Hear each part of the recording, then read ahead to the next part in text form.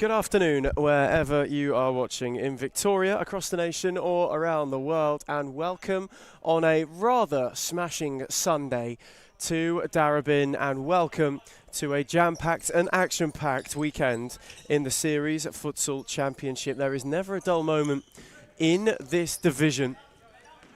And to kickstart the early kickoff, the 1 o'clock, your lunchtime starter on Sunday afternoon, we have a repeat, really, of a cup fixture from 7 days ago. Braybrook were beaten comfortably by Footscray on that occasion. They will be hoping to turn that round and get their first league win of the season. On the flip side, for Alex Stojanovski's side, they're looking for 3 wins in a row in all competitions for the first time in 2026. My name is Ethan Rigg, and welcome on a rather marvellous late March Sunday afternoon. It's a shiny one in Melbourne's northern quarter, the first of a mega day.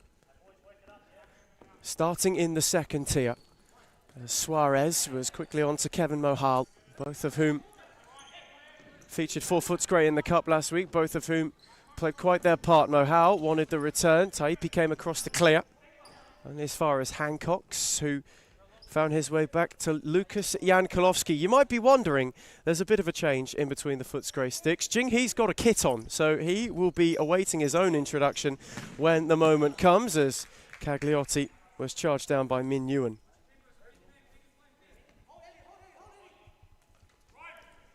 Footscray are in a hurry. Suarez, again not around Taipi, whose challenge was a firm one. This has not been the start to the season that Braybrook would have envisioned. Currently stranded at the bottom of the table, in desperate need of a lift, in desperate need of a way to get their season underway. As Jankulovski was very nonchalant watching that find its way out of play. Always a bit of intrigue whenever it comes to the championship. It's such a tightly contested division. Start of this year has been no different. Footscray can find themselves in the top 4. They'd still be adrift by 3 points of the trio at the top of the table at the moment, but it would take them momentarily above Arians, but more importantly, it would steer them away from Braybrook and from Northcote, who are the 2 below them, both really hovering. This had the feelings of a 6-pointer, as Mohal couldn't steer it for Cagliotti. Suarez was on the edge waiting. Taipi got a good foot in, and it finds its way out of play.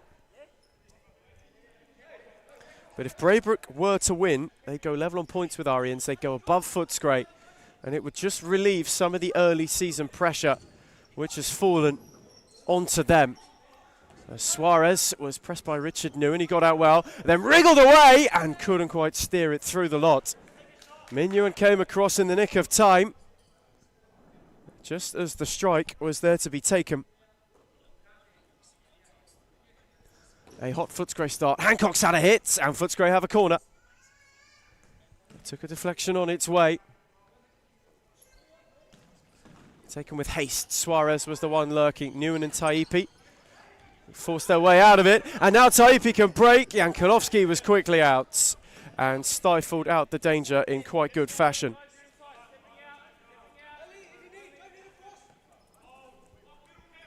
Again, they're in a hurry. Min Nguyen couldn't thread it beyond Mohal, who did well to read it, and it's lovely footwork from Kevin Mohal, who went round 2 but couldn't find a finishing touch. Dazzling from one of Footscray's bright young things. All it lacked was a finishing flourish, and he would have had the opening goal.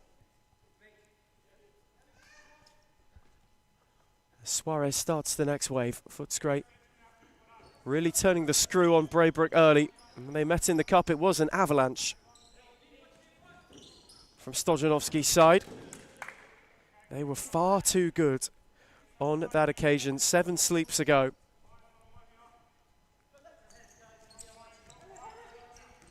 It was a bit of a drubbing in the end. It was the early kickoff last week too. It was 13-1 on that occasion. This a much more diligent start from Braybrook, who have held firm. They've had a little bit to do. Taipi's come the closest by looking to spring on the break. Suarez starts the next wave. Jankulovski takes the venture. Footscray go to fifth man. This similar blueprint to how they caused damage last week. And now the net is vacant. Taipi had a peek up momentarily. Hancock's then came to press him. Suarez was the second to lend a helping hand, and Caliotti was cool to start the attack. Now Mohal. Happy to be patient. Suarez has Taipi to beat. Went to twist and turn his way beyond. Caliotti, Suarez. Threaded it tidily. Forced a sprawling save. Another Footscray corner. Mohal's take. All the way out for Hancock, who had a hit! And on his own at the back post was Caliotti, who started things last week. He had to wait a little longer this time round. But his untimed, unmarked run at the back post has Footscray ahead. Where they want to be. Timing of the essence. Untimed from a Braybrook perspective, he tiptoed his way through the lot and completely on his own was afforded the easiest of finishes. As Hancock's reset it for Suarez. A little lob for Mohal, who then gave it back. The challenge was good. Again, Taipi's there on the press, and now all of a sudden has broken clear, had Newen up with him, and Jankulovski went to shut the angle and then speared it for Suarez. Min Newen got a foot in.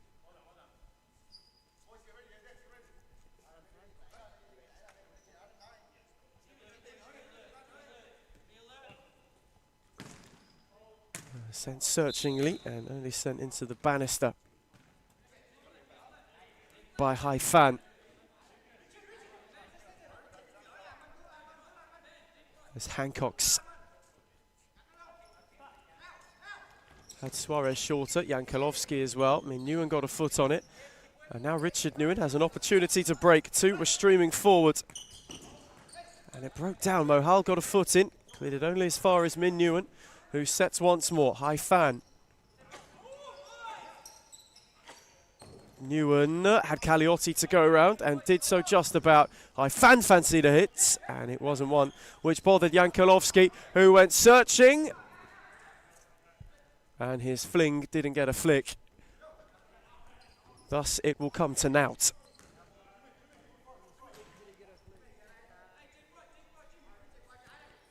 This, of course, the first of three. Bolin and Arians up next. And to close it out, RMIT and Kensington. So we do get two of the top three who go head-to-head with one another. One of them, if not potentially both of them, have an opportunity to gain or lose ground. And this coming fortnight, where the season just starts to take some shape and you start to see what the table could look like. As Richard Newen had rolled himself clear and his effort was blocked by Hancock's.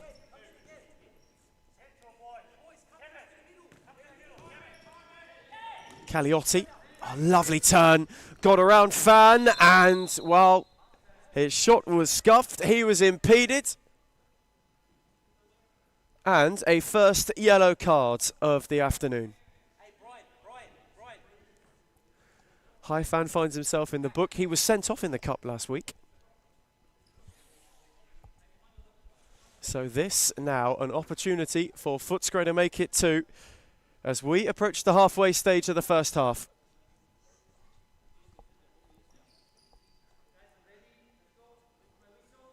A lengthy discussion. A trio in waiting. It was set for Caliotti.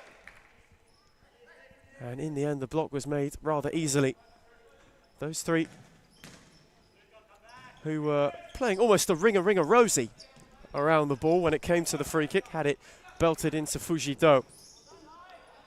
Now Haifan's turn to clatter a clearance away.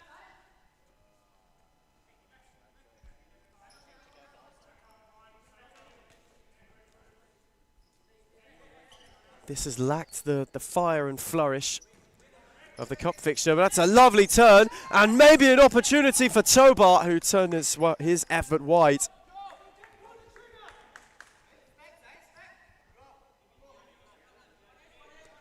but that is the best look they have created. Ever so close to getting themselves right back on terms, and the high press is working. Tobar was there to press. Hancock's Cagliotti. Suarez wanted the return and wasn't quite able to find it.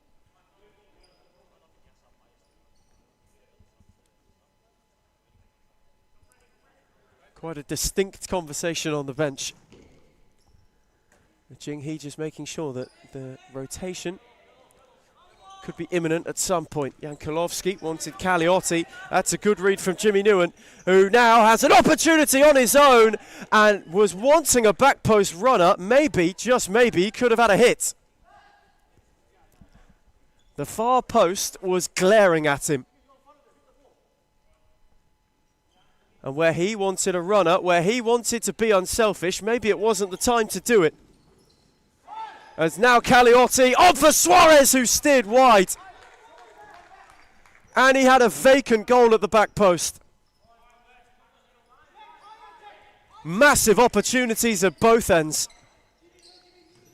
One where Braybrook could have got level, one where Footscray could have stretched their legs. Neither opportunity taken, and both could have had massive implications on the dynamic of this game. As Fuji Do dropped it back for Hai Fan, and the run from Jimmy Newen was inventive, although the ball was too heavy. And again, Jankulovski's fling was errant. Hai Fan wanted to work hard, set it off for Do, who lashed his effort wide of the near post.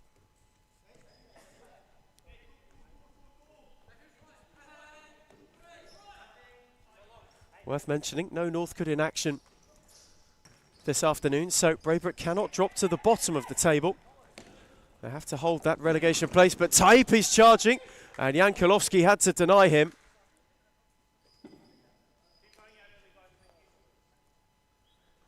As this half has gone on, Braybrook have just created a lot of potent opportunities. Tobar tried to get a flick on another, and now Cagliotti, who's all on his own, set it on for Jing He, who was racing forward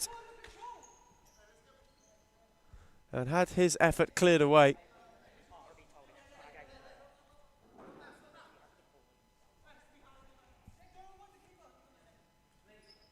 There's Hancock's Jankulovski clipped it on for Cagliotti, who couldn't nod it further for Mohal. As Fujido steered it round the corner. Taipi just for a moment thought he'd got away. Wasn't quite able to get there. Quick glance at the clock from Alex Stojanovski, who has become a little bit frustrated with what he's seen so far. Taipi's take, it was a fraction behind Hai Fan, but they made it work. Hancock's then got a foot on it, and it found its way out of play. Footscray weathering a storm, but Hai Fan's got a yard. Jankulovski saved, and the follow-in is turned in. Taipi had it ricochet to him. Maybe a stroke of fortune in how it fell his way. Jankulovski flung a foot at it. It then took a ricochet. He was on hand to steer in, and Braybrook have got themselves level. Amidst quite a bit of Footscray frustration.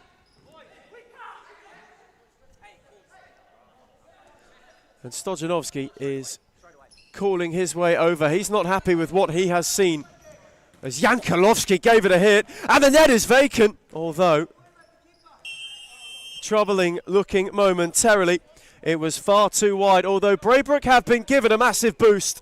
In the last 5 minutes, Stojanovski is prepping the hairdryer as we go to timeout for the first time. It's Braybrook 1, Footscray 1.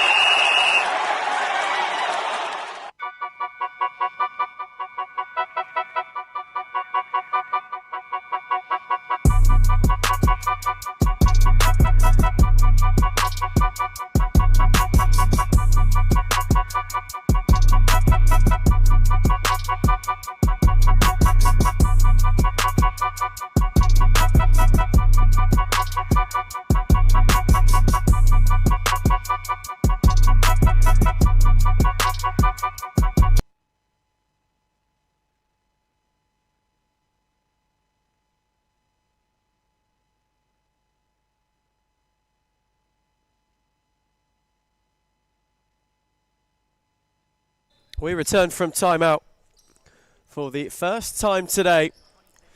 Footscray issued it right before the stop clock was about to tick in. Jing He was all on his own at the back post. That would have been the perfect remedy to the concession of a goal, which Alex Stojanovski was not best pleased about. He reined his side in immediately, and they certainly were not met with much, I guess, kindness about the words. A lot of frustration, a lot that it can be better, but Taipi is lurking. Haifan is pressed by Mohal. Taipi kept it alive. Braybrook really starting to get in the groove. Haifan went to work a way round. And Kevin Mohal just making a quick point that the arm had dangled quite high.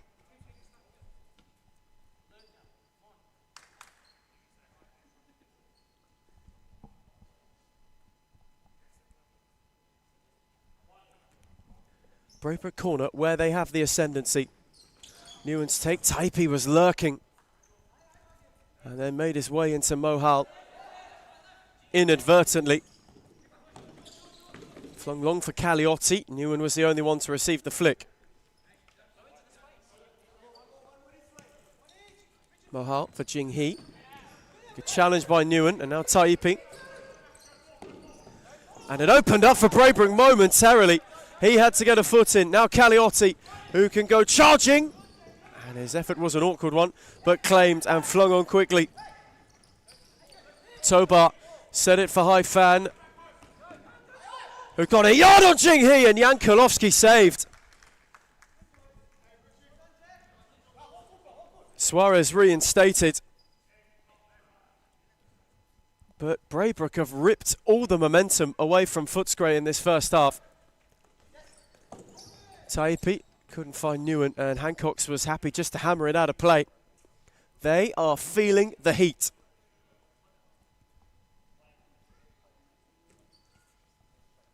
The pressure cooker of a relegation battle. There's Hancock's. Steered it on for Caliotti. Round the other way was Suarez. Lovely return by him. Caliotti had Hancock's, and the follow-in is steered in. Caliotti kept up. He is at the double, and Footscray have their lead back. An ever so quick counter. Braybrook were cut wide open. And all Caliotti had to do was steer in to, well, not a vacant net, a net that was begging. And having had withstood all the pressure, they've now got themselves in a much more positive position. Braybrook returning kind with a corner.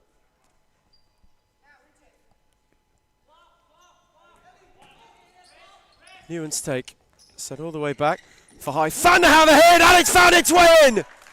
An immediate response! And Braybrook have gone goal for goal again. Just shifted a yard on Caliotti. It took a wicked deflection on its way. Braybrook want time out.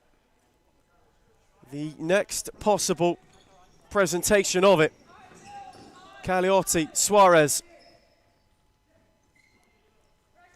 For Stojanovski, they had no runner at the back post. And they will get that timeout with immediacy. Having gone behind, they then rip themselves right back level. As we get a timeout again, it's Braybrook 2, Footscray 2.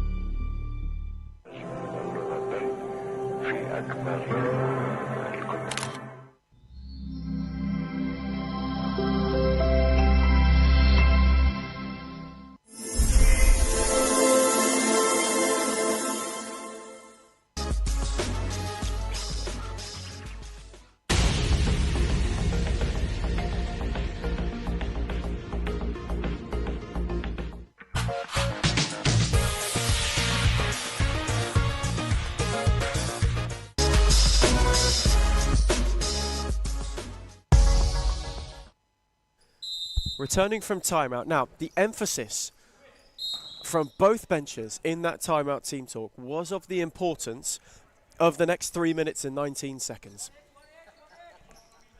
Both understanding the weight of a half-time lead, the momentum you can carry in finishing in a flourish. Stojanovski wanted to thread it for Hancocks, who wasn't quite able to make much more of it. And again, Braybrook couldn't look, and again they have a corner, which was taken with haste. Set back for Haifan, who found the leveller and has nearly found something special. They forced a good flick from Jankulovski. Now the Braybrook corner. Min Nguyen had come charging across. They have Footscray right where they want them right now. Corner taken with too much depth. Shout for a handball waved away. Haifan went charging. And Suarez was impeded. Is that the pressure release Footscray were looking for? Hancocks for Stojanovski, who was unable to thread it further down the line. The press was good. Caliotti's hat-trick hunting, and denied on this occasion.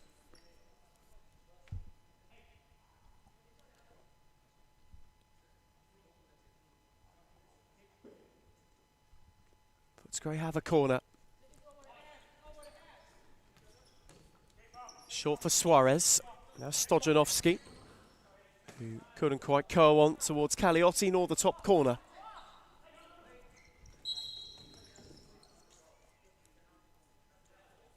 Now then. A brief keeping calamity, which doesn't prove costly. Keeper wasn't exactly back in play when he went to restart things, and the referee picked up on that straight away.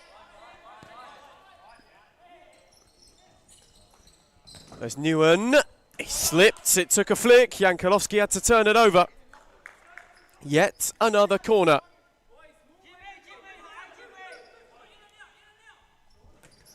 Taken quickly, cut out well. Caliotti. As they relate surge from either side. Stojanovski couldn't steer it centrally. Min Nguyen found Richard Nguyen, who took a stumble and then went beyond two and kept the move going. Jankulovski saved, but he has a free kick. Was given a barge by Stojanovski.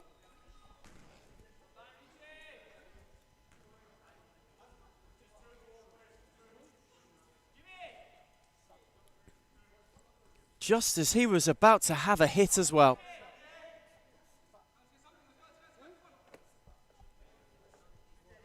Stojanovski, a little bit of late contact.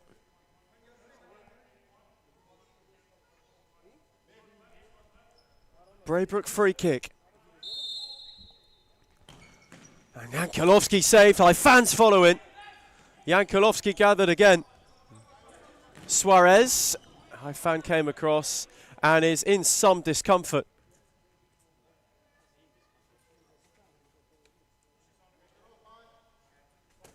Suarez wanting to give some aid.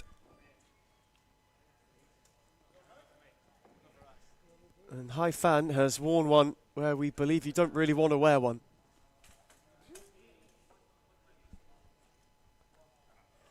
Seems to be okay enough to continue. First half's closing stages. Jankulovski gave it a hit. Now the net is vacant. Haifan had a go. Suarez did superbly. Not to handle it, but also to cut it out. Stojanovski on for Hancocks. Against Stojanovski. Hancocks had a go, and it might fall for Suarez. But diligent from Nguyen to intervene. Footscray came oh so close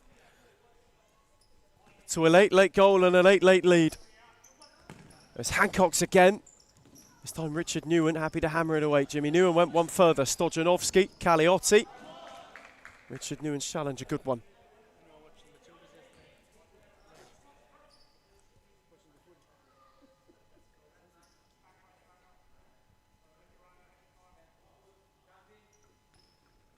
Stojanovski, Kaliotti, couldn't go to the back post.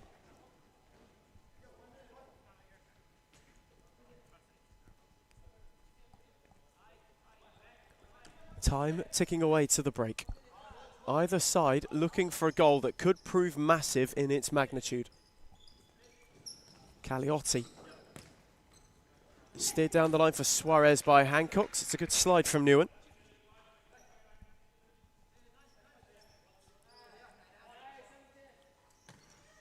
Suarez went searching. Hancocks got round the back as well. And now Newen was on his own. Kaliotti's flick. Stojanovski lost out. Richard Newen momentarily on his own. Jankulovski came the long way. Hancocks cut out by Min Newen.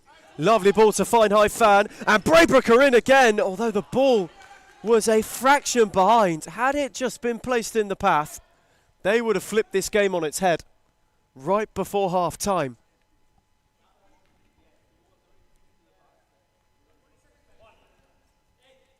Final 40 seconds of the first half.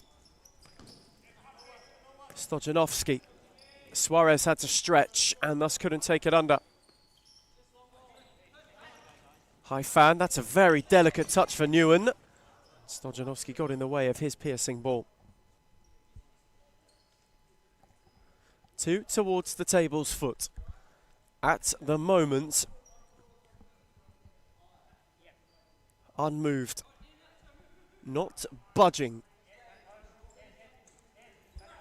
As Suarez was in firmly but fairly, and now on the break has Stojanovski, and Footscray have flashed themselves ahead again.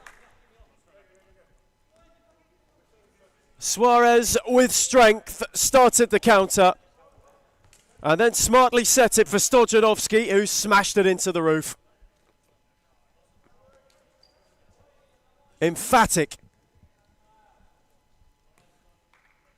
And maybe a release of some frustration. A Stojanovski special. Late for Footscray. Timing impeccable.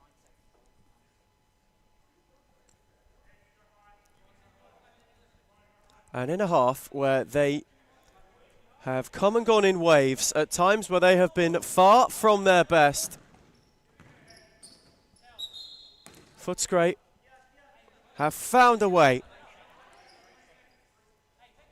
to go into the break ahead. And it's not without some Braybrook battle. Twice they ripped themselves right back, only to be upended.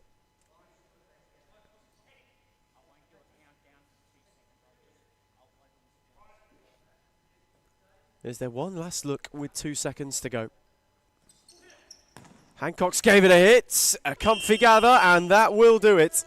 Half-time now upon us in Sunday's early afternoon kickoff. Footscray had gone ahead all 3 times. Twice they've been reined in, but Braybrook yet to do that for a third occasion. Half-time in Darebin. It's Braybrook 2, Footscray 3.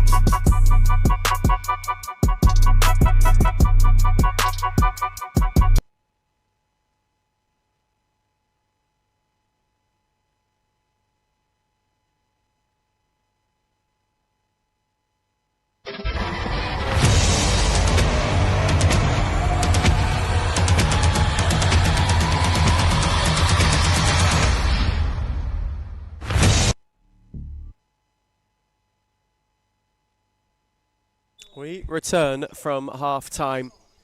These two sides played out quite a tussle of a first half, a real arm wrestle where Footscray took the lead twice. They were pulled back twice by a Braybrook side showing some battle towards the bottom of the second tier.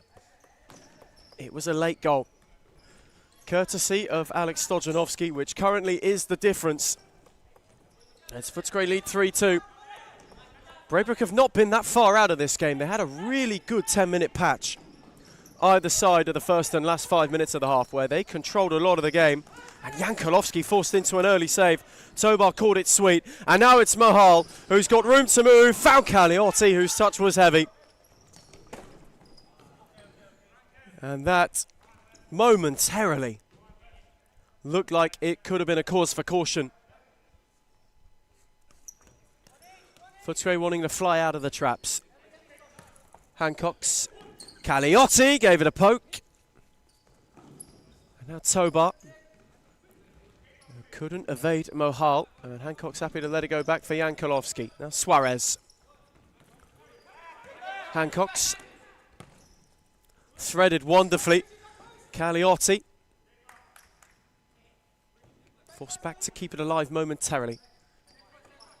Yankolovsky. Suarez. Hancock's. Oh, it's a lovely turn. And couldn't find Caliotti. Now Tobar's got an open net. And it's trickled inches wide. They were oh so close to yet another equaliser. After they picked Footscray pockets, they weren't able to make them pay. Taipi's take, and Haifan has flashed that rather wide.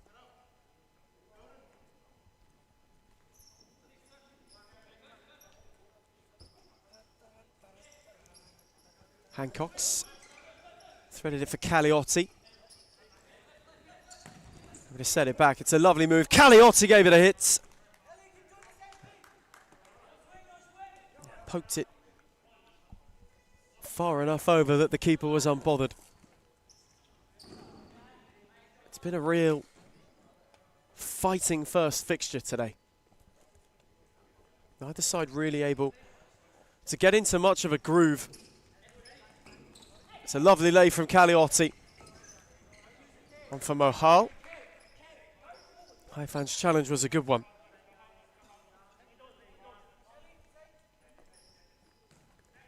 This all important for Footscray. that they hold on to these points. It would take them within touching distance of Arians, who they play next, and Suarez! Oh, it's delightful. A cheeky little chip, courtesy of Brian Suarez, who has steered Footscray into a 2-goal lead. The coolest piece of composure you will find. Sent through suavely, and he just gave it. The most delightful of dinks over the keeper. And Footscray, who were frowning 5 before half-time, have now got something to smile about.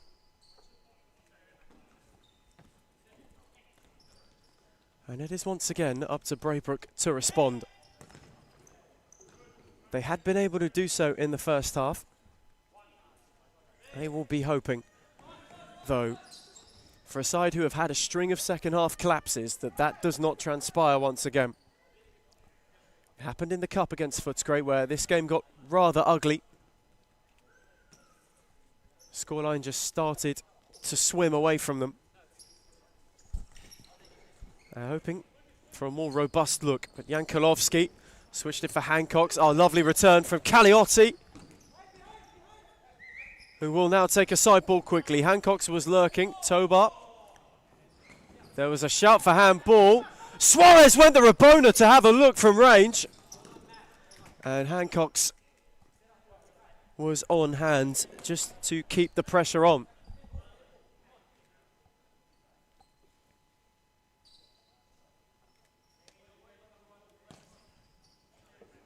Set for Taipi.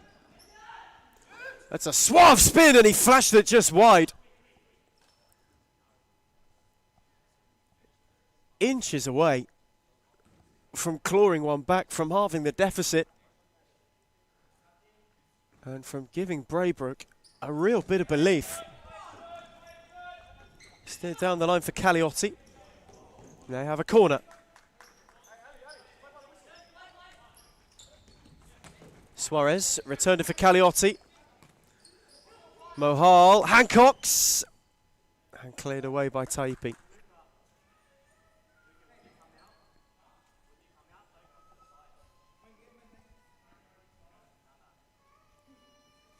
As mentioned, it is Arians up next for Footscray, and it would be massive, even in the early stage of the season, just to see where both of these teams will fall in the pecking order. As it stands, they're headed for 3 wins in a row in all competitions. Their finest run of form for some time. Braybrook, for them, they'd be going into the bye before a crucial clash with Northcote. Taipi's take, high fan work to yard, good save Jankulovski, and Tobar couldn't get the desired connection on the follow-in.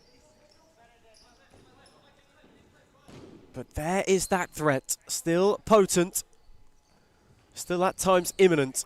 There's Mohal. Suarez, that's smart, to find Hancock's, whose touch was loose. Tobar for Fan. Wanted a runner who didn't arrive. Tobar once more. High Fan, lovely thread. Taipi couldn't set it off for Fujido.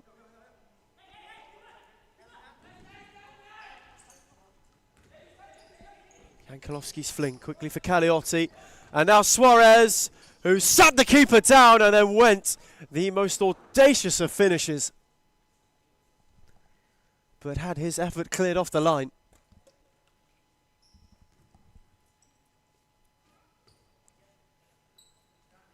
But Footscray are just finding a second gear now, as Jankulovski drilled it.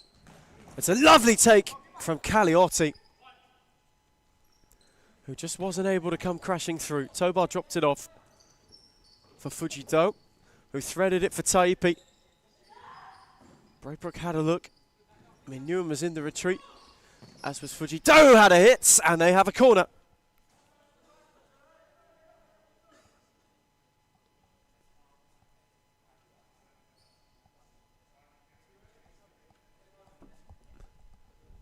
This starts a Sunday that's flying by. That set piece rather wasteful on that occasion. Taipi just having a couple of conversations, answering a couple of inquisitions as to what quite went wrong when that corner was being taken.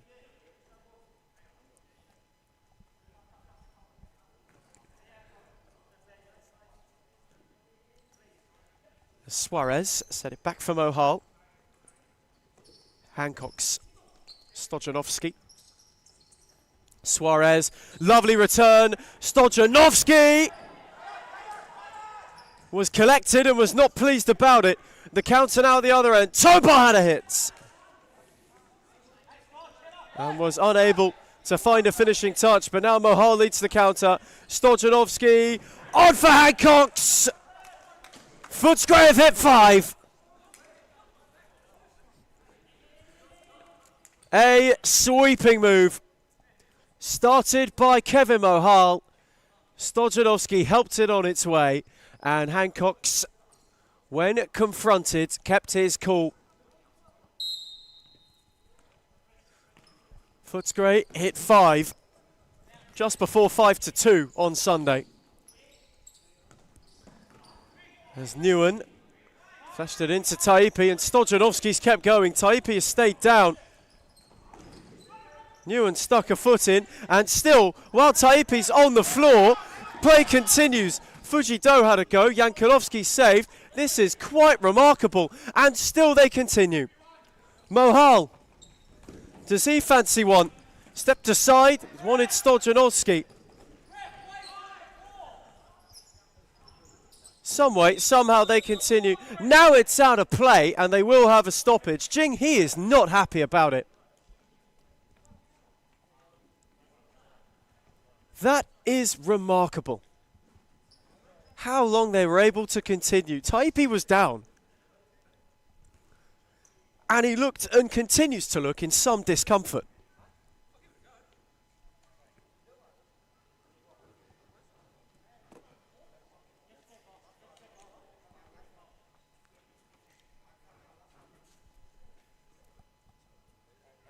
He may not necessarily be in a great way here. Very gingerly. Held back up to his feet.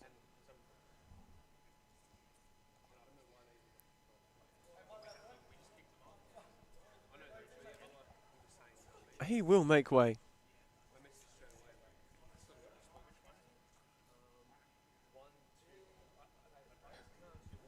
It is just quite astonishing that play did not get halted. By the officials or the players.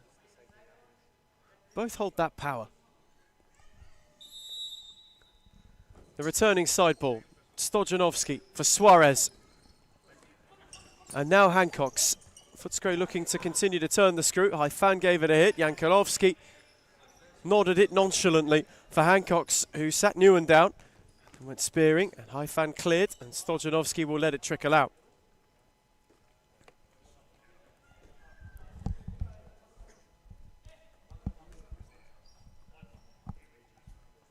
Hancock's. Yankolovsky. Kalliotti. Set it back for Hancock's, who was pressed by Newen. Kalliotti once more. Still looking to find a way around Fan, wasn't able to do so. Just over the halfway stage of the second half.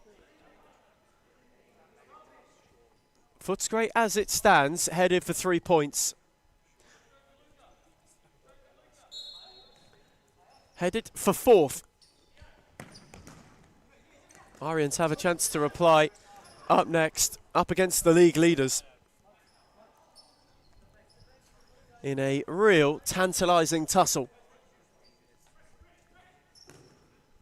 Fan went searching. Stojanovski happy to chest it back to Yankolovsky. Suarez. Dinked it into Newen, and Richard Newen picked up on it, but his ball was a fraction too heavy.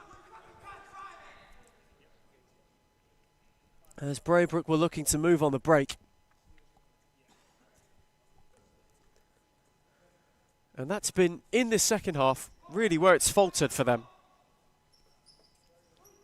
There's been a couple of glimpses, there's been a glimmer or two to go and make this uncomfortable for Footscray. And on the counter, they've looked a threat. It's just the persistency of it which has been lacking.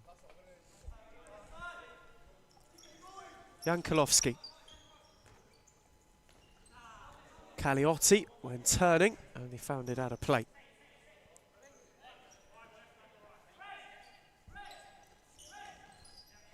Newen was starved of options. Footscray just pressing a little bit higher. Braybrook unable to get out of it. Not a timeout issued yet in this second half.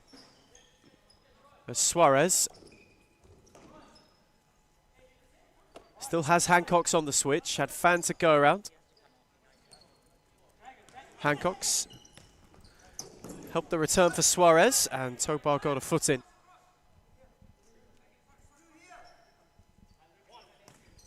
Suarez in a hurry, Jankulovski. Stojanovski, and Newen blocked.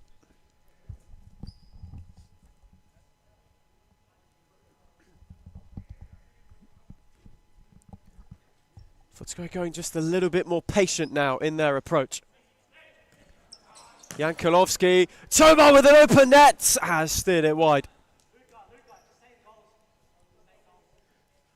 They are getting closer and closer to just clawing one back. Whenever Luka Jankulovski goes looking.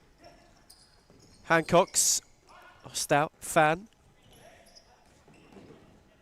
who then battled away from Caliotti, who was searching, and Hancock's happy to clear.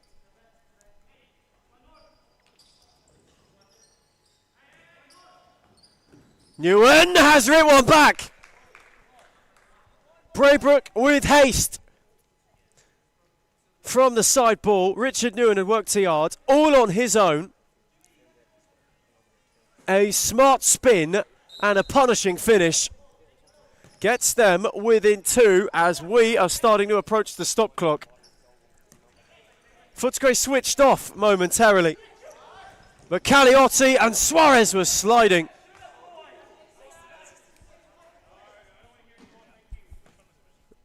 And Stojanovski in deep conversation with Michael Ciaris on the broadcast side. Wanted a foul. There's Newen. High Fan. And Tobar searching, and it's just wide. But that is met with much applause on the bench. Just a lift. Braybrook have found a bolt of energy and were inches away from being within 1. And making this quite an interesting final 5. Caliotti denied once. Wanted to keep rolling, but the ball was out of play. Stop clock starts now, as Newen couldn't quite keep it in. And Stojanovski wants timeout.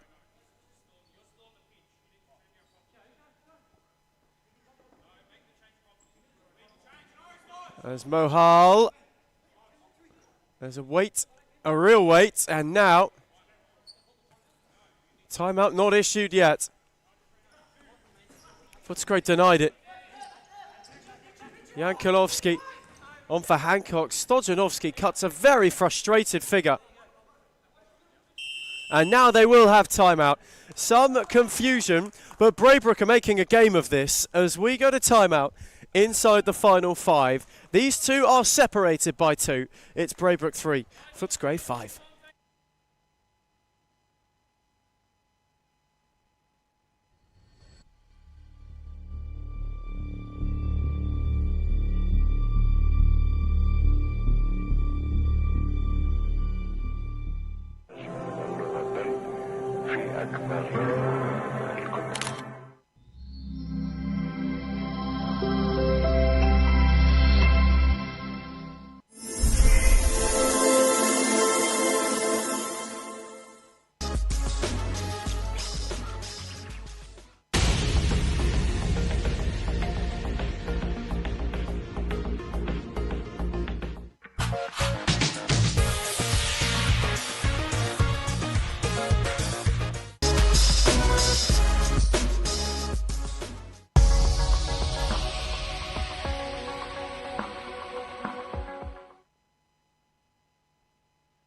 We return from timeout.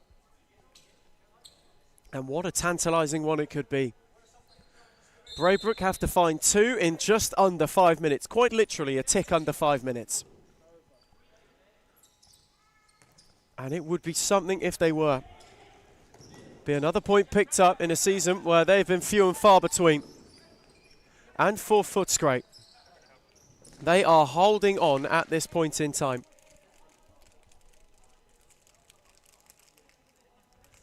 Trying to find a way to see out a 3rd straight win. There's Tobar, smashed it into Suarez, who is now down. And Tobar just asking the question of, well, when we had one down, they played on. So that is the question he was asking. Why can't things continue? The question is being asked as to what is the difference.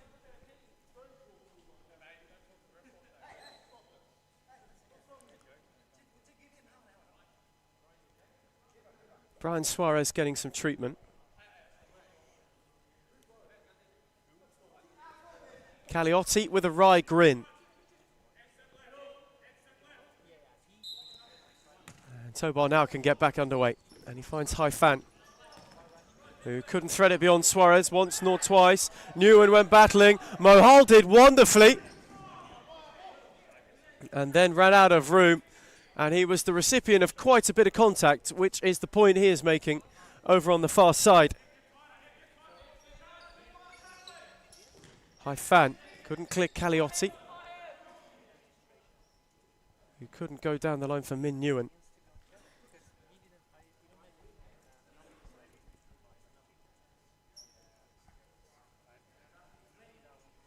Hancock's, who went searching on the switch for Caliotti, just didn't quite have the whip to go and find him.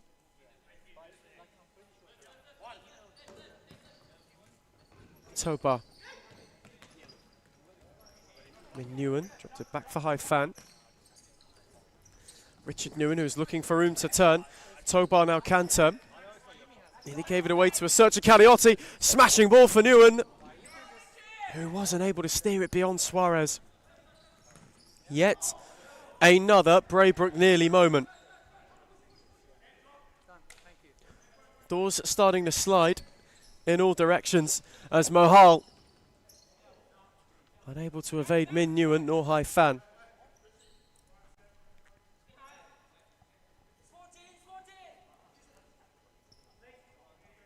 Hancock's Suarez. Mohal. On once more for Brian Suarez. Was cut out by Tobar. Suarez. Hancock's out the other way. Caliotti now face to face with Min Nguyen. Poked it on for Kevin Mohal, who shot ricocheted. Haifan then got a foot in. Mohal was battling. Richard Nguyen went to clear it. Tobar kept it alive. Out the other way for Richard Nguyen. Now Haifan, who went searching. Long Min Nguyen got out the back and flicked his effort over. That is the look they have been able to find, though. Just a couple of yards as Jan Kolowski went too long for anybody.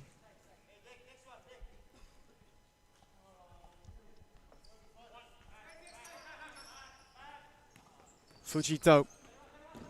Mohal went to go and meet him and in the end ushered him out of play.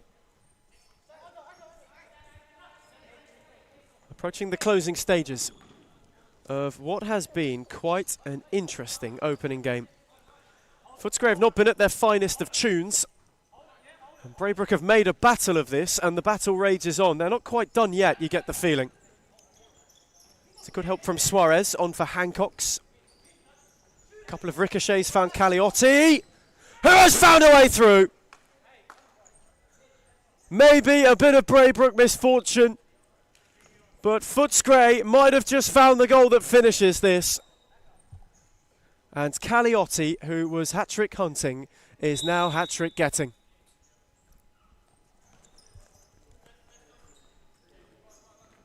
Three of his best, and the third may be the most important. You sense now 3 goals is too tall an order to overcome. 2.5 to find them.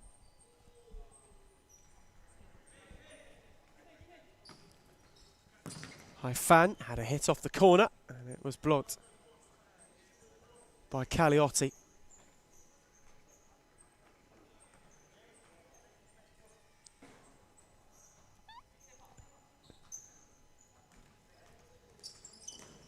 Again, Stojanovski goes high on the press. Braybrook still searching for a way to make this a rather nervy last couple of minutes for Footscray. Fujito and his effort blocked. Calliotti forced him all the way back to Fan, who threaded it well for Newen, who took it down tidily and then had Stojanovski to go against. Fan kept going and belted it in. That's a really well taken goal. He just had it open up for him, stayed patient. They all stood off him. No one went to press, and then he picked out the top corner with aplomb. And you never know, they might not be done yet. 2 in just under 2. Stranger things have happened. As Calliotti's tiptoeing, and Stojanovski was unable to get a strike away.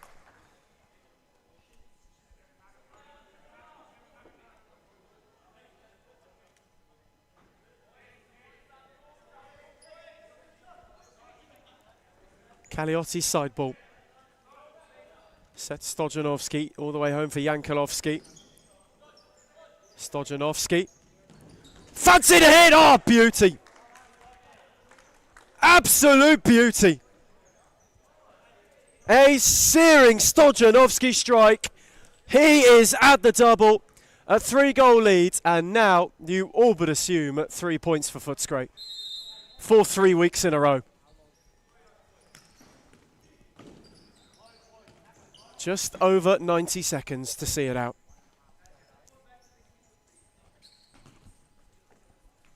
It's not necessarily been easy. They've had to grapple and grasp at everything which has come their way. And Kevin Mohal's in, and the save, but he kept it rolling. Mohal set for Stojanovski, who gets a hat-trick of his own. And surely now, Footscray have got the 3 wrapped up, courtesy of persistence from their number 3. And then Stojanovski on hand to round it all out. Newen wanted to go searching. Oh, lovely from Stojanovski. Tobar was there. Now Fan. Away from one, but unable to keep it going.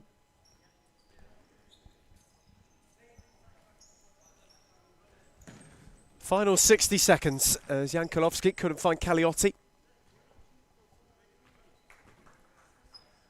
Of a opening game which had quite a bit riding on it at the start of the second half. There was a minimal gap. There's Tobar. Is there one back for Braybrook? No, there's not.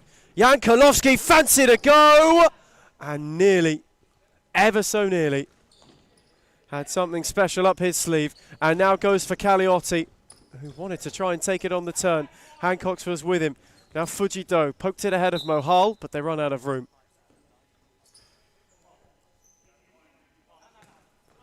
Stojanovski. On for Kevin Mohal! And it's spin wide at the back post by Calliotti. Mohal's makeshift cross from shot. Almost met with a careening Calliotti at the back stick, but it wasn't to be. Though I doubt Footscray will mind. 3 wins in a row in all competitions. They who started sluggishly in 2026, now starting to get up and build some steam. charging towards where they want to be once again. Playoff shortfallers in season 1 of 2025. They missed out on a frantic final day. Footscray go into the top 4. They go closer to the top 3. But for Braybrook, although they were valiant in battle, they must again accept defeat. Full time from the early kickoff in Darebin. It's Braybrook 4, Footscray 8.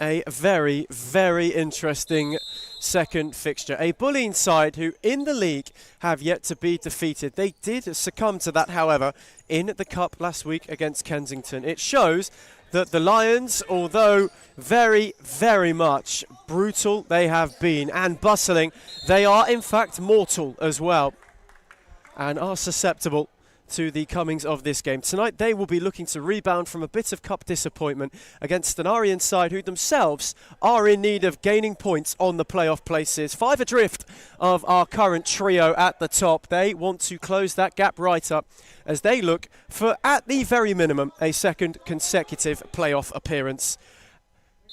A lot on the line for two teams with aspirations of a top flight appearance, and an early free kick is dragged just wide. But you do get the feeling with both of these teams that they believe a top 3 position is something beyond just attainable. With what they have at their disposal and at their availability, that it could very well be something quite tangible come the latter stages of this year. Of course, the season in and of itself is a marathon, not a sprint, has the cup sprinkled in between. But at the moment, both of these two have made quite an interesting start. Bolin perfect thus far. Arians waiting on it, and now under immediate pressure. Cruzarati was surging forward. He got it back from Legozzo, and they ran out of room just as they were looking to spring forward. Venegas went on for Baquero. William Venegas, who's acted as conductor since arriving at Arians, finds Paulo Dominguez, who went looking for Jalali. Had his effort cut out well. Legozzo momentarily had room to roam. Had Kyriakos back, went searching for Cruzarati, and there was a foot put in on the way. And here is Kyriakos, who, despite being on the wrong end in the cup last week, had quite the night. And here he is, tried to get away from Dominguez, and did! A bit of a trickler, but Bolin have the lead. Kyriakos just continued his run. The return was tidy. Thought he had momentarily lost it. And then, with placement and precision over power, has the league leaders in front. And has Melbourne Arians already on the back foot, already with it to do. Quite remarkable. Bolin baring their teeth within next to no time, within 3 minutes. Some start. Baquero touched it on for Jalali, who couldn't get round Kyriakos, who dangled a leg and gave away a free kick. It is one thing worth mentioning in this Bolin side. The foul count is quite high in each game. Already 2 in just over 3 minutes. Baquero over it. Arians in need of an equaliser.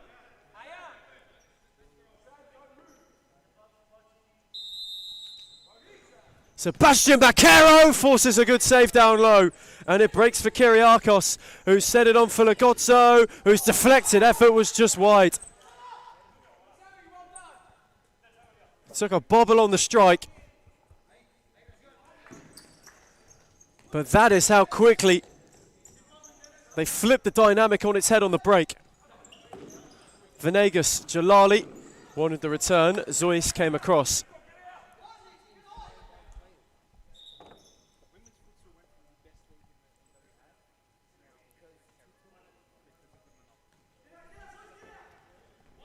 Patrikis. Lovely touch from Lagozzo. And it's 2! Breakneck on the break, and Cruzaratis. Bolin are playing with some bite. And inside the opening 5 minutes, a quick fire double has them delighted.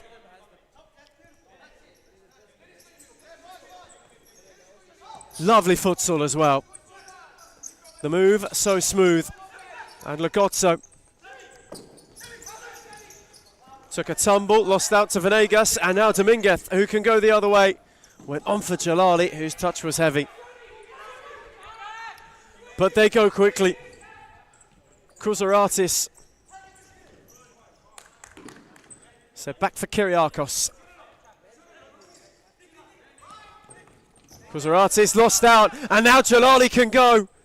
Away from Zois, sat the keeper down. Oh, brilliant clearance. Superb from Samuel Lagozzo. Easily the best Arians have produced so far. And they were a matter of centimetres from halving the deficit, and then the 4 seconds expired on the corner.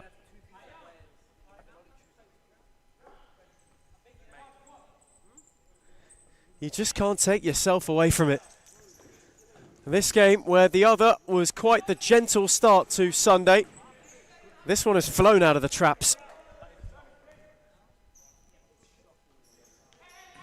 Cruzaratis. Oh, lovely ball as well for Lagozzo, whose touch was just what led him down at the crucial moment.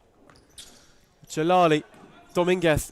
Lovely return for Jalali, who couldn't evade Cruzaratis, who's away from 1 and away from 2 and then out of room.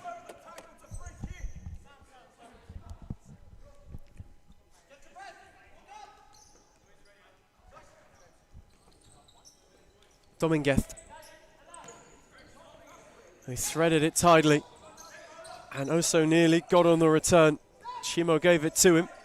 Out the other way for Baquero, who had Kyriakos to go around and wins a corner. One which is rather wasted in the end.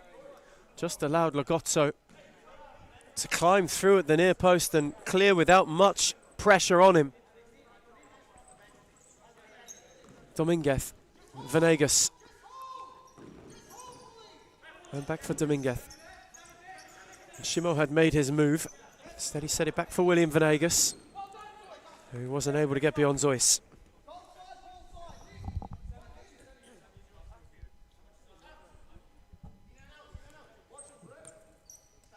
Dominguez once more. Arians just building a good patch. Dominguez gave it a hit. Good save from Patrikis. Will be another Arians corner. One taken with haste. Chimo got a yard and Zois intervened. There is much Bolin inquest as to how that happened so easily. Baquero got it back from Dominguez, and this time Cruzaratis blocked.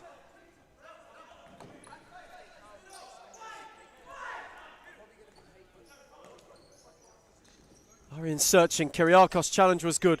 Cruzaratis pressed by Mohamed. I'll find its way back for Chimo. Dominguez. Tidy loft for Ali Mohammed.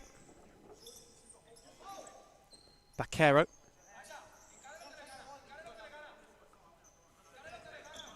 Worked his way beyond beautifully. Sebastian Bakero placed his effort wide after some fancy footwork.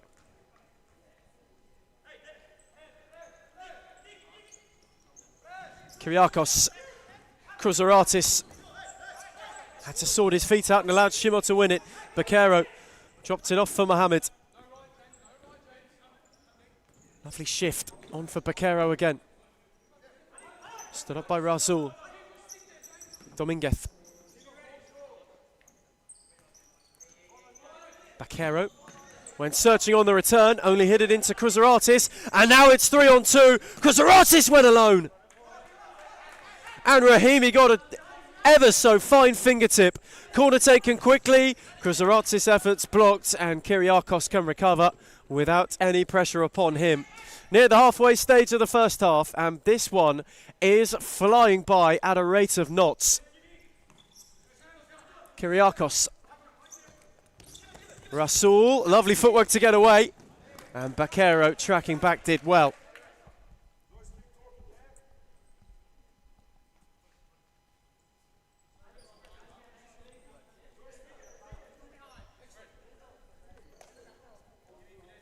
Bolin hunting a third.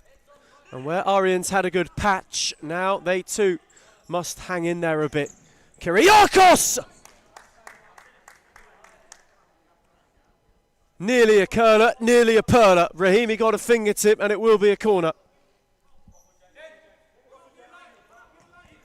Rasul. Kyriakos again. Oh, lovely shift. Away from Mohammed, and Rahimi denies him.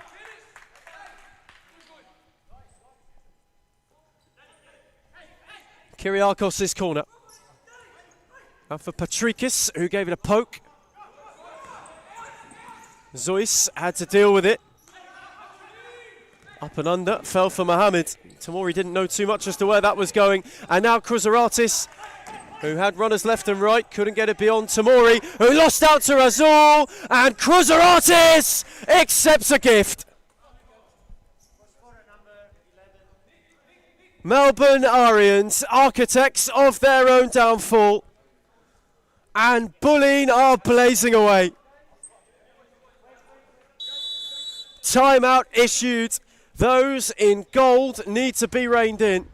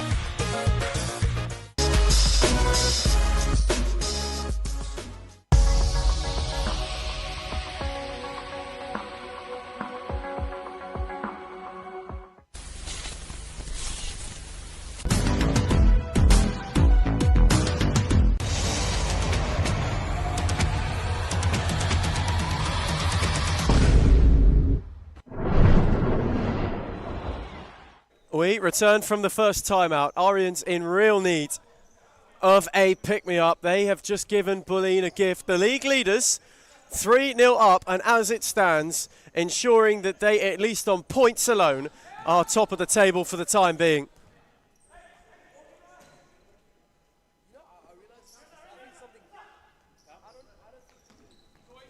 Mohammed, Kyriakos, Rasul.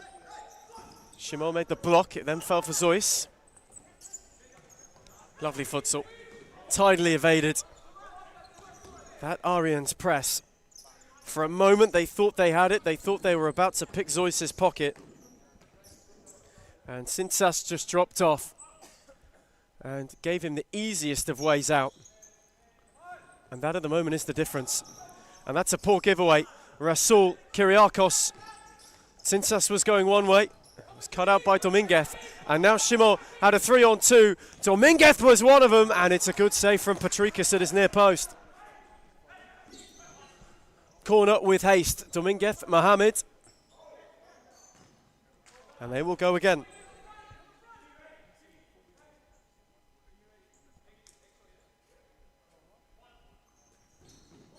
Again, Ali Mohamed gave it a drive. And Patricus saved it, ricocheted for Zeus, who slows it to an absolute stop. Was waiting on Mohamed's press. Now Kyriakos. Rasul, a lovely 1-2. Kyriakos with a loose touch, and then Dominguez went and won it and was impeded.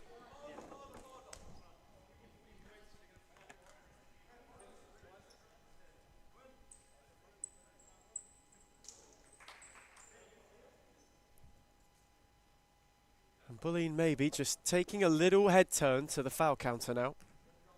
Only 2 from the limit. And we have still got 7 minutes to go. 5 of it stop clock. Just maybe having to be a bit cautious. Maybe feeling the ice thin on what is, though marvellous, quite a muggy Sunday afternoon in Darebin. Mohamed's free kick. Smashed it straight into the singular man wall of Tsinsas.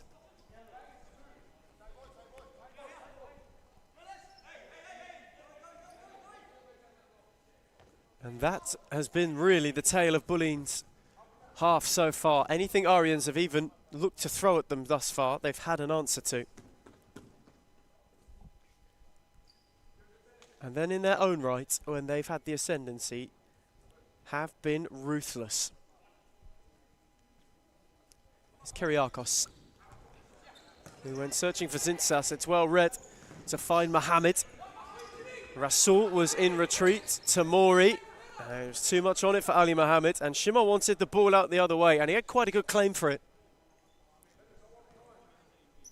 Press forcing strange things to happen. Smashing ball from Patricus. Tsinsas tried to steer it on, and they will have a corner.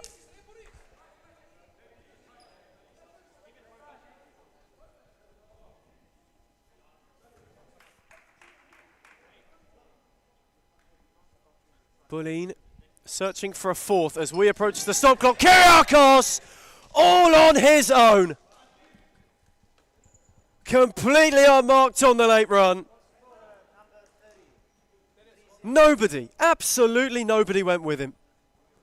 And he is there on a Sunday stroll to steer in a fourth.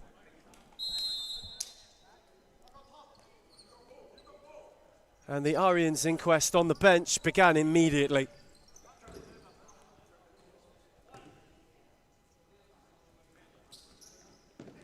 It was just oh so simple for them, and now Rasul can go and fancies ahead of his own, one which Mohamed was there to block, and now Bolin want timeout. Their turn to be pulled in. They've added one since the previous. As we go to timeout again, it's Bolin 4, Arians 0.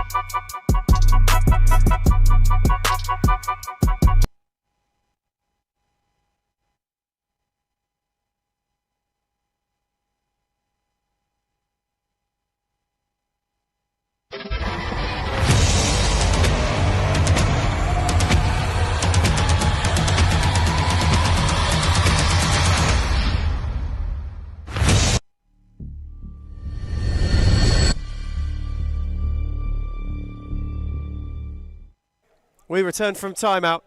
The final time before the break. Bolin have hit 4 without reply in quite bullish fashion. And you get the feeling the league leaders aren't done yet. They seem to be in some sort of mood this Sunday. And they had 1, then 2, then 3 looks. Rasul on the second go! A 5-star first half. Taken terrifically. When the initial chances had faded, he was there on the rebound to rattle it in. Bolin have 5 before the break and are running absolute riot. And Arians are without an answer.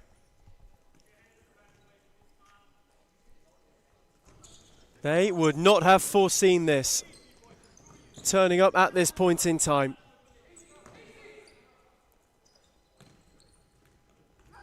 There's Kruzaratis.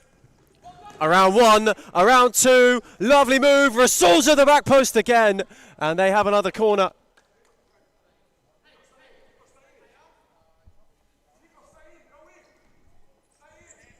And they go 5th man from said corner.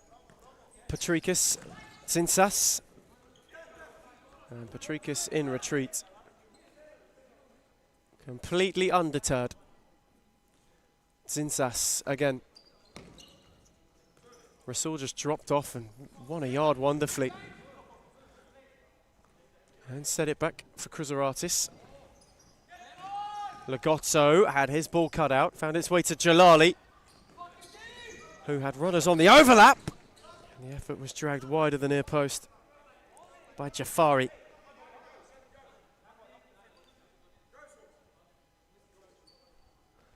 Patricus searching. Lagozzo tried to set it for Zeus. But only as far as Kruzaratis. Zeus, now Zinsas. Lovely ball for Lagozzo, who's just wide. And there is still such an inquest on the Arians bench as to how that much space has been allowed to open up. Slightly loose touch from Zinsas. Thought Jalali had dangled a leg. Wasn't quite the case. Shimo. And Jalali on the swivel. Patricus had to parry for a corner. And Jafari, and Jalali's turned it over. Had it break his way with a stroke of fortune, possibly the first they've had in this half. And he rather snatched at it and steered it over.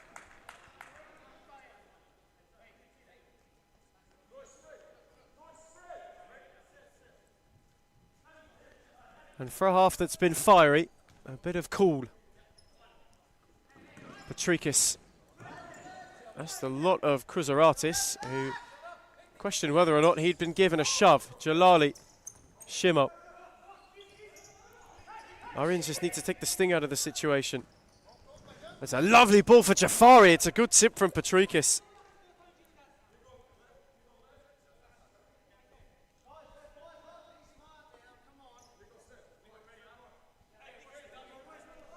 Jalali's side ball. They need a way back into this game and fast if it is to materialise. Shimo. Jalali. Cleared away by Zinsas.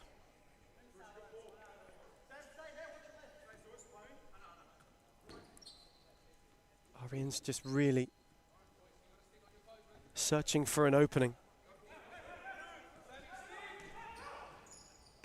Seeing if they can find a way to at least blemish the clean sheet and give themselves a glimmer. Kruzaratis got a foot in. And now he's on his own. Shima wanted a foul and didn't get one. Kruzaratis checked inside. And Rahimi saved. And then the clearance had to be made.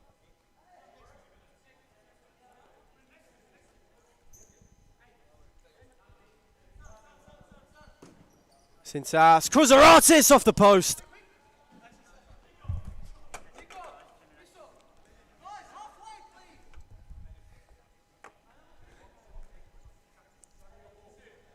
They are getting ever closer to finding a 6th. It's Jalali.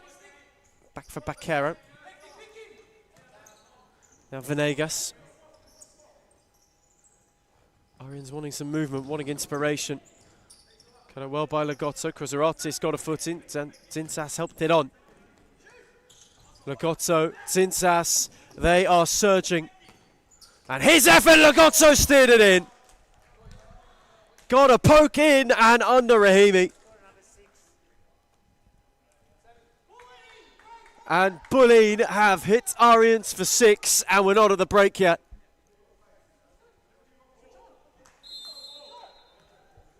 This some showcase in response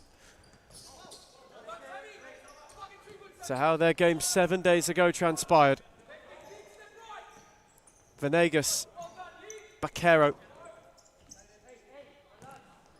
Oh, threaded it tidily. Given away to Zinsas. Lovely turn. Then not beyond Jalali, who had a yard for himself and arrowed the effort wide.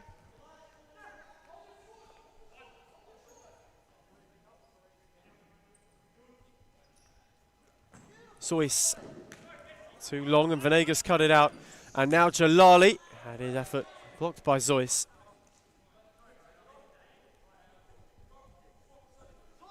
One on the dot to the break. Can Arians find a way to at least start to chip away? Jalali went down and nothing was doing. Zois. Lovely footwork again to evade the press and tried to steer it on for Cruzaratis. Only found Rahimi. Venegas had dropped in. Had Shokri further forward. Steered it for Jalali, and Venegas didn't pull the trigger on the rebound when maybe he could have. And then was fouled by Zois. Bolin 1 away from 5.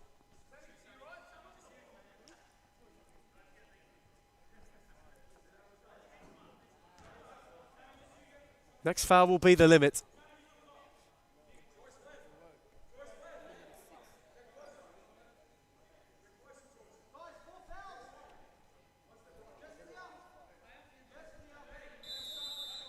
Venegas' free kick.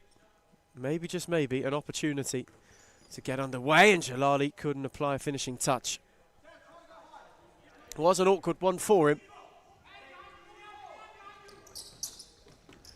Cruzaratis, Lagotto lost out, and Jalali, that's a brilliant challenge from Zinsas, and now the break is on. Cruzaratis wanted Zois, and then Venegas came across.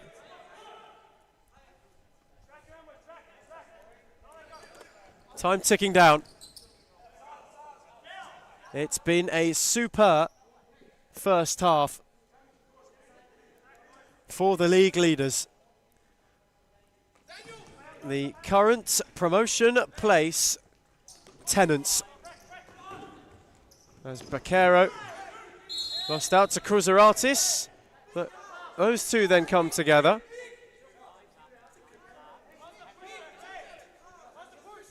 And Cruzaratis is questioning where the yellow is. Baquero also given a shove in that sequence.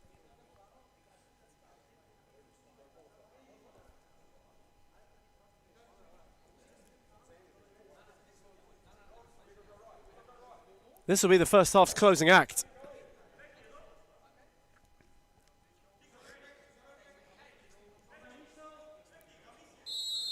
Zinsas' free kick. That'll do it.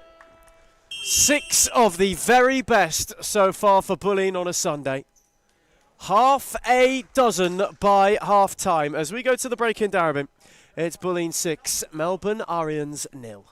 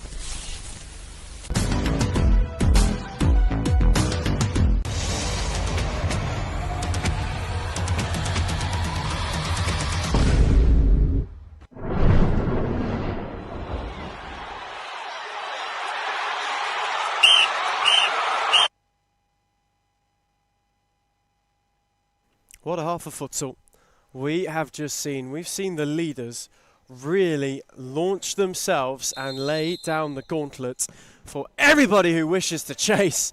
And they start the second half in search of number 7 from the very first second. There is just something different about the way Bolin are going about it in the early stages of this season. 2 months which they would wish could hardly have gone better. Top of the championship, only 1 defeat in the cup, and that was in a close one. But now they are in a position where they can continue to stretch their legs against an Arians side who were leaving a lot to be desired. The gap for them, stay at 5 momentarily from the top 3. It possibly could end at 5. Given the closing kick-off of RMIT and Kensington Eagles. But you can see at the moment, for a side who are chasing a second straight playoff appearance, it is not a marathon. It is a marathon, it is not a sprint. But even so, they have been bullied by Bolin so far.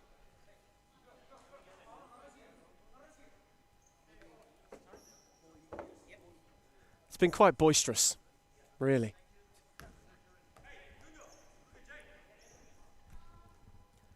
But they have something to salvage from this second half, and do it they must. Ill can they afford to give up a clean sheet. There's Kyriakos, lost it. Venegas then had his second attempt fired over. We doubt the term remontada was getting thrown around in the team talk. It would need something sensational, especially as Legozzo. Now, he must not have been collected at all for that not to be a penalty. Otherwise, if there was any contact, it's about as stone wall as it gets. Perhaps a stroke of fortune befalling Arians. Baquero was pressed. Tamori, Venegas, and they evade it well. Tamori threaded it for Dominguez. Zoyce holding him up. So back for Venegas once more. Dominguez. And Tamori couldn't find a way through.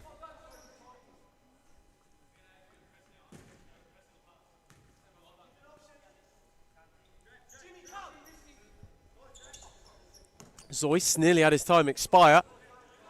Then found Razul, whose touch was heavy, and it allowed Dominguez to win it back. Venegas had nobody further on. Legozzo. Zoyce spun himself into trouble. Dominguez took over, and there's one back. The clean sheet blemished. Dare we say it, Arians are a 1/6 of the way there.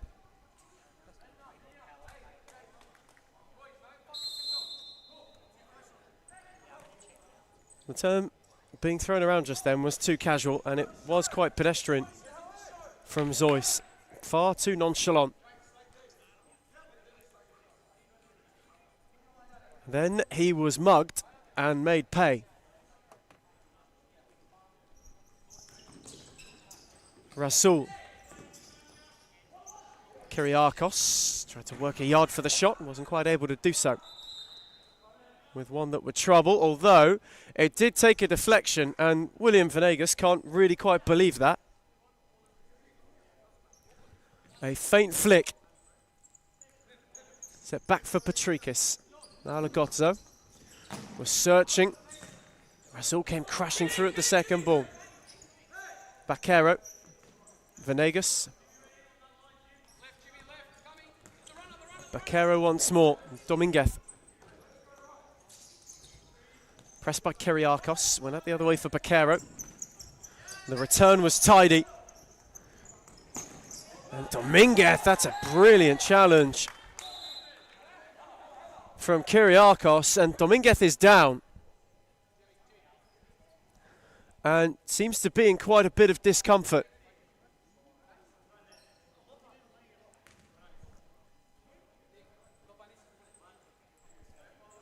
Thankfully, he's all right.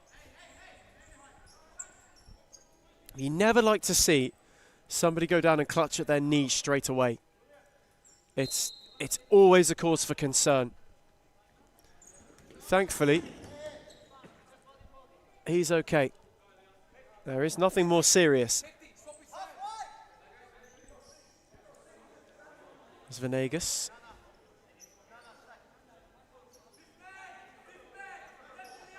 Jalali, and now Ali Mohammed, who is fifth man.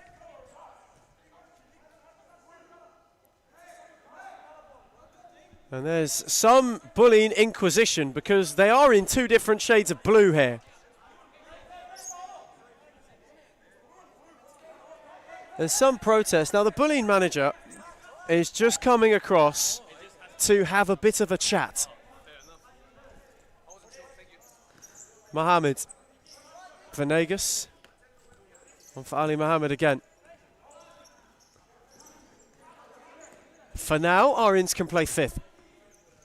And Baquero lost out, and the net is vacant. Lagozzo ran the whole length and scored.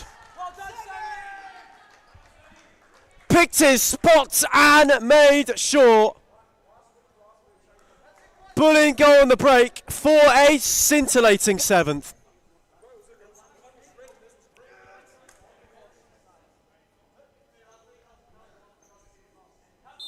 Still, there is a lot of conversation about the fifth man kit. But it will result in now, just as Arians thought they might have got up ahead of steam and got some momentum in this second half. Lagozzo went one end to another and scored quite superbly. And now Kyriakos, the net's still vacant, and Mohammed was back in time had it been on target. Baquero. Venegas. Bolin want timeout. Manager is just tiptoeing his way round, slip in hand, waiting to be issued. Jalali, Dominguez. Ali Mohammed gave it to Baquero. Mohammed, Jalali, lovely setback. And now Patrikis, he's got an open goal and went with far too much force. And now they do want that timeout.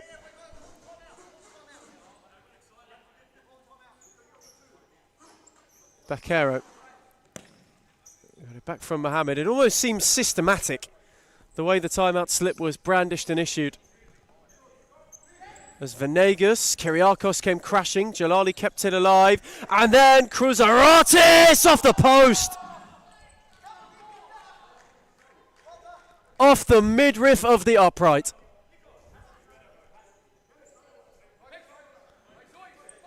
Was more of a crash than a graze. They were inches from another. As Mohammed. Dominguez. Baquero, Jalali. Cleared by Cruzaratis, only as far as Mohammed. Fancied a hit. Patrikis was firm with his pair of hands. Wanted to go the long way around now. Did Dominguez get a touch? No, he did not. Dominguez. Venegas, the angle got tighter. Set it back for Dominguez, who has options left and right, one of whom is Baquero. Mohamed. Dominguez, Baquero. Zoyas couldn't clear. Set back for Mohamed into the arms of Patrikis, who then rolled it on. And the effort on that occasion was a bit more wasteful. Still Bolin waiting on that timeout. Dominguez. Venegas. Mohamed. Dominguez. Set for Ali Mohamed. Venegas. Ran out of room, and there will be the timeout. Approaching the second half's halfway stage. We got a timeout. Bolin have been brilliant since the break. Arians did blemish the clean sheet, although more have been added in the meantime. As we go to a break, it's Bolin 7, Melbourne Arians 1.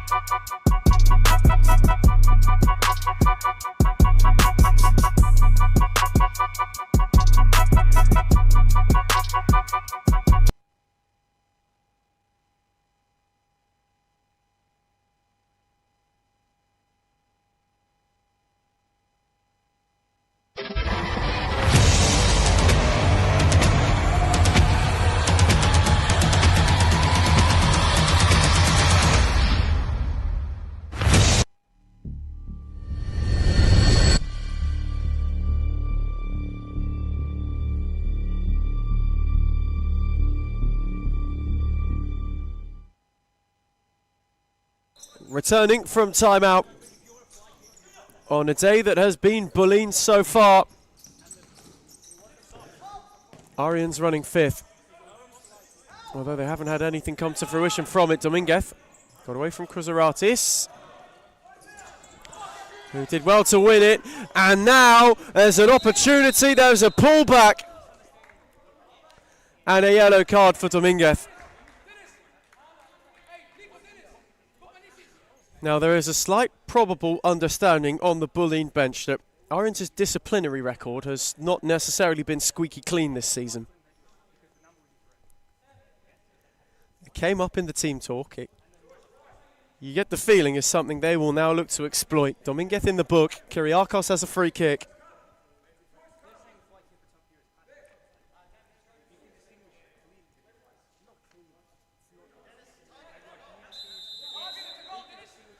Kyriakos!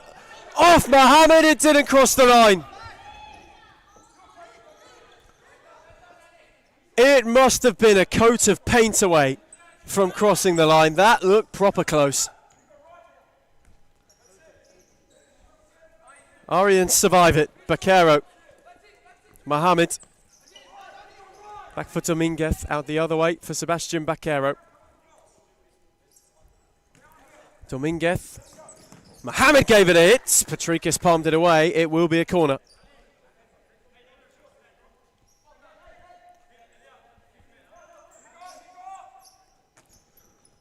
Jalali with height. All the way back for Baquero. Set it off for Dominguez. Venegas. Dominguez. On for Ali Mohamed. Patient for Arians, threaded, opened up for Mohamed, who's found a way through. A really tidily worked goal. And Arians have chipped one back. At the end of a really nice move. The patience paid off, and they caught Patrikis out at his near post.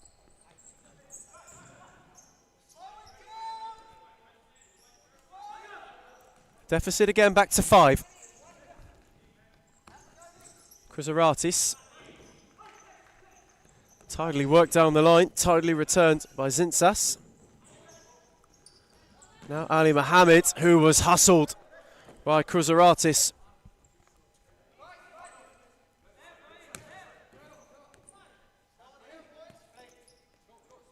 Bakero, Dominguez, again they will slow it, and again they'll get set in a fifth man shape. Venegas. Ali Mohammed. Dominguez. Venegas. Dominguez. Venegas once again. This is patient from Arians, who are just starting to turn the screw. Press from Kruzaratis. Nearly drew the shape out. Bakero shifted! And then smashed the side netting.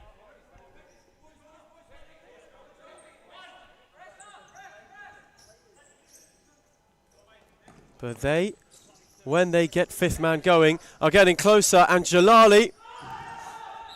And now, Zintzas was downed. Oh my word, he's given a penalty.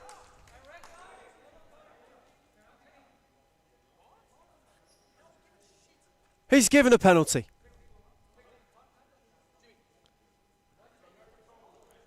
An Arian spot kick.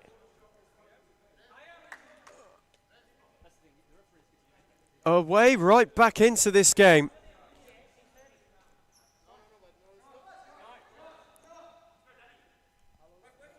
So Jalali's got a great look now to get it within 4, which he does. Lashed into the roof of the net.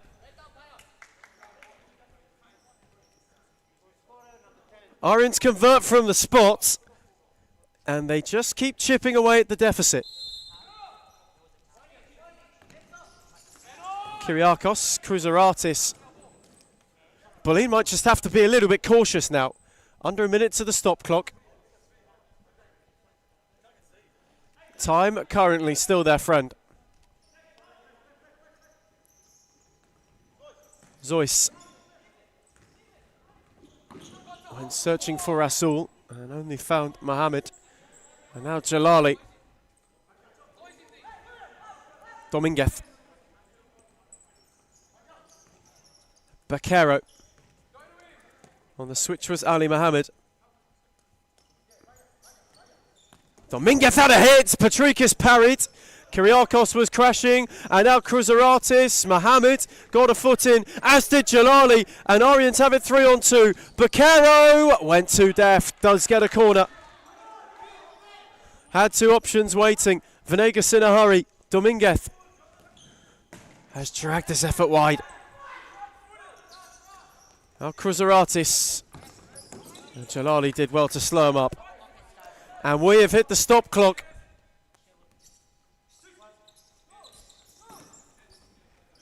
Kyriakos, who couldn't evade Venegas, who gave him a drag back. Will be a free kick.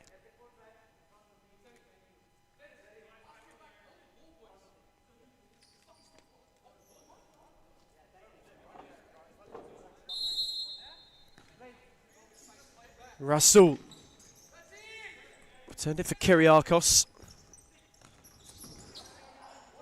Kruzaratis just had Jalali jump on it.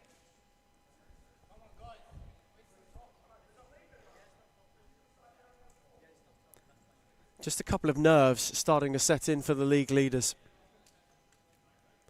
They had this signed, sealed, delivered and sewn up. All in an airmail package on the way for 3 points.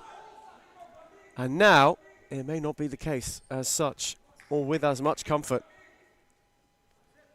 If they get the next, then you never know.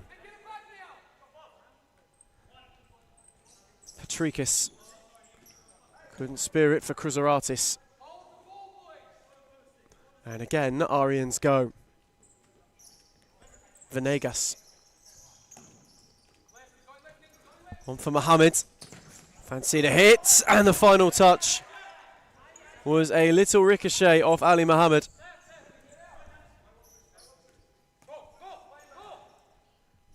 Lagotto. And Kyriakos lost it and gets a free kick for it. much to some Melbourne Arians unrest.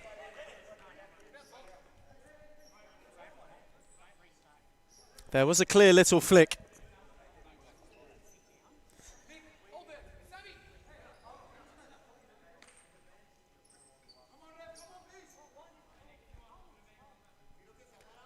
Arians wanting an explanation, which they won't get.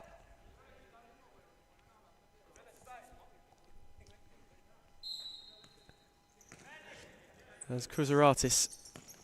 And the other way for Rasul, who had two encroaching. Switch for Kyriakos, who couldn't sort his feet out. And with each moment passing by, the pressure eases a bit. Bakero got away from Kyriakos, set it back for Dominguez. Mohamed. Dominguez. Bakero. Patient. Mohamed. Jalali knew nothing about it. Arians have a corner. In fact, no, they don't. Jalali got the final touch.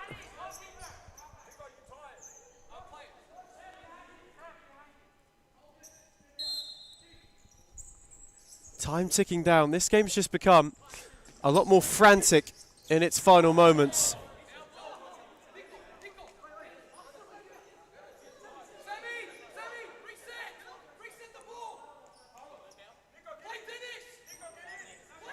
Just a little bit of fire starting to creep out. Now, the last time Arians were on court, there were quite a few red cards brandished right at the end. We're really hoping we're not in for a similar kind of, it's beyond the red mist at that point, you'd say it's a fog of fury. As Kruzaratis now on the counter went early, and Bakero got a boot on it.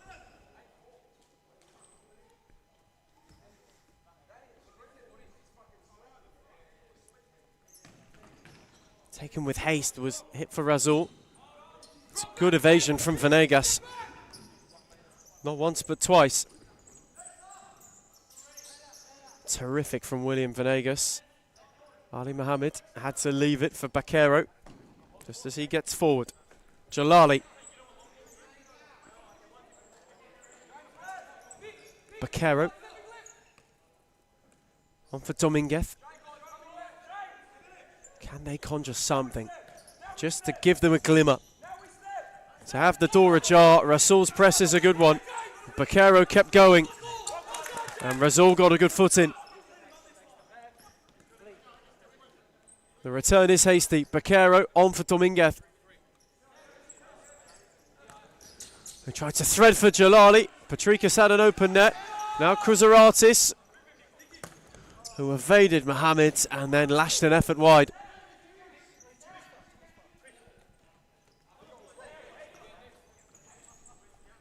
Dominguez allowed to carry. Venegas.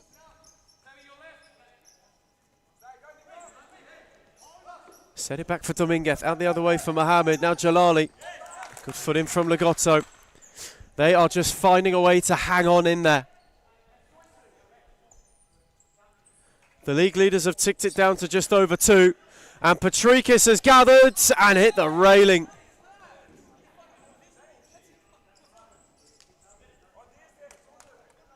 First couple of looks up at it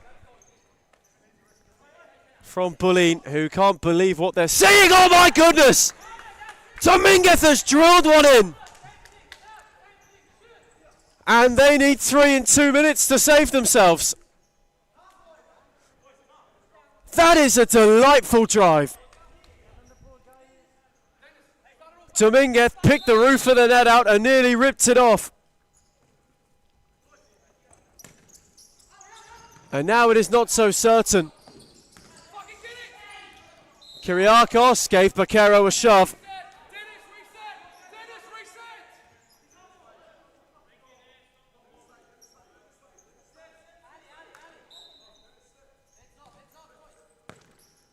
Dominguez to start things again. Had nearly cut out, and then it fell for Venegas, who couldn't get a more meaningful strike away. Inside the final 2, we still might not be done yet here. Mohamed, not beyond Lagozzo. It is yardage, though.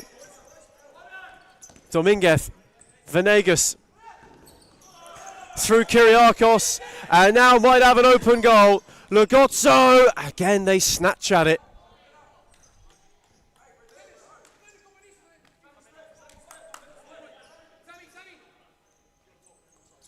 Dominguez.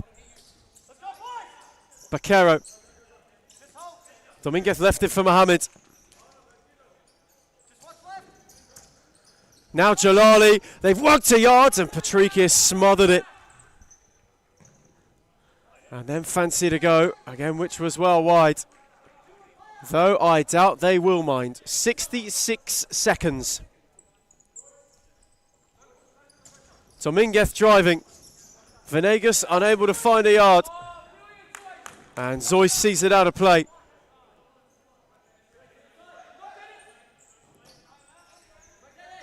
Kyriakos. Away from Venegas, but not Jalali, who went alone and scored!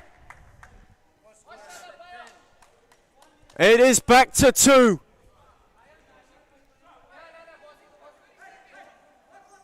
There is something seriously strange happening here.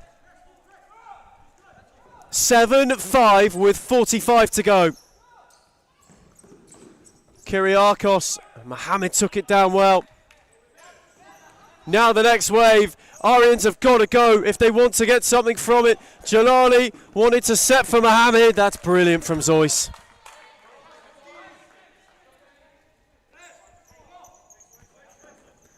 And then a lovely touch. Zoyce driving. Venegas won it. Dominguez. Jalali! It's wide. That was the look. Within 2 with 20 seconds to go. That would have brought it too close for comfort. Zoyce then loses it. Dominguez, Venegas. The shout is just don't foul him. And then Zoyce shuts the door. And Bolin are going to get there. Top of the table. A continuation of it, but my word, did they have to sweat. Right at the end, they had to work. They were 7-2 up and flying. But a late Arians rally made this more uncomfortable than it needed to be. But the league leaders launch on. They stay unbeaten in the league in 2026. Only just.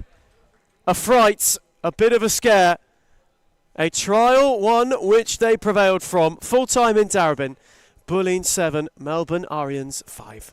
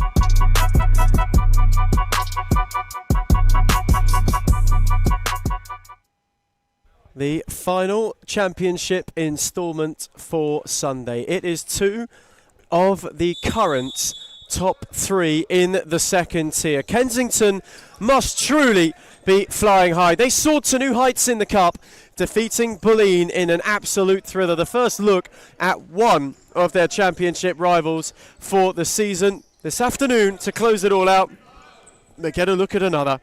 RMIT have made a smashing start to the campaign. They did similarly as such in Season 2 of 2025 before hitting a bit of a fade. However, this means oh so much to both of these sides. Although the season is new and although we are in its early inception, you cannot underestimate what 3 points in a promotion push, which looks like it will go right down to the wire, will do. My name is Ethan Rigg. If you've been tuning into the championship, thank you so much for joining us. It has been an absolutely phenomenal start to Sunday. Footscray got the job done against Braybrook, and in the most recent game, Arians were close but not close enough as Bolin stretched their legs at the top of the table. The two right now are the two closest challengers. Kensington start on the front row alongside Bolin. RMIT just back. You can't separate these two by anything bar goal difference. Neither want to drop points and lose ground now that they know there is an opportunity to go toe-to-toe on 12 and to go outright as either the closest challenger or, if you win big enough, the leaders in and of themselves. And a very, very, not so much cagey, a flowy start to this game. Kensington have had to do a lot more defending than maybe they would have liked to. Griot tried to get a foot in. And then at the second attempt, Mara did so.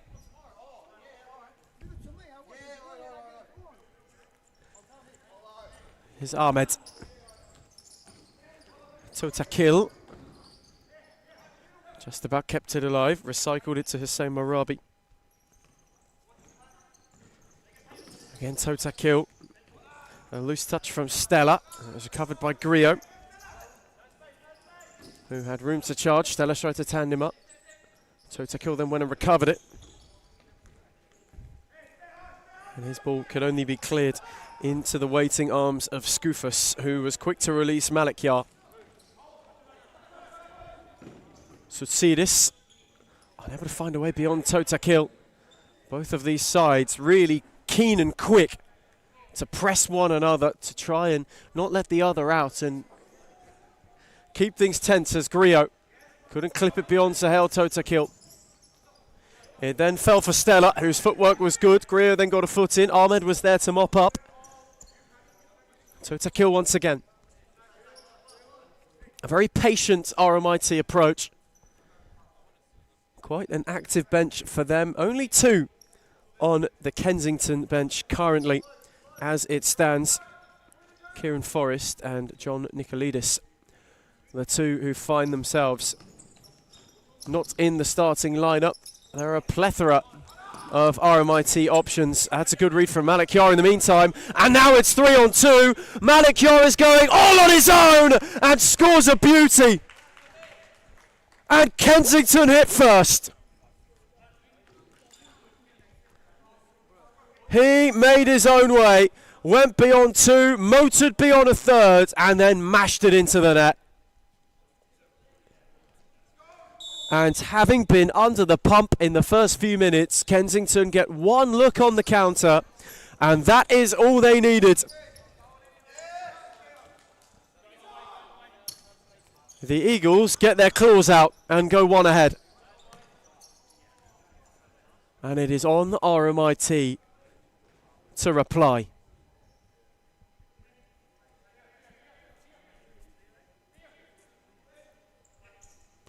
Some start to the closing piece. Set back for Griot, who had Totakil to go around. Set it back for Malaku. Now Mara. Malaku, this is tidy futsal. Fancied another goal on the swivel. It was cut out by Ahmed. Faisal Totakil had too many to go around. It was lobbed long towards Mara. And then it was cleared away. RMIT under the pump a little bit. Tsutsidis couldn't get a shot away. Mara really trying to battle his way beyond Stella and wasn't able to do so.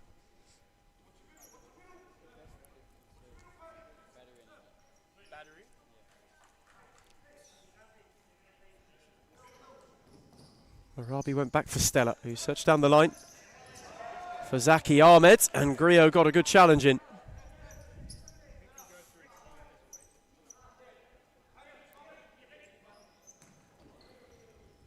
Tsutsidis, who wanted to spin sharply, ran out of room while trying to do so.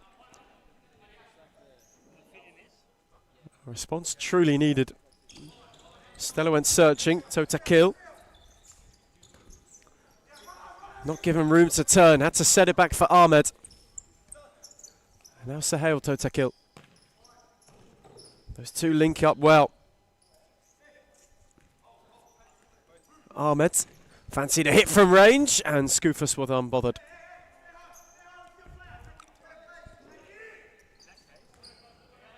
That fling for Tsutsidis didn't quite find him.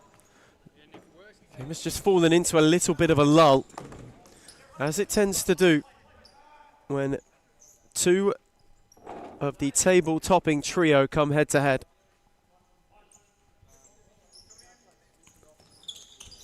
Totakil set it back for Stella, who ran out of room.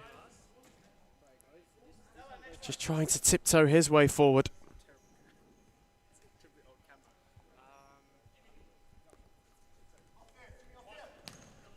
Malik Yart, when searching, Ahmed got a foot on it. It fell for Totakil, Griot got in the way. Faisal Totakil. Ahmed gave it back to him. Totakil wanted the hit, Griot again got a block in. So hail Totakil, it's a good save from Skoufis, who had to be alert. Pushed away for an RMIT corner.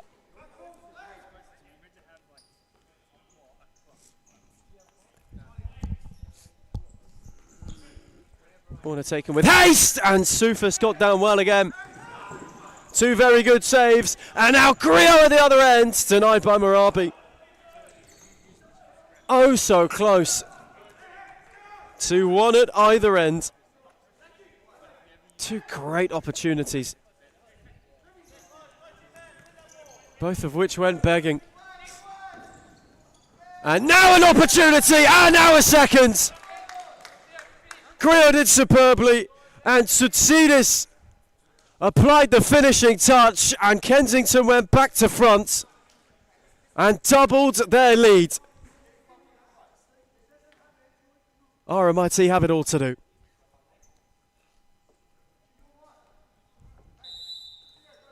Even in its early stages. Just how important could that buffer prove to be? Marabi set it off for Ahmed. He had Furlong drop centrally. Went for Totakil instead, who could only poke it all the way out of play. Skoufis again unbothered. Griot, and looking for Tsutsidis, who wasn't able to keep it in. Marabi. Out the other way for Malik Furlong. Now Haji. Totakil. Threaded, and Furlong who continued his run, as did Jamil Malikyar, who followed him all the way.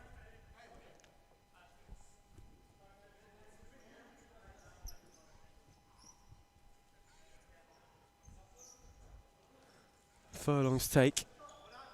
Totakil didn't sort his feet out in time and was cleared all the way out to Marabi, who did not have an option further forward. And thus just had to have a bit of a go at it and see what he could get. This game has fallen incredibly scrappy since it started with such a flow to it. Approaching the halfway stage of the first half, Kensington have killed the early RMIT momentum. Although Haji is hunting and was stood up well by Forrest.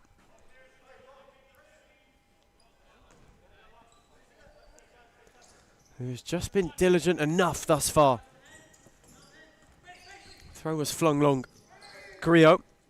Lost out to Totakil, who helped it on its way to Hadji, who went around one. Ahmed was on his own. They've got one back.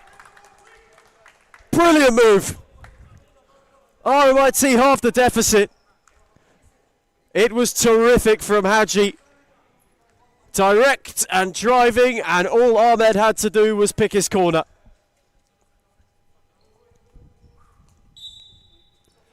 Kensington caught out for the first time and punished for it,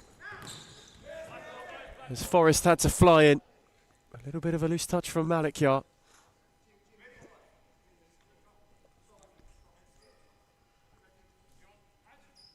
But this game now has entered any realm of possibility.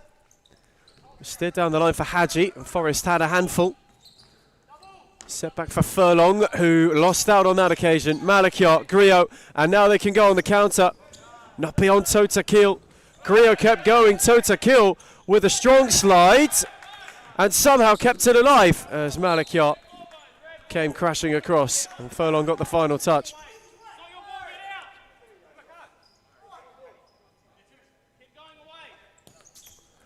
Griot. Totakil with the foot in, and now Hadji's one-on-one, and it's off the post. The follow-up, brilliant from Scoofers to deny him. The third for Ahmed. It got a poke from Malaku, and that might have just stopped this from being 2-2. Griot. Totakil was quickly in. And Kensington are going to want timeout.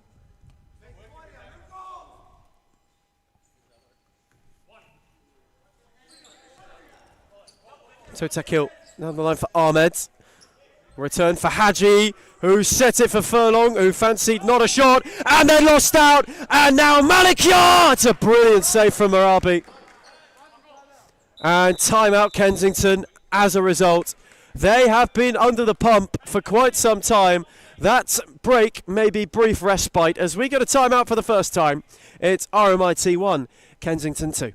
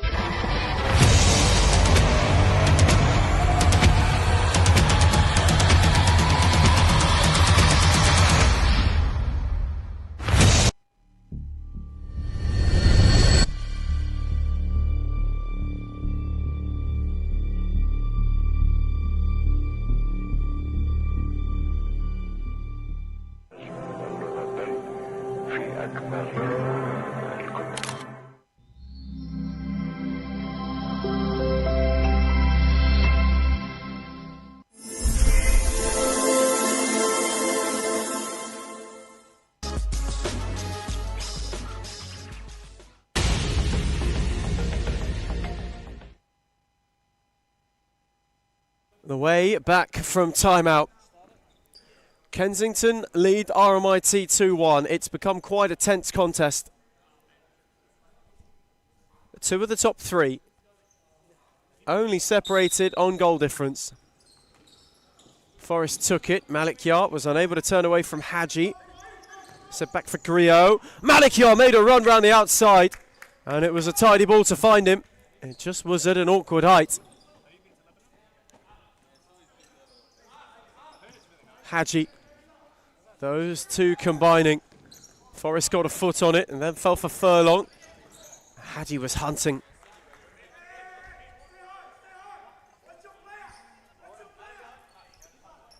Mara. It was hustled by Furlong and then Hadji. That high press proving hard to escape from. Scoofers lost out to Totakil. Furlong. Given room to go. Forrest got the block in.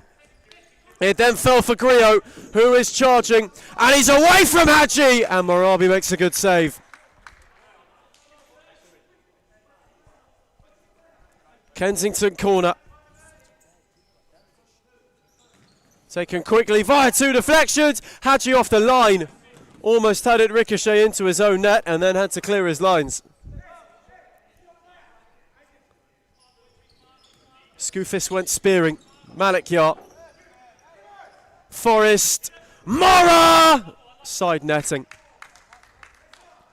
They are getting closer, but now they hit on the counter and Hadji's touch was loose. Too loose.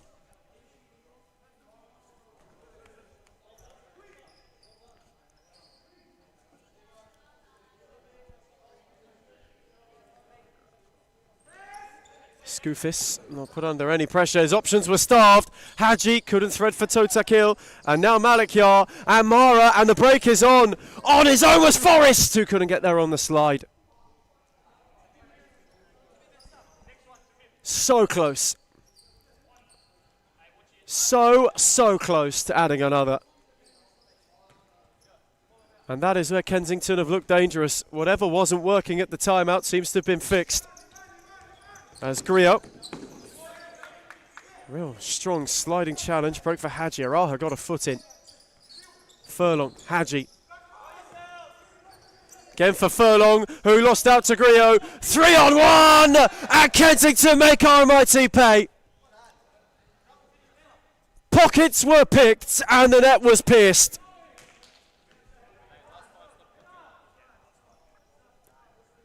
And we're in stop clock territory.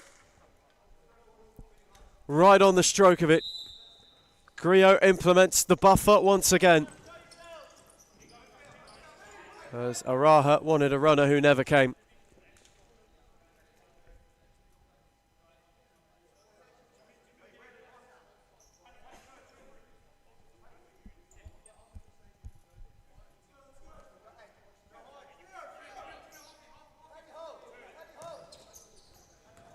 Ball down the line.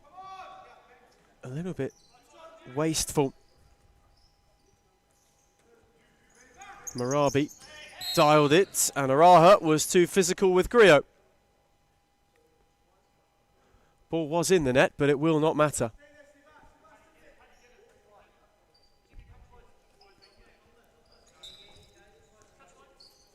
Malaku, pressed by Aidan Hadji, and he was not able to get out.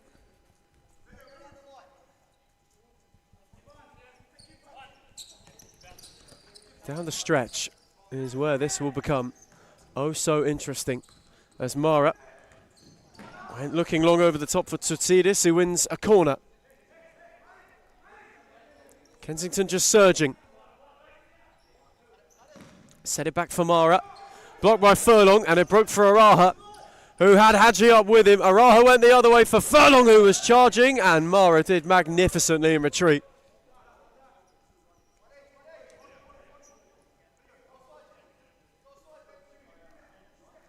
Another RMIT corner. Furlong quickly on for Hadji. One finds another, and Malaku came across the block. Again Hadji. Threaded for Furlong. Araha went round the other way. It's a good challenge from Mara. And Tutsidis, who has evaded 2 and got beyond 3, and then set it for Malaku, who couldn't steer it in. It would have been marvellous, but now they have a counter to defend, one which Hadji hammers over.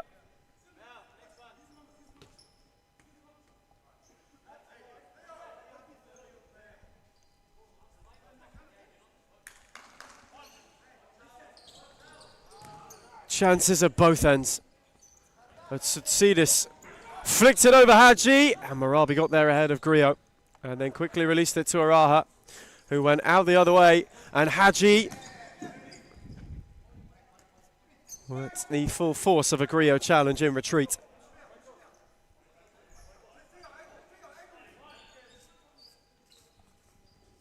Araha worked a yard on the left, and Scoofis had it covered. Real low dive as Griot. Tutsidis too strong for Malaku, who couldn't quite get there. Hadji Again, one to another. Liban finds Aiden, who's away from two! And slashed his effort over the bar, although it was not far away.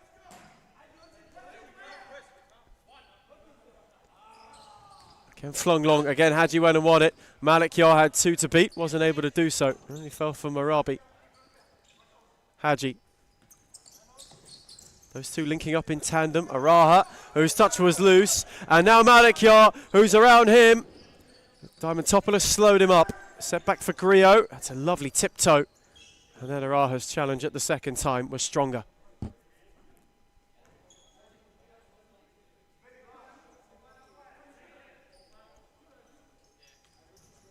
Griot got beyond Araha, and Hadji had to slow it away from a sliding Tutsidis. It will be a corner.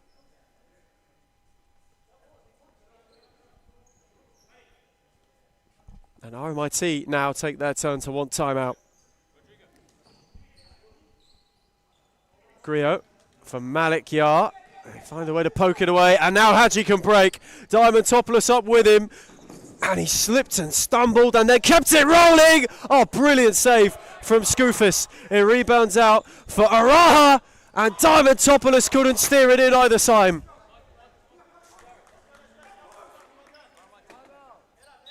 And RMIT's timeout is now. They have just had a couple of gilt-edge opportunities. Neither converted, as they are looking to steal a late half ascendancy. We get a timeout. It's RMIT 1, Kensington 3.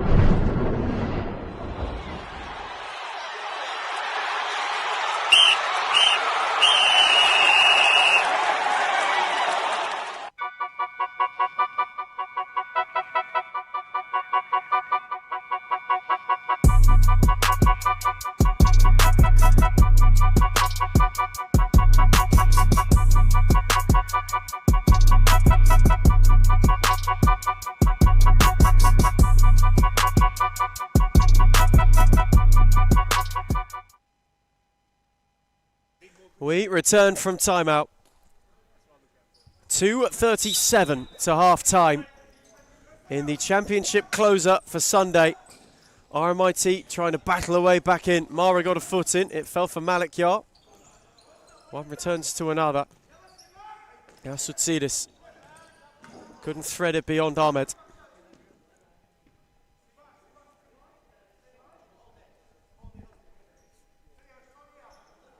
Kensington are holding on for now. Finding a way to weather the RMIT storm. Tutsidis showed too much of it to Ahmed, who couldn't prevent the corner.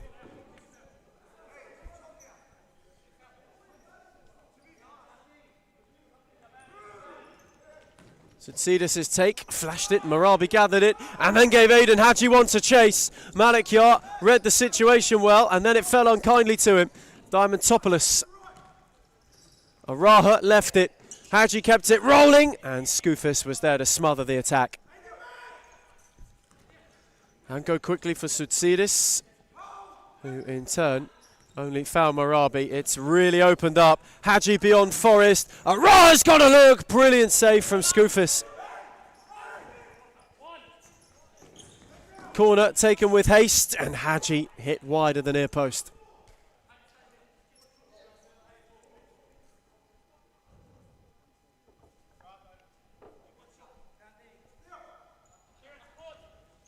Again, Tutsidis. Lovely chance. Forrest has flashed it wide. It fell sweetly. And he caught it cleanly. It just flashed wide of the far post.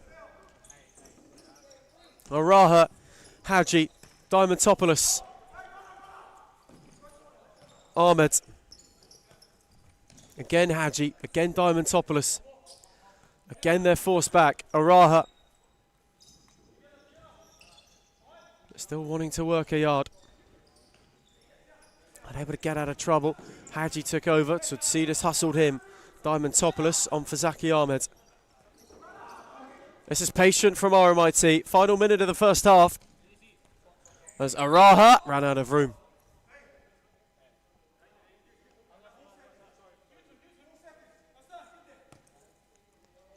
Forrest. Threaded for Tsutsidas, who was waiting on an overlap.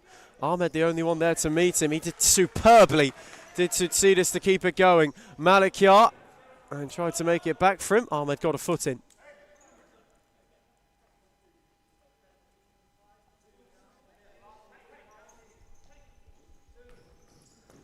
Set down the line for Mara. Read well. Malaku! And Tsutsidas has steered wide, a golden look. That might have been an even bigger buffer by half-time, begging to be put away. Diamantopoulos. Held up by Forrest, who did superbly to win it. And then went and lost it, and Diamantopoulos wins a corner. Persistent from Costa Diamantopoulos. And the corner's wasteful, and now Tsutsidas can counter. Malaku, again not beyond Ahmed, who did superbly. Hadji. Mara's slide was good, though he couldn't find Tsutsidas. And so the halfway stage is all but upon us. And at this point in time, it'll be Kensington in the top two. They have had to weather a bit of an RMIT storm. On the counter, have taken their chances, built a buffer, and have themselves a more than slender half-time lead here in Darebin. As we go to the break, it's RMIT 1, Kensington 3.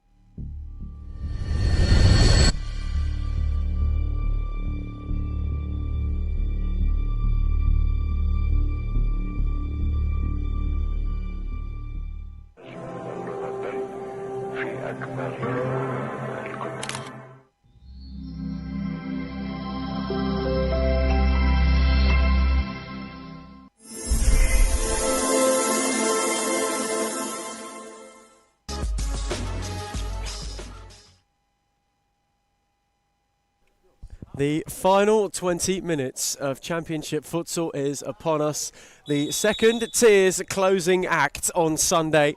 And it is one where Kensington hold a 2-goal lead, though we have seen today just how perilous a half-time lead can be. In the game beforehand, the league leaders Bolin had as many as 5 on Melbourne Arians and were reined into 2, but Kensington are on the charge and Mara went early and poked his effort wide.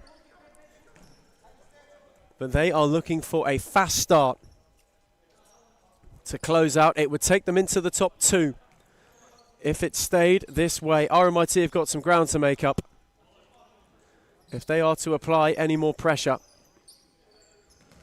This did for Furlong, who lost out to Grillo. And then went and won it back before Forrest came crashing through just to shut the door. This, of course, the prelude to yet another mega week of series futsal. Aku and Moreland opened it up. Pasco, Vale, Carlton, Hart, the second edition, and then Fitzroy, Thornbury to close this Sunday night. And it's a lovely turn from Tota Kill and a good save from Scoofus. A quick RMIT flash and a quick denial from the Kensington keeper. Really trying to cause an issue. Longer this goes as is, the more desperation you feel will set in. Set long for Sutsidis. Ascari was the one to happily watch it all the way back. Marabi was there to mop up. Here is Ascari once more. Tua dropped off for him. He threaded it for Tota Kill, who waited on Furlong. He can't get away from Grillo. Set it off for Stella. Furlong went round the lot and found the side netting. Angle got tighter and tighter on him. Just for a second, you thought he might try the spectacular to find it. As Sutsidis again had to battle. Again, it's an easy claim from Marabi. And Stella. Furlong. Given room to turn, room to have a hit. The block came eventually from Mara. Ascari was under pressure, happy to return to his keeper, who tried to thread it, and Grillo got a foot in at the right time.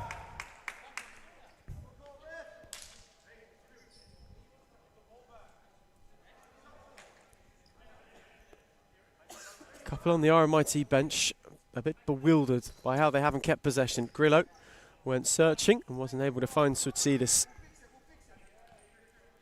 Stella. Given a lot of room again by Mara. He thought about the shot and then wanted the 1-2 with Ascari. It kept it alive only just. And Grillo was the only one centrally. And then with a sharp pair of feet, somehow steered himself out of trouble and then ran out of room. And now Stella's in a hurry. Furlong. Firm was Mara. Tota Kill. Deflection. Corner.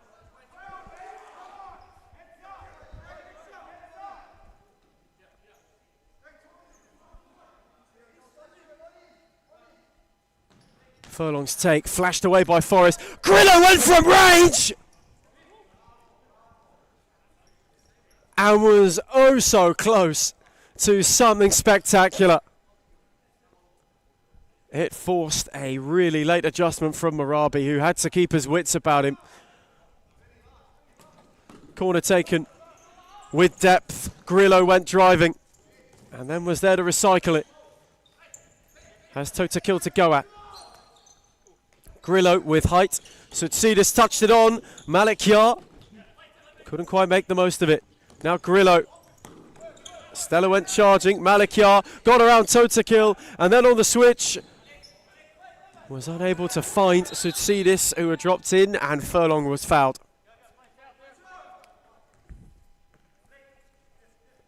Ascari. Stella. Shifted away from Grillo, and Scoofus made a good save. There's a shout for handball, which has been waved away.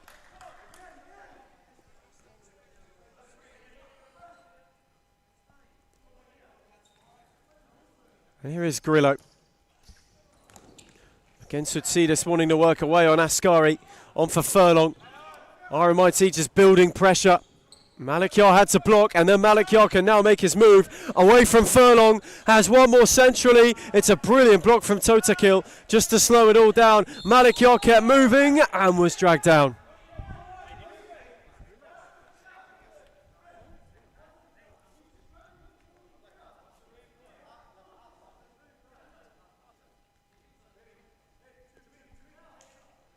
Free kick for Kensington in a promising position.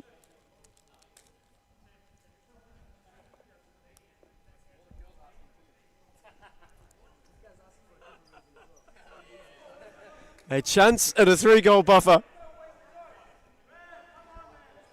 And a yellow card given to Furlong. And now Marabi is also there to argue the point.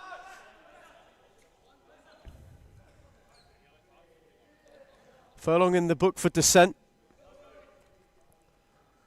Kensington with a really good set-piece opportunity. Grillo, Malaku off the post!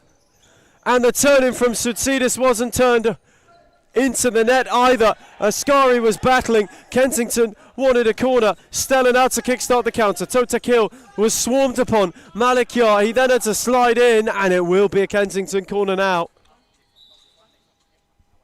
And a timeout's issued.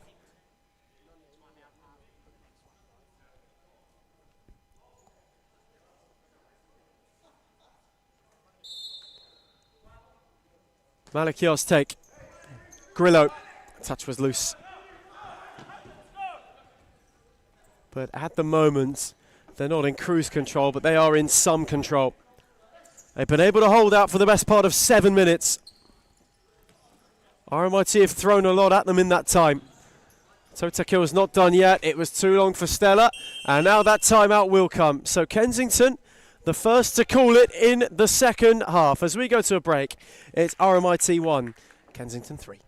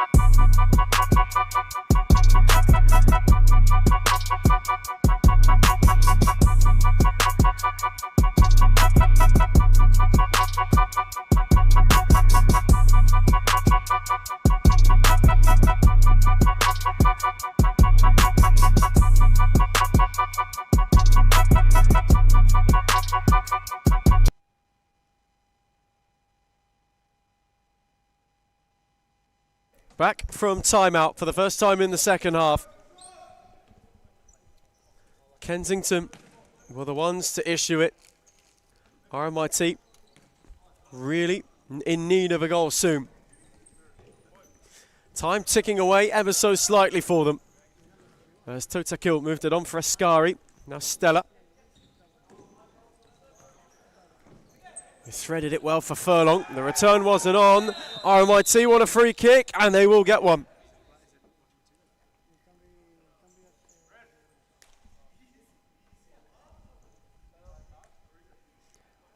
Right on the edge of the area. RMIT have a free kick. They have such a good look at a way back into this game. To cut the deficit to 1.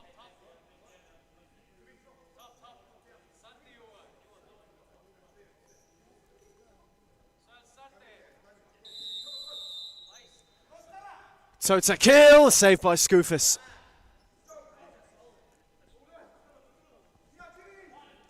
Stella was in an initial rush to take the corner, then went for total kill. Return for Stella. Poked it for Furlong, lovely turn! Oh, brilliant save. Scoofus was superb. Grillo then had a heavy touch. And Marabi mopped up. Ascari on for total kill. Works a yard, it's another good save. Furlong had it fall for him and he didn't know much about it. And now Malik Yaz won it, left it for Grillo, who went searching on the switch for Tsutsidis. Ascari in firmly but fairly. Now Grillo again. A lovely shift away from Stella. And Grillo's kept going! Off the post, unbelievable! And now the counter's the other way. Stella couldn't make it beyond Malakyar. They were so close to a gorgeous Grillo goal.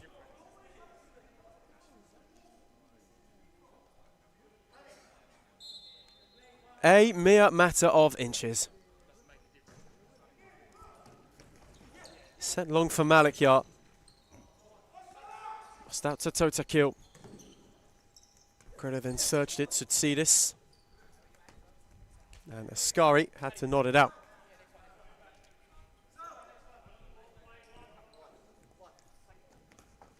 Malakyar. 2 to go around. And have a corner.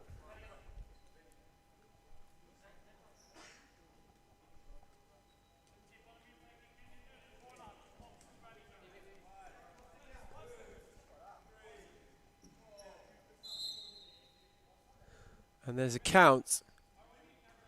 And Zaki Ahmed is just being told to give it a rest by Michael Ciaris.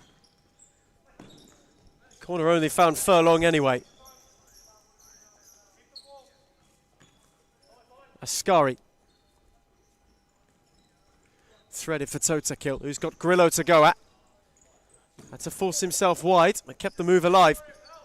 Set back for Ascari, who has flashed at it.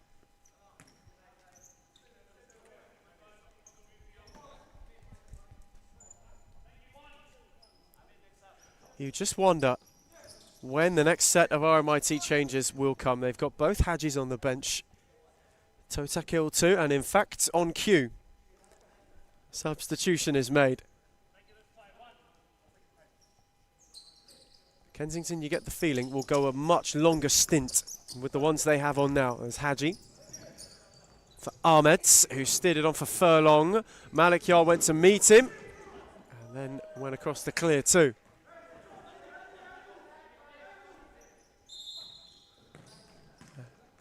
And Zaki Ahmed trying to steal a corner.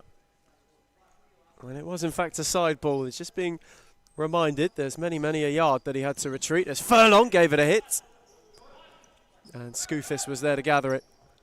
And quickly flung it on for Mara, who lost out to Haji. And now Totakil. And Mara took a tumble.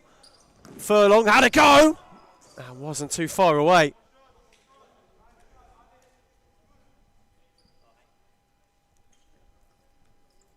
Time just starting to become a factor. Couple of nervous looks on the RMIT bench. They have been unable to break Kensington down so far. Ahmed. And for Haji. Threaded and read well by Malakyar.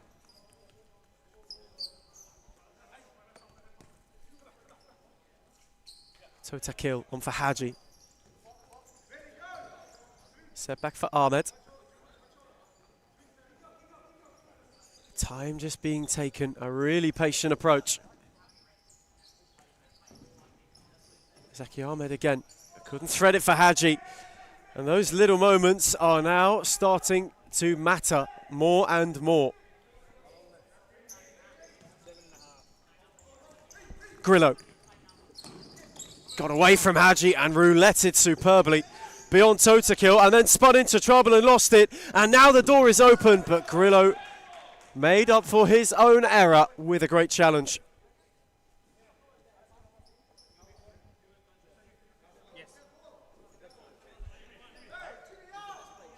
Grillo, when searching, Malakyar, who was quite rapid in his chase, gave it.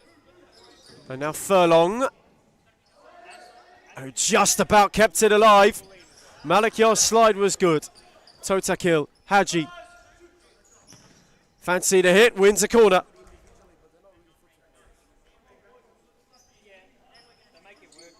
Hadji. Again, fancy the hit. Again, Grillo's there to block. They will do it once more.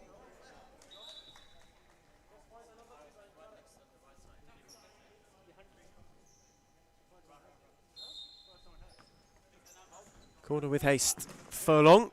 Grillo, who has made a plethora of blocks, adds another. A minute to the stop clock on Sunday's Swan Song. Hadji on the follow-in. Just hit his effort over. And they're just inching closer and closer to something of real tangible outcome, as Forrest couldn't find a way forward.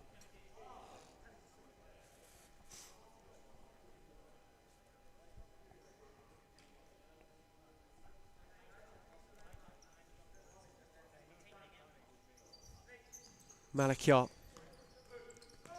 Set it back for Mara. Couldn't quite find Forrest down the line. It gives another opportunity. Still goalless in the second half so far. Kensington's 2-goal lead, feeling at this point in time as though it's enough. But Grillo wants to add to it. Blocked by Ahmed. The ricochet found Hadji. And now they're 3-on-2. All of a sudden it opened up. Totakil's return. Cut out by Malaku, who is going on a charge of his own. Totakil quickly back. Aiden Hadji onto Liban Hadji, who found Ahmed. And Hadji on the follow-in, deflected it in! Now then! Now then! Within one, with the best part of 5 to play. Thunderous. Hadji's hit has given RMIT a lifeline.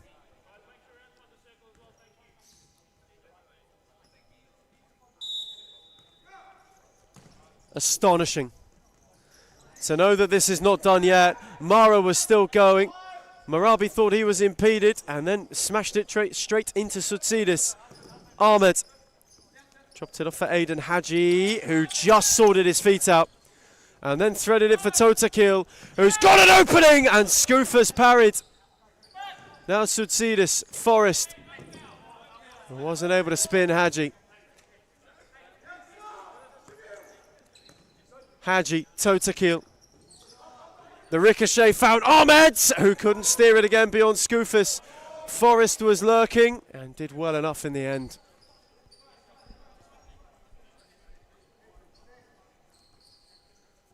Scoofers streamed it long. Soutsidis lost out, and Aiden Hadji can charge. Was waiting on a runner and had to recycle it. Ahmed.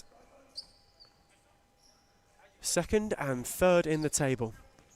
And wouldn't you know it, whenever any of the top 3 meet this season, if this is what we're in for, we are in for some special, special games of futsal.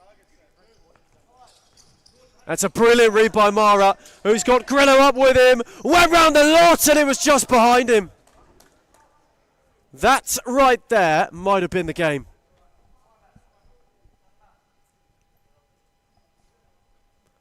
Inches. Desperately close, but not close enough. You cannot find a finer margin. Kensington had the game done. They had it sewn up just then. All it needed was the touch. Instead, RMIT have a lifeline, and Malaku has a touch which is too heavy.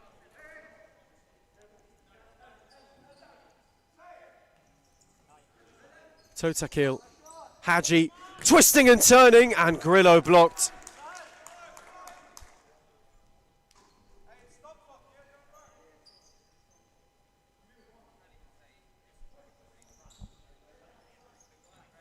Hadji's take. Ahmed's charged upon by Mara and fouled by Mara. This is a good look. This might just well be an opportunity to give this game a thrilling conclusion. RMIT were 3-1 down at half-time. They have drawn themselves within one. So it's a Kills free kick, blocked by Mara. The follow-up is flash wide.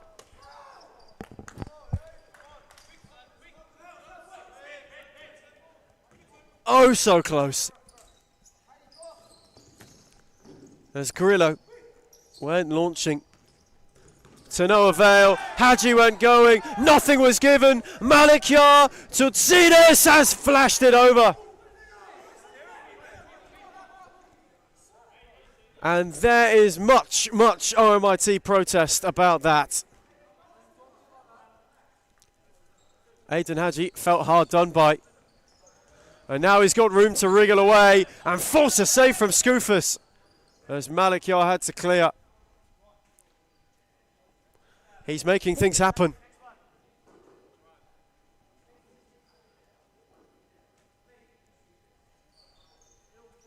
Totakil. Again for Hadji, who set it back, and the block from Malaku. Grillo snatched at it. RMIT in even more of a hurry. Ahmed sold Hadji short, and Grillo went round Marabi, and that might be that. He picked his moment and pounced. And Kensington might, because of that, be soaring second on their own. As it plays out, level with the leaders.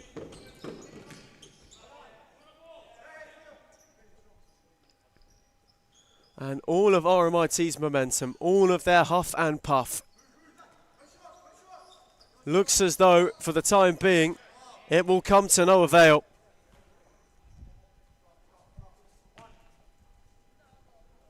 There is still time. They need 2 in 2 to save themselves. Hadji had a golden look, and Skoufas denied him. And then had to be hurried. Tutsidis. Backed into Totakil, and then Furlong picked it off him. Hadji. Switch for Totakil again. And Furlong just wide.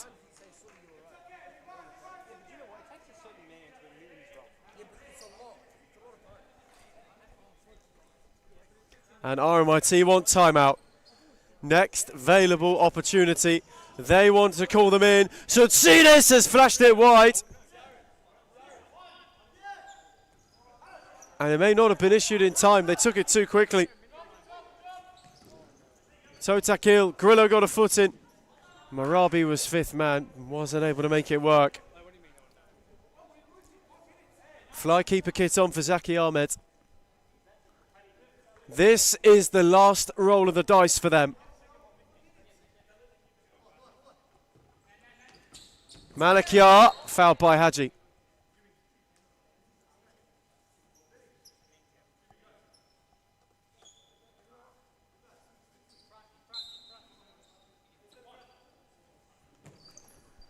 Malaku went with height. Tutsidis fresh aired it. And RMIT will have timeout now, with a minute just over to go. The final time they can be called in. They need 2 in just over 60 seconds when we return, as it's RMIT 2, Kensington 4.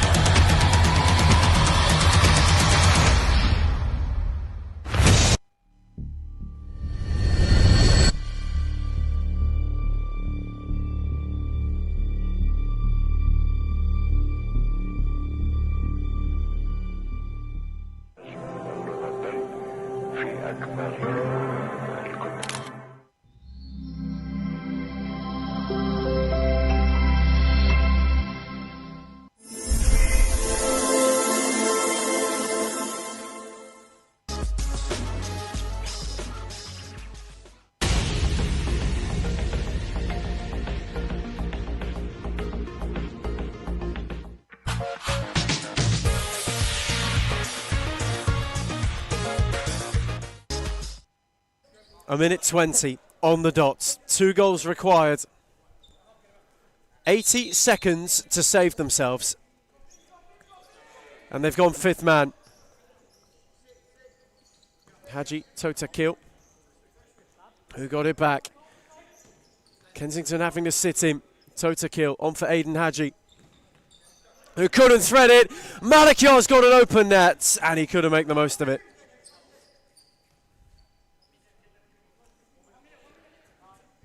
One more minute.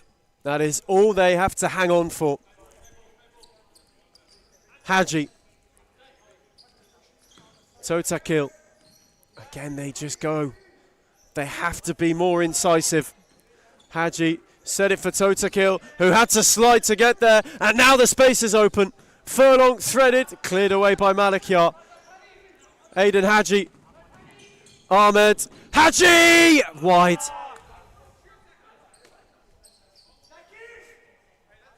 It was oh so close.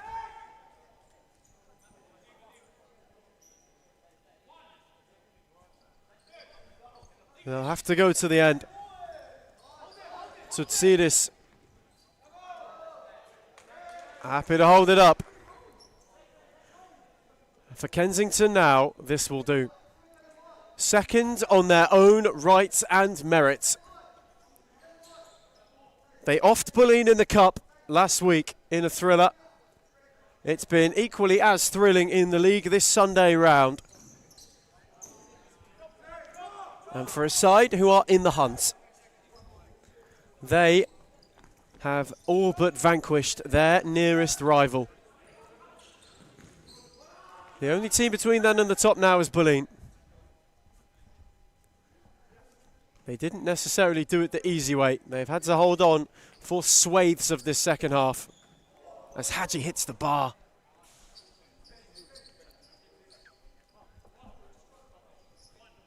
But the Eagles' nest is one which at the moment continues to be safe to land.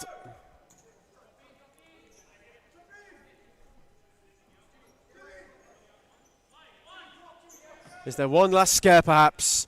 Not quite, and Malaku snatched at it. But they won't mind. They will not mind. The top two in and of their own. A couple of defeated RMIT looks. They know what this means. They know how important it was. They know how close they were.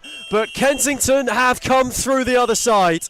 To round out Sunday, it is them and Bolin now as the top two. RMIT drop a bit further back. Full time in Darebin from a sensational championship set. It's RMIT 2, Kensington 4.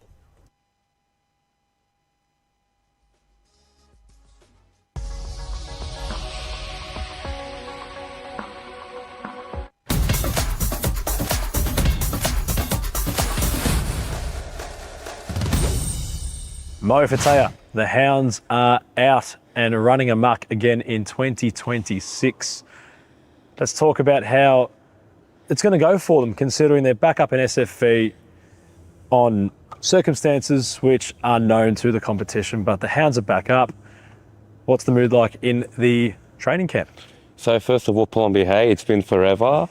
Secondly, honestly, I was actually calm with being relegated to championship. I'm like, it gives us a season to rebuild and come back, because obviously since the last season, we weren't that bad.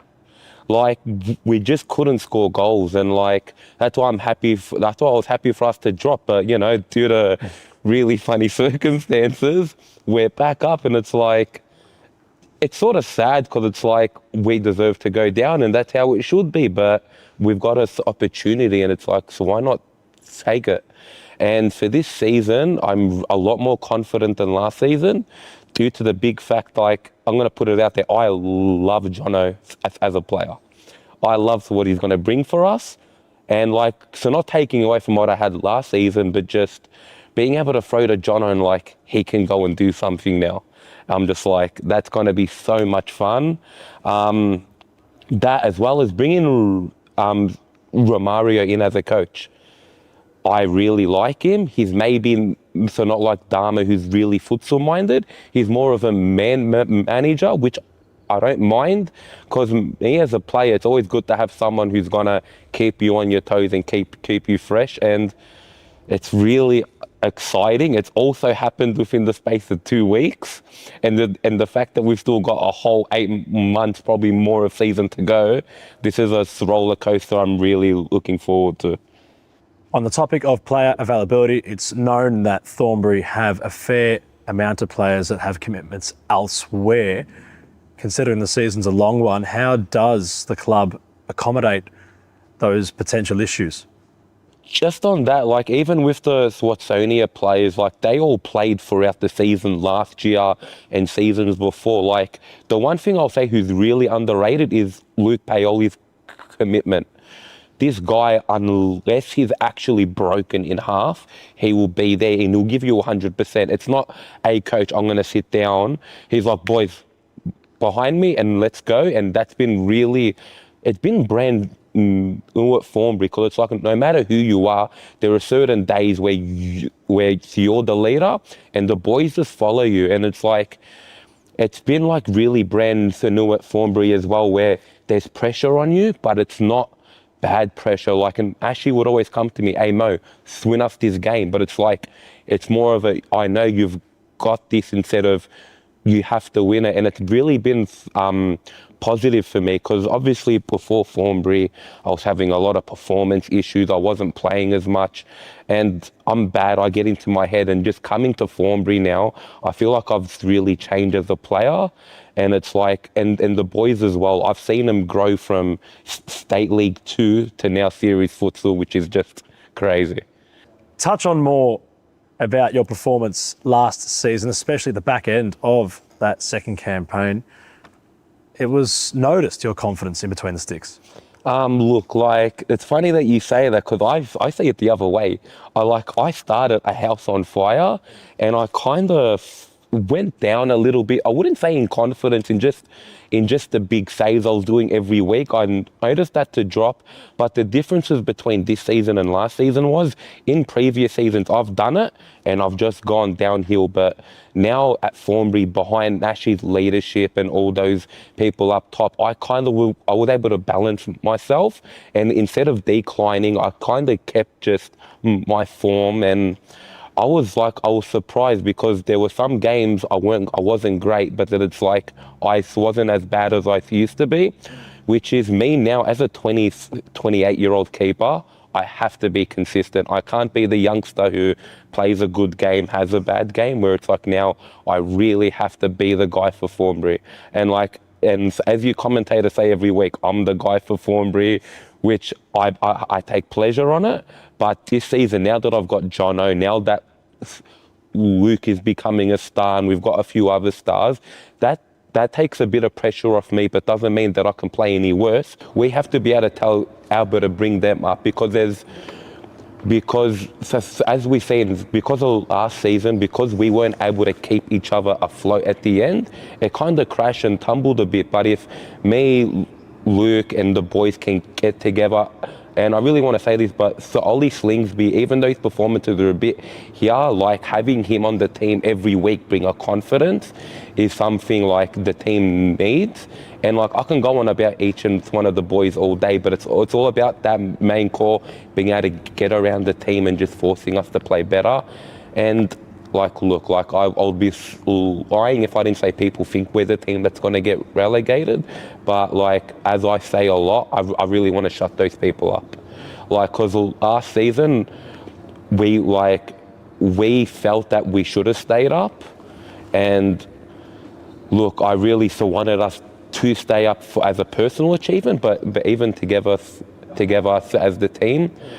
And yeah, there's a lot to go off last season, and I felt like we've gotten stronger now. So it's like, come at us. It's like, if we win or we lose, come at us, and we're going to come again next week. It was last season where we noticed Thornbury playing a lot on match moments and the emotion of the game.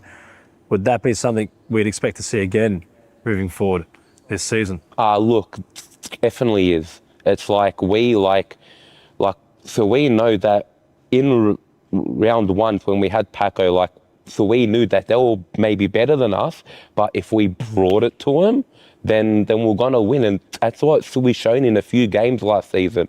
Like for Fitzroy, we kept them 0-0 for about a half. And then they eventually scored a few, but it's like, if we can keep building on that, maybe not beat Fitzroy in the Morelands, but it means maybe only losing 3-1. Aching teams play their best futsal against us, and then you have to rely on match moments, like me with a big save, Jono with a goal, Luke's running up and down for 40 minutes, which he doesn't get any credit for, actually. I feel like Luke, like the work he does and the big moments he has, every week I couldn't talk so highly enough of him. Even in this interview, it's hard to not get excited and start talking, but I've just got to keep myself grounded and realize a few good performances isn't enough. I have to be able to do it from game one to game last. Sorry, I had no idea, but like, I've just got to be able to do it for a whole season and just keep using my voice. I've got a big voice. I know I've got it. I have to obviously use it a bit more. And like me coming in here early, preparing throughout the week, I feel like if I can get better at those small things, I'll be able to help the team not only stay up, but seem like a much stronger team. Well, Mo Fatea, all the best with yourself and Thornbury heading into the 2026 campaign. Good luck and go well. Easy. Thank you, Palombi, and I can't wait to see you all Sunday.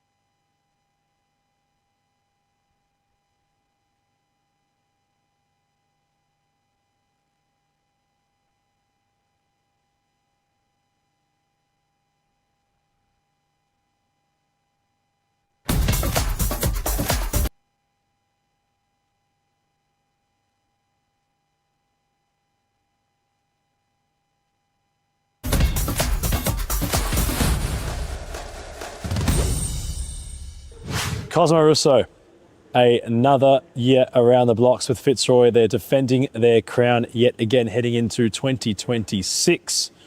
How's the camp feeling ahead of another total defence? Definitely off the back of nationals. Morale's pretty high, but we've been in this position before quite a few times, so we're pretty focused. I'd say we're back at training already. As good as nationals were, it's kind of already in the past. I feel like just everyone's in really good spirits, looking forward to the new season. Slightly different format, but yeah, we're ready, and yeah, I don't know, can't wait. On the format change, of course, a much longer season. Cup competition has returned. How does that change the focus heading into the campaign?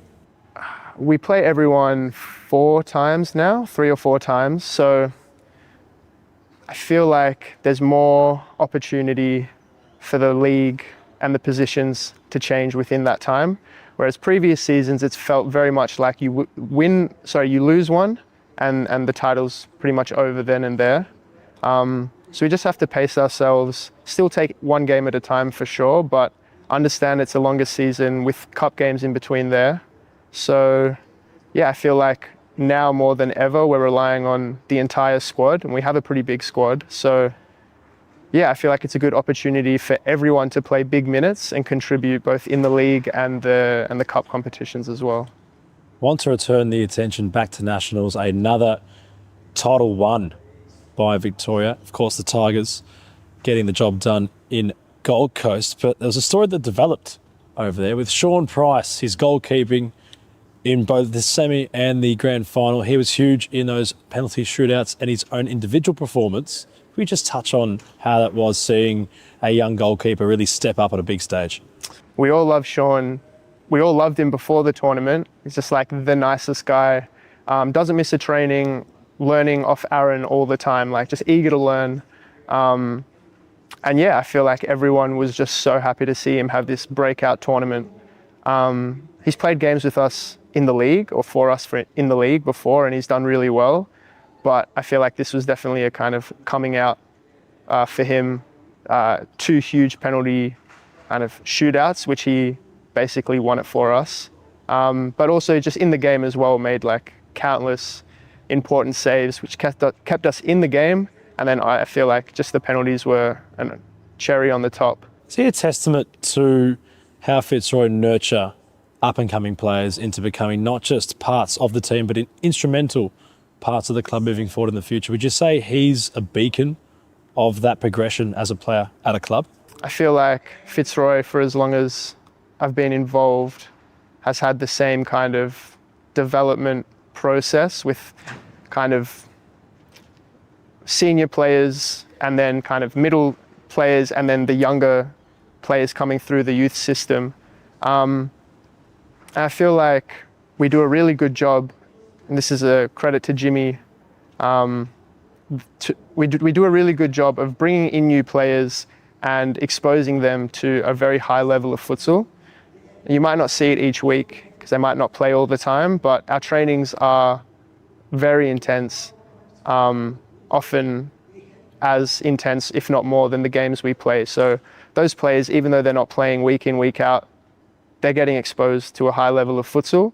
And the knowledge is there. I mean, you've got Jimmy, you've got Scott, you've got Josh, myself, Aaron, like there's a lot of Corey, there's heaps of players there with good experience.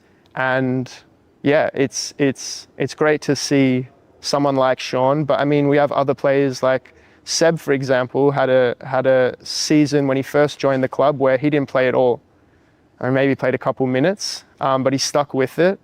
And the following season, I feel like he made huge improvements, and then I feel like has continued to do so. And he was also part of that nationals team. So yeah, it's just a credit to those boys who stick with it and kind of understand it's more than just one season.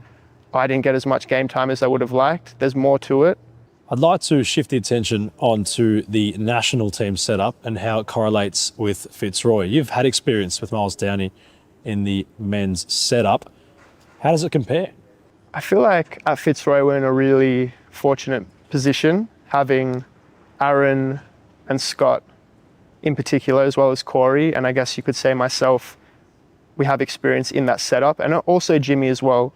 And a lot of our sessions that are organised and run by Jimmy or Scott kind of come from the national team setup kind of style of playing.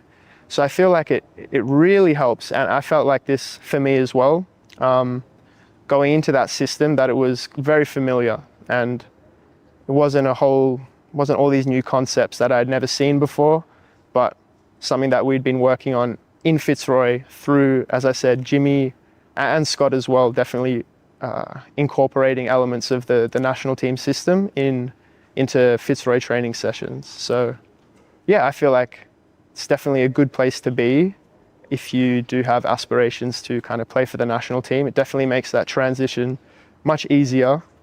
Being amongst those ranks, how would you compare the quality of the likes of yourself and those at Fitzroy to those in the national team? And with future selection, what would it be to get back in there and not just be a player, but to really solidify yourself in that setup?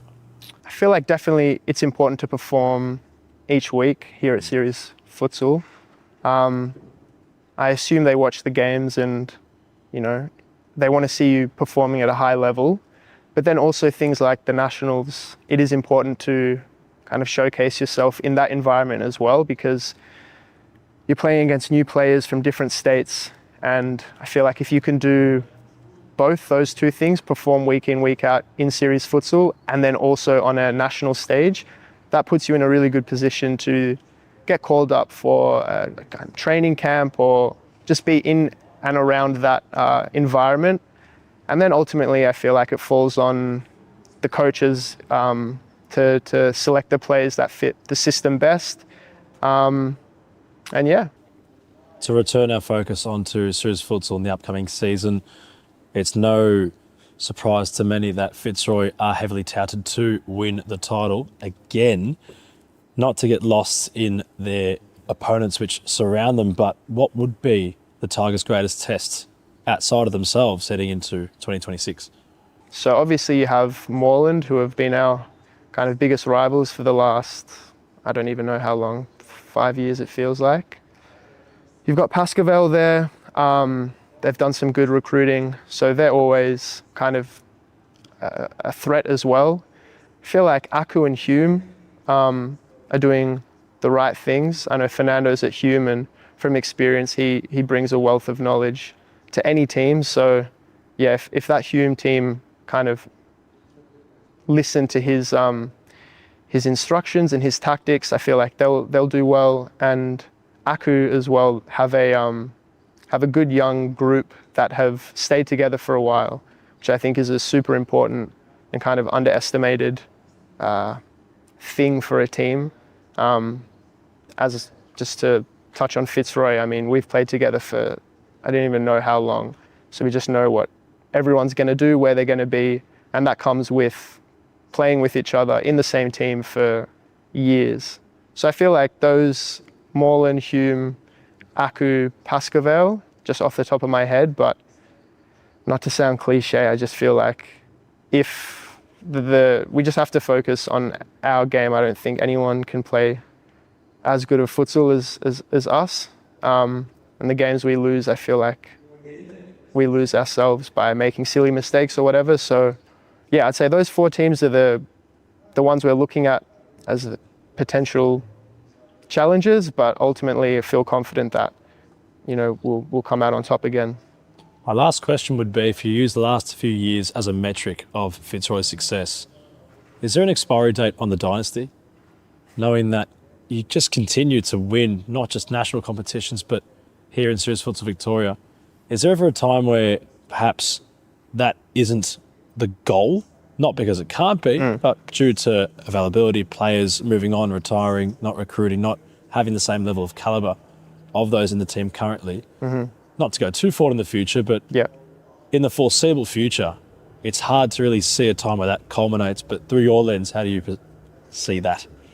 I feel like that's kind of what makes Fitzroy so unique and special, is that for even the last 10 years, I mean, it used to be Fernando was the senior player, and then there were players under him. There was Alistair Dunlop and Ange Footscray, who I don't even know if people remember. And then below them were me and Scott. And then below us are Harry and Elias.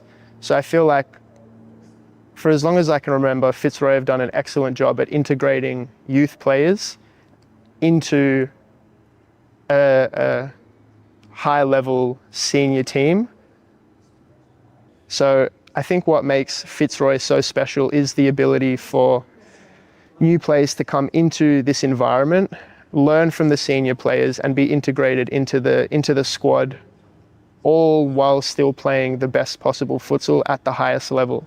And that's been done for as long as I can remember. When I joined Fitzroy, the first time would have been 10 years ago, I think.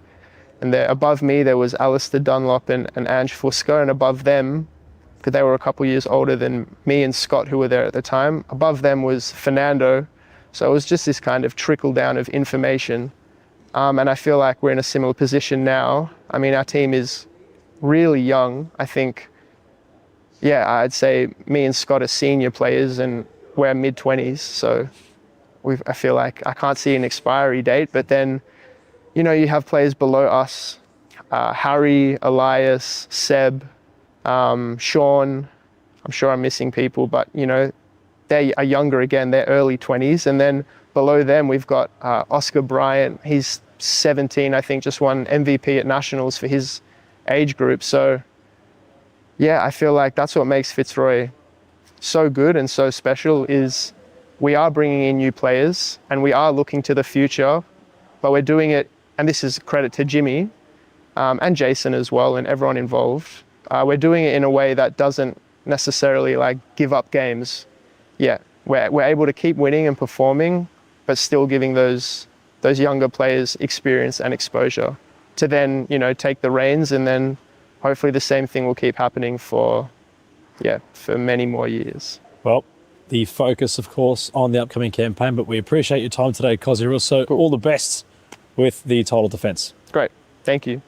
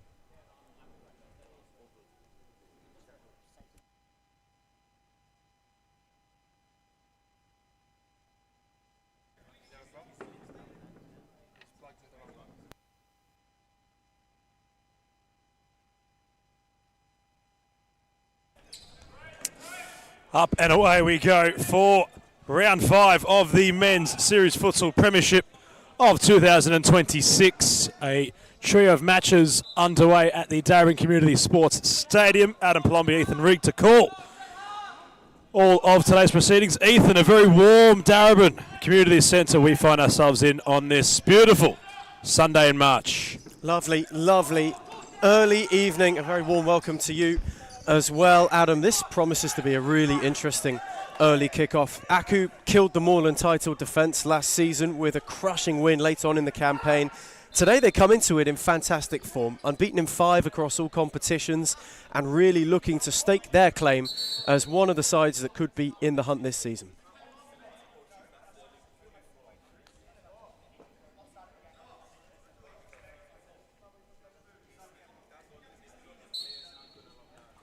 Adam Cooper and Giovanni Stellitano. Not exactly fond of something there. Frustrations being vented towards the official on broadcast side. It is Melbourne against the Moreland Blues. This fixture in 2025, Ethan, was one fraught with danger for the eventual champions of the first season.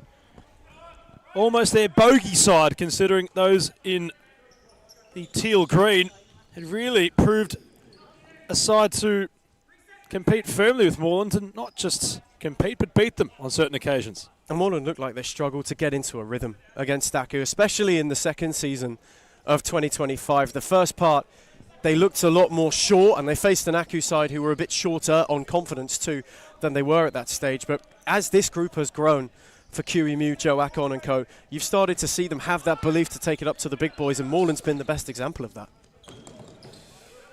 We have a look at how Melbourne Aku line up. Lucas Grigg is the goalkeeper.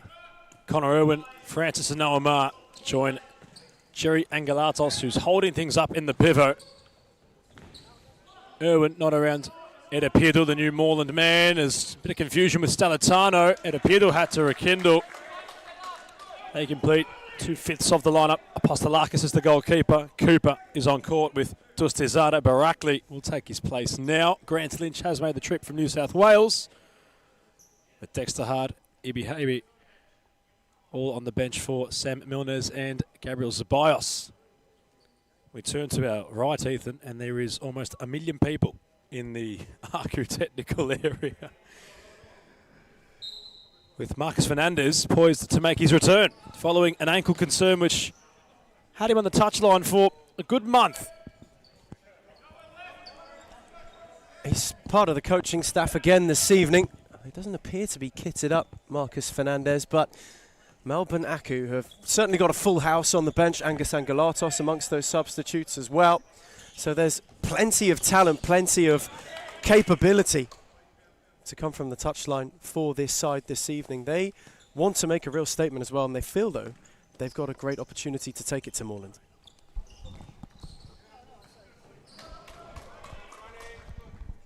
Oh, and that's a telling sign. The ankle not ready yet for Fernandez. It looked as if Ethan, he had his playing kit on. There was so many people in his way. It was hard to tell what he was wearing.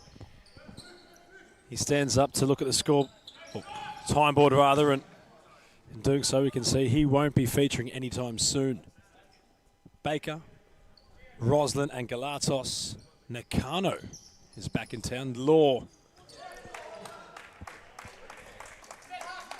and Oscar Yee make up the entire bench for Aku. Xavier Fernandez, the Fernandez which will play today, ready to go. Championship certainly lived up to his billing prior to kick-off in the men's premiership. Ethan, you had quite the position throughout the championship. What were your key takeaways from today's 5th round of action? 3 really good games in the second tier. The big takeaway is that Bolin, despite surviving a bit of a scare against Arians in that middle kickoff, found a way to win when they didn't exactly have the best rhythm. Kensington got one over RMIT. They have now staked themselves as the clear 2 that are leading the promotion charge to get into this division next year. Lots of futsal to be played. We can't stop telling you that week in, week out. It's a whole different ball game. Now with serious futsal. Barakli. It's a nice jostle from Mara's Cooper. Lovely reverse. It appeared into the path of Barakli, and the Blues have liftoff against their kryptonite. Lovely work from Adam Cooper. The way this comes out to him, he meets it as though he's going to crash it goalwards. The disguise is great. He just closes the body at the last second, and it gives Moreland the lead in an opening passage where they have played the better futsal and created a couple of opportunities for themselves. The first real questions of Melbourne Aku being posed in 2026, and ones that they will be looking to answer, though this fixture is slightly favourable. The Blues are always a side to be fraught with danger, certainly as it's a much more rejuvenated Moreland side in recent weeks. Don't take the quintet that they had with them into the cup with too much a heavy grain of salt at that, but Noah Mars on the charge. Aku have got a break, and Angelatos had his effort blocked by Bayrakli, and Aku have a corner. Quick response from going behind. Angelatos' take all the way out for Irwin, who couldn't thread it beyond Dexter Hart, who proved quite hard to get past.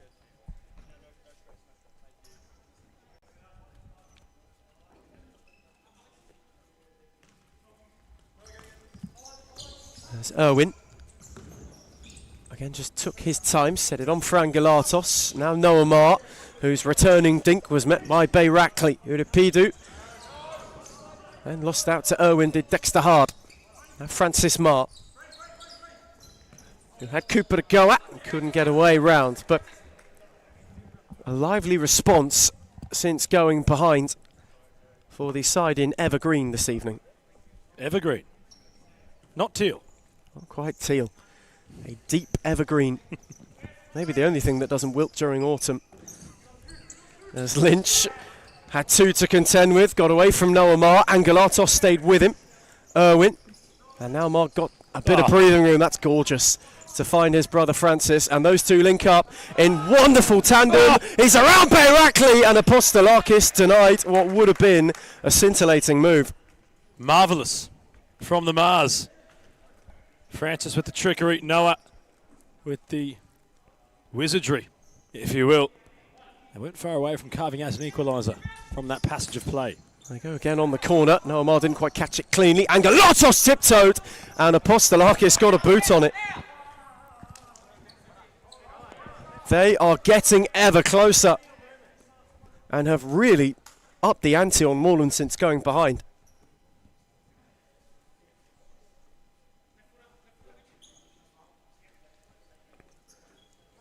Hart and Lynch trying to sort it out. Noah Mar worked to yards, and that one was behind Angelatos, who just made his move a fraction too early.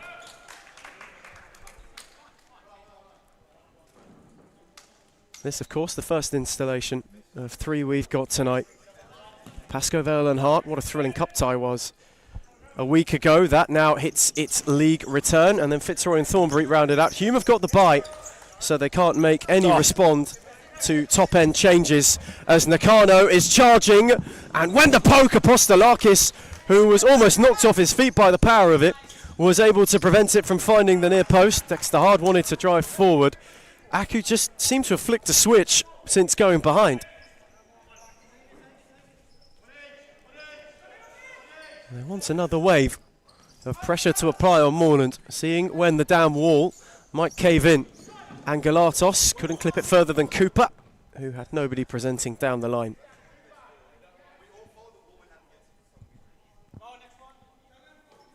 Ruslan getting ready to come on. Connor Irwin also now debibbed. A couple of changes as Aku were just starting to get up ahead of steam. Firm use of the body from Dexter Hart, trying to ensure that Angelatos wasn't to make inroads around him. Grant Lynch.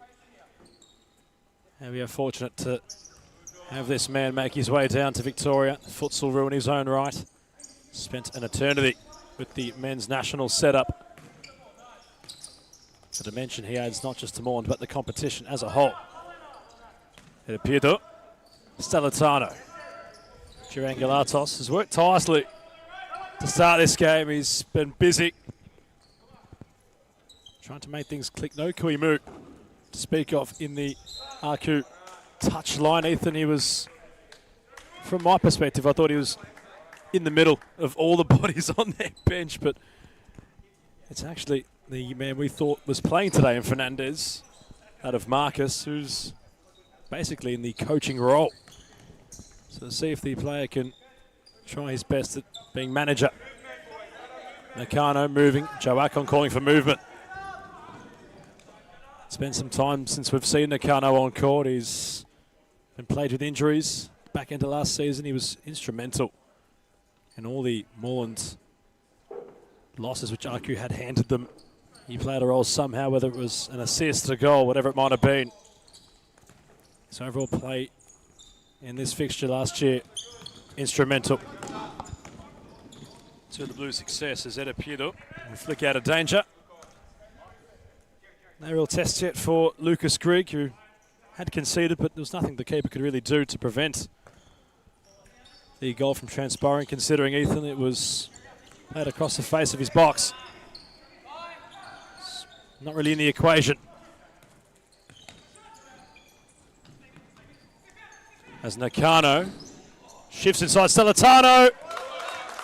There's a keeper who's been busy, Apostolakis, adjusting to make the save. And it's another good one from Apostolakis, but you can see when Aku just slow it down, they look so much better. Then when they get the chance to turn the screw, they create great looks. It's another one for Nakano, and it's all about the movement from both Angelatoses, either side.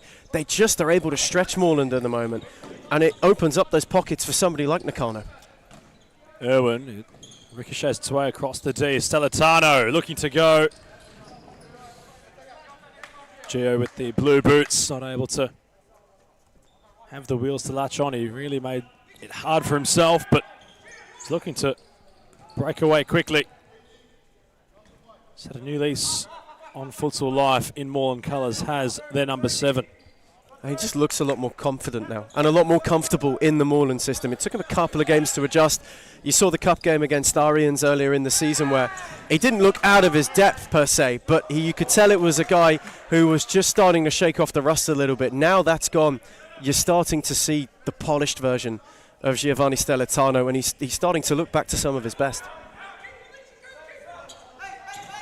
Irwin lofting it long. Stellitano had the chance to head to advantage. He heads out of play instead. In fact, it's a deep side ball, which Aku will have to delegate between themselves. The Erkan Barakli opener. The 17th minute, the sole difference maker between these two. Moreland.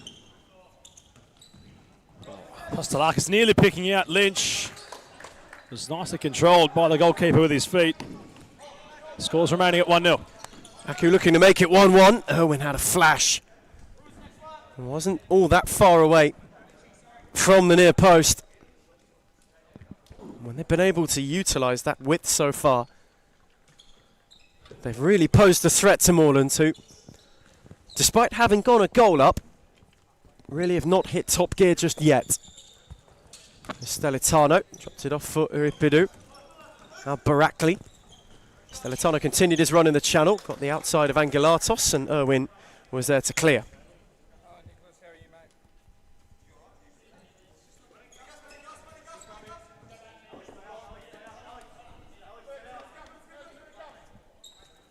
Side ball for Adam Cooper. Sizing up Angelatos. Set it for Uripidu. Couple of shouts for a Moreland corner waved away, but he wasn't too far away from giving Lucas Grigg a bit of a test.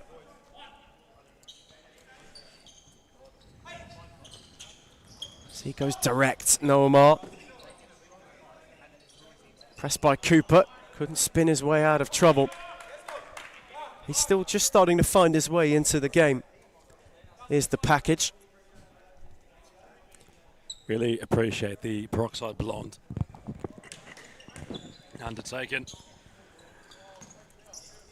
on the package these days. Look at the complete look, you might say, Ethan. And now Francis Marr is on the charge. And he had Noamar up with him. He couldn't tiptoe around Stellitano.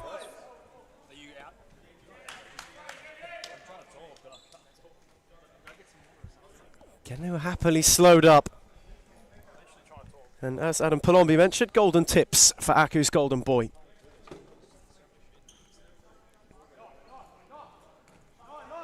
There's JJ Law, another one who is no stranger to donning something a little bit frosted. Now Oscar Yee. Uripidu stood him up. Francis Marr. Noah Marr can't get beyond Adam Cooper again. This time slid it for Yee, who set off, was read by Stellitano. Cooper, Bayrakli. Dropped off for Uripidu. Stellitano lost out, and now Aku can break. Francis Marr went alone and flashed his effort wide. But that is yet another opportunity they've carved out that's gone begging. Closer and closer they come to an equaliser. There's Cooper, this time cut out by Oscar Yee. Noah Marr, set it back for Law. Marr, Yee, this is a lovely move in the making, cut out by Uripidu. And now Cooper, who went direct, and Marr's slide was a good one. Just as Bayrakli was looking to blaze away, he was met by a firm foot of Francis.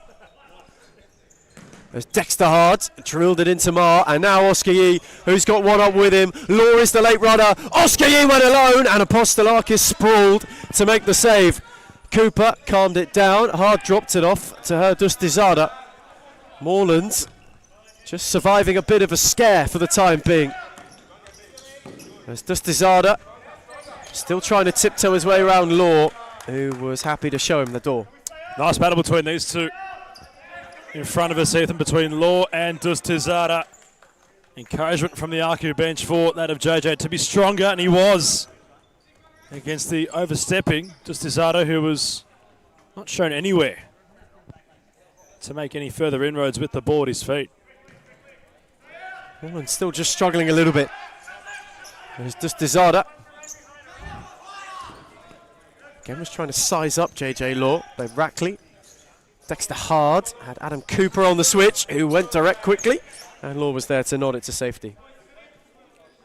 The Blues trying to settle inside their offensive half. Aku defending fiercely.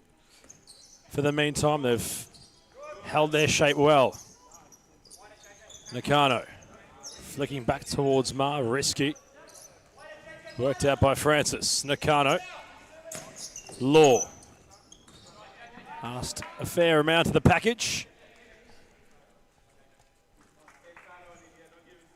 Noah Marr wasn't able to control the ball to keep it in play. The Aku boys just struggling to not find patience. Cooper measured hard. Stepped inside of Law. Fell towards Noah Marr, and Aku happy to settle momentarily. They've had a nice ideology today, have those in green, or evergreen as you might say, Ethan. They've certainly had an identity in this game. It's really about who's going to step up for them in these moments where they're trying to find an equaliser. And it's just a sluggish start is the reason that they're behind. Bayrakli made a good run, he timed it well. But outside of that, Aku have played the futsal. And it looks as though they're really willing to take this game to Moreland, who have had to hang on at times. You're seeing they're playing with a lot more flow than they have done in recent weeks too. They've been quite stop-starty. This is comfortably the best Aku have looked.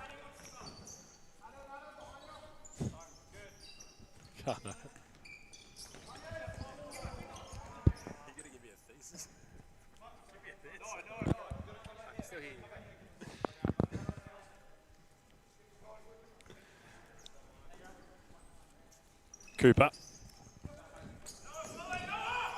Moving firmly up his flank. Here is AC3. Dustizada leading. Hard, Lynch.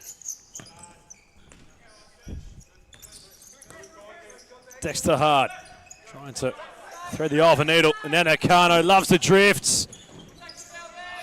Had no Marr in support. Deflecting ball was dangerous. Well played from Nakano, who's starting to liven up as he gets more court experience. It's just the rust being shaken off, really, isn't it, for Nakano? You're starting to see that agility come back, and it's such a threat. Irwin received it short. His intended cross hits a couple of bodies on its way through.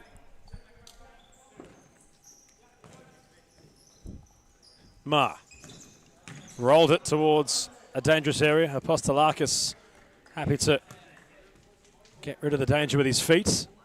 And Stellitano will enter the court again. Ball hasn't really gone out of play, Ethan. It's really had a lot of the clock chewed up in this first half. Might have us on schedule as Cooper arrives. He got his feet wrong at the pivotal moment. As Tas Petrikis will have his catching practice utilised. Moreland keep possession theirs. Lynch trying to use his body. Nakano not giving up. Stellitano. Told to press. Cooper. Somehow finds its way to Lynch, and he'll want a side ball. No need to play it or keep it alive.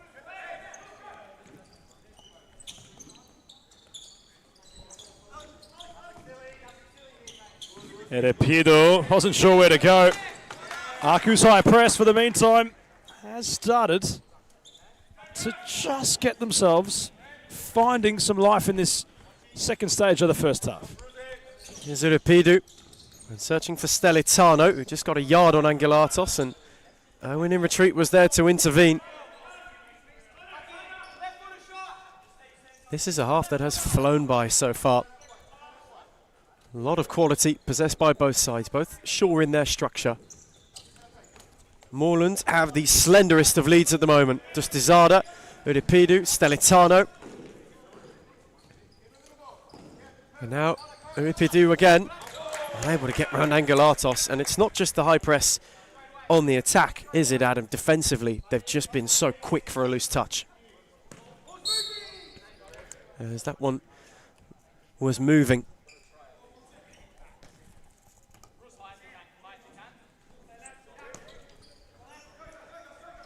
Lucas Grigg. That one a little bit wasteful from the Aku shot stopper. Although one of his shorter options had abandoned him. Well, he had scored that way a couple of weeks back against Carlton Hart in a pivotal stage of the match. So perhaps that confidence, Ethan, still remains true. Erepido, Stellitano. Again forced to clear his lines by the Aku press. Again flung long by Grigg, and again Stellitano is there to clear. Aku just turning the screw on Moreland a little bit now. Irwin, Ruslan, who sorted his feet out in the nick of time. Angelatos, Angus for Jerry. And now Connor Irwin. Much more patient approach for Aku at the moment. There's Irwin, that's risky, given away. Erepido wanted to work away around Angelatos and still is twisting and turning to find some space beyond. Angus Angelatos quick to shut the door and then forced to clear his lines. His acceleration for someone so tall and strong is scary. He has no right to move that quickly, to twist around in such quick fashion does the number 10. As Barakli almost had a look at a second. His effort decently wide of Grigg's near post. But it has been a flash in the pan Moreland attack. That's a tidy flick from Ruslan. Angelatos kept it alive. Connor Irwin went on the volley and was not too far away from troubling Apostolakis and maybe the scoreboard. And again Stellitano is swarmed. But this time a bit more of a disjoint to Aku's press allows him out. Erepido. Lynch had continued and Grigg denied him down low. Angelatos one to another and then back again. They work themselves out of a tight situation, much to the appreciation of everyone on that Aku touchline. Brilliant passage of futsal from both sides. Grant Lynch had himself half an inch or two of space. Prior to that happening, Ethan, you noticed how much pace on the ball Irwin had manufactured off the volley. Apostolakis was blinking. He was rooted to his spot, the keeper. although the ball kept lofting over his crossbar. And Joe Topsy-turvy game. Joe Akon has issued a timeout. In the meantime, as Irwin came across. Malaku, for all their muster though, still yet to find an equaliser as Udipidu lashes wide, and now we will have that timeout. Joe Akon quick to issue it. Aku have played a lot of the futsal, although an early Erkan Bayrakli goal is the difference. It's Moreland who lead by a goal to nil.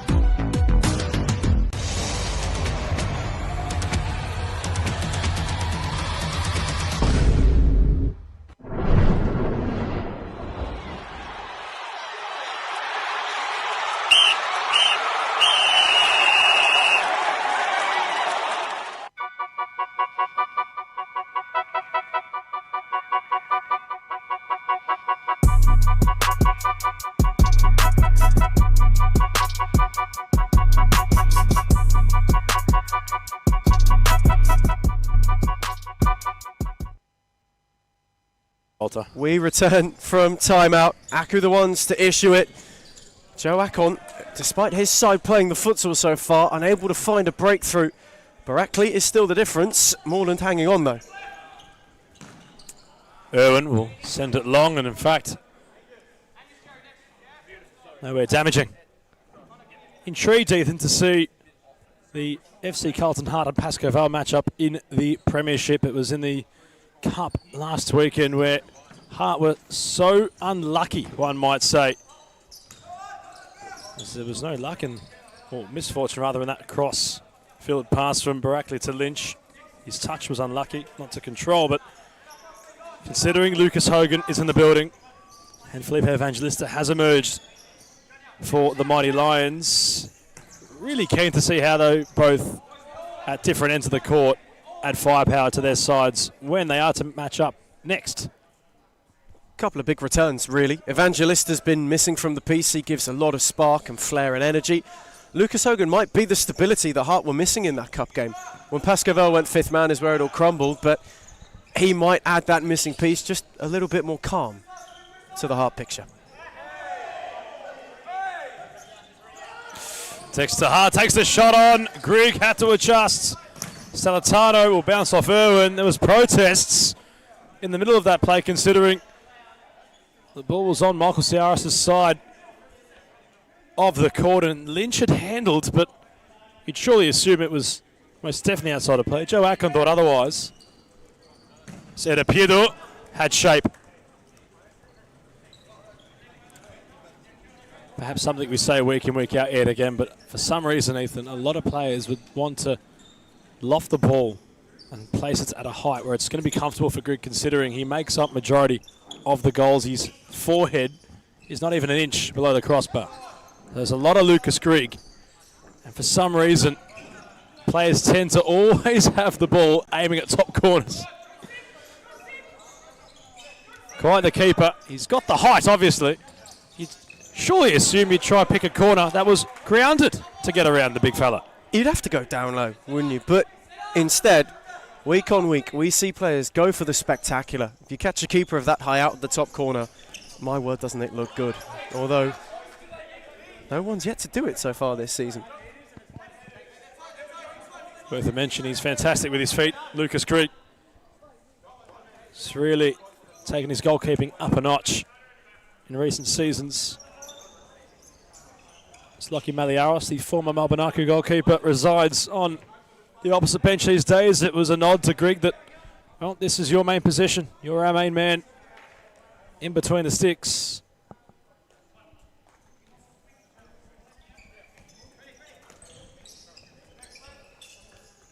Nakano. Ma. Stellitano back to Apostolakis. Edepido could only flick out of harm's way. Aku with the pressure.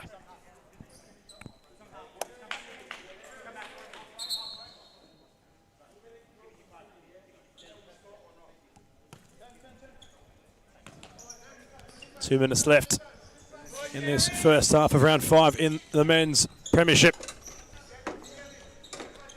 Barackley, the sole difference maker. Oh, well done from Stellitano. Edepido wanted Stellitano. The cutback for Lynch.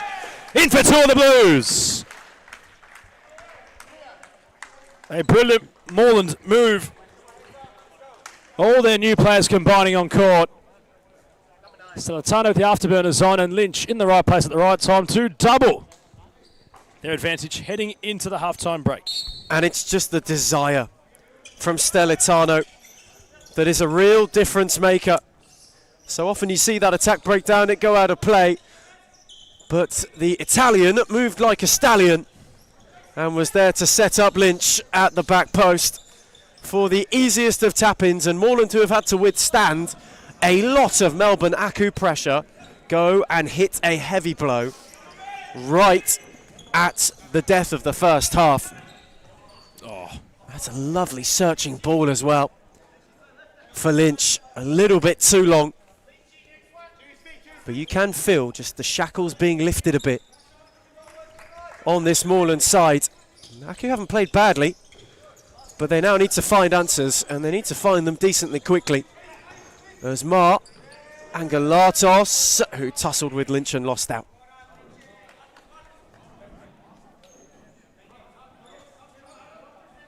Just over a minute to the break for the Premiership's first Sunday instalment. What a half it's been. There's Noah Mar, went spearing, drilled it into Dexter Hart. And Udupidu, who had no other option but to clear. I want to go on the record and say this has to be one of, if not the quickest half of futsal I've experienced at DCSS. That's Mar. Belted one across.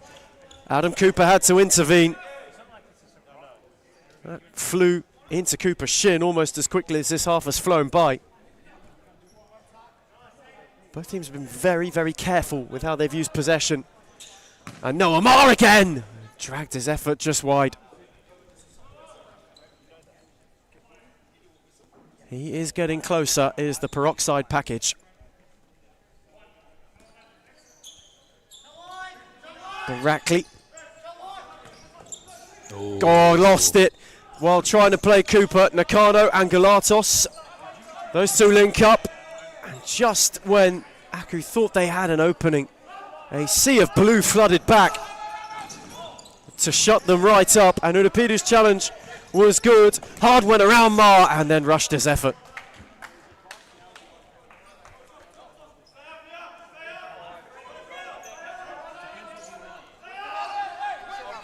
Is there a late change to what the half looks like? Udupidu, Cooper, Barackley, anywhere will do for Moreland right now, and Galatos.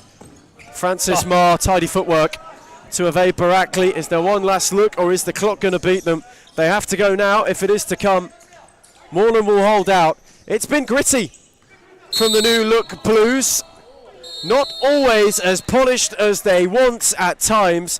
At a rapid pace first half, and evergreen Aku are still ever looking for their opening goal. Half time in Darebin. It is Moreland 2, Melbourne Aku 0.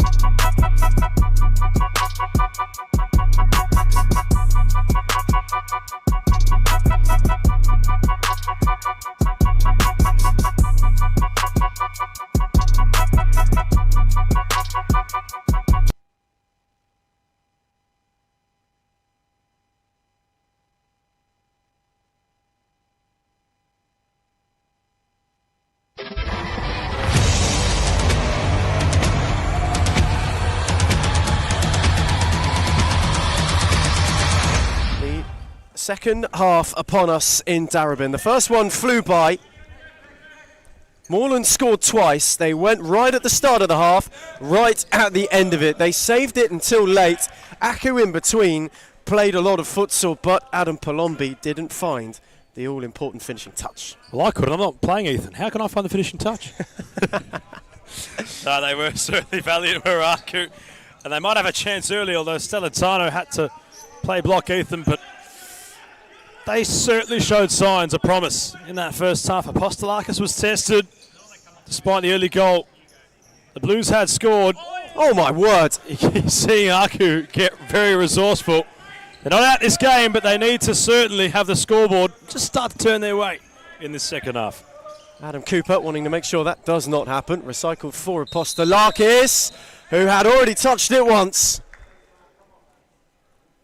So, a real opportunity now for Aku, who had evaded a first goal in the first half, to halve the deficit and get themselves right back in this game.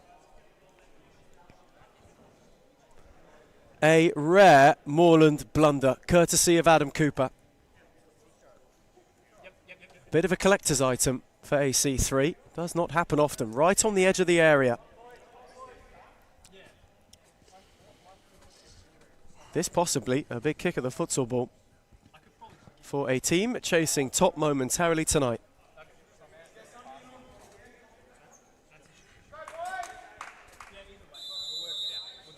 Ruslan for Francis Marr. Apostolakis wore it, and the rebound was lashed wide via a deflection off Dustizada. A Melbourne Aku corner. Nakano's take. Marr. Stellitano to shift beyond, and then Cooper, which was too tall an order. But they have flown out of the blocks at the start of this second half. Nakano, Angelatos, who sold Nakano short. Cooper read it, and then it broke for him. Nakano couldn't steer it round Dustizada. Cooper, happy to call it all the way down and re-find Dexter Hart, whose one to Cooper was risky. Moreland are really playing with fire at the moment. Apostolakis went searching. Marr cut it out. Set back for Ruslan, who was waiting on movement, waiting on options, and Galatos provided him with one. Francis Marr. Ruslan. Patience for Aku. Nakano. Angelatos. Sizing up Stellitano. Poked it back for Nakano. who thought about it momentarily and worked a yard for himself. Apostolakis sprawled. Angelatos was hustling. Stelitano helped it on its way. And now Dexter Hart can hurry. But Francis Marr gets a foot in. Nakano, Angelatos, Marr, Aku want handball. They will get it.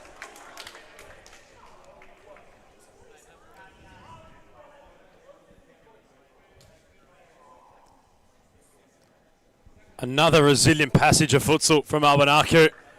Testing Apostolakis, withstanding a counter charge from the Blues and being able to conjure up one of their own, which earns them a free kick. You can see the Marr brothers having quite the conversation.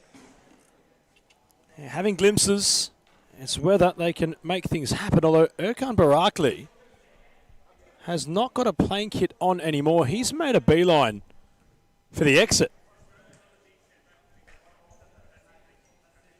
You wonder if that's injury related, but Erkan Barakli will not feature for the Blues. That's a story developing in its own right. Meanwhile, on court, Aku free kick.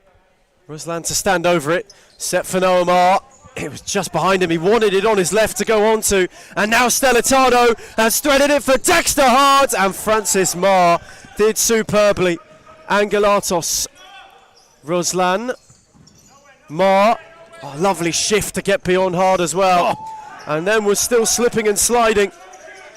Dexter Hart driving. Oh. Noah Marr's foot in. 3-on-1 the other way. Cut out by Cooper. And Noah Marr forced all the way back. Aku still pushing. Still unable to find an opening. We received word from Nick Parthamos that Erkan Barakli has a wedding to attend. No ceremonies yet. Between these two sides, all to play for. Tight game. Ball starting to venture out of court. Clock starting to stop more frequently.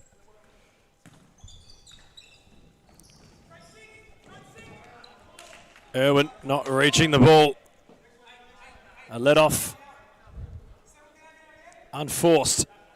The Blues can now restructure. Cooper was practically sprawling.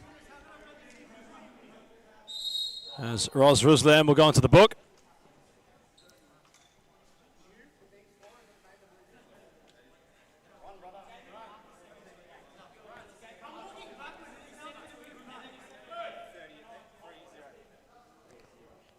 Ros Ruslan, not usually outspoken. Wasn't too fond, perhaps letting the game get to him a little bit. He knows that Aku are certainly in this contest. Enjoying the battle, Ethan, between Cooper and Noah Marr. Apostolakis came a fair way to try to receive the ball. It ended up rolling out of play. It's been a real coming-of-age performance of Noah Marr so far. Cooper won the early battles, but he's showing he's willing to take it on and is adaptable. After losing those first couple of encounters, he's just started to get the better of him and create opportunities.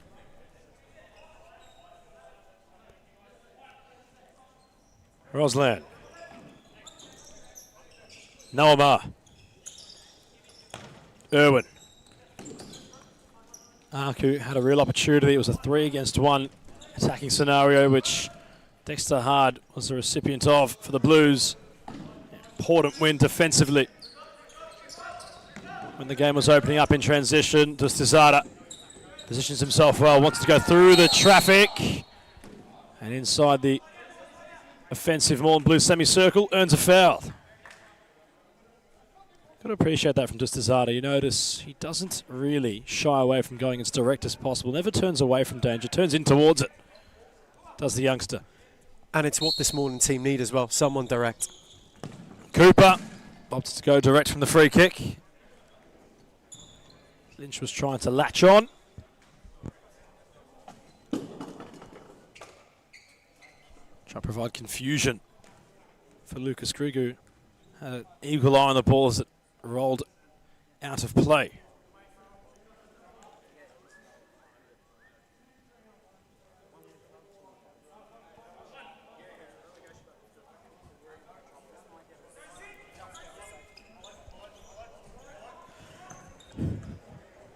And Galatos for Marr.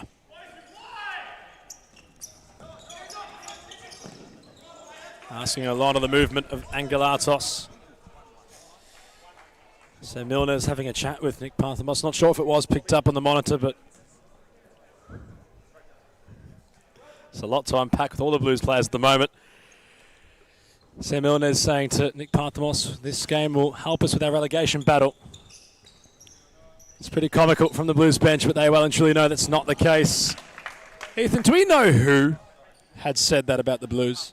That remains a mystery. Apostolakis a couple of weeks back in our last league round of futsal was having quite the all-timer interview, but I'd love to know where this started.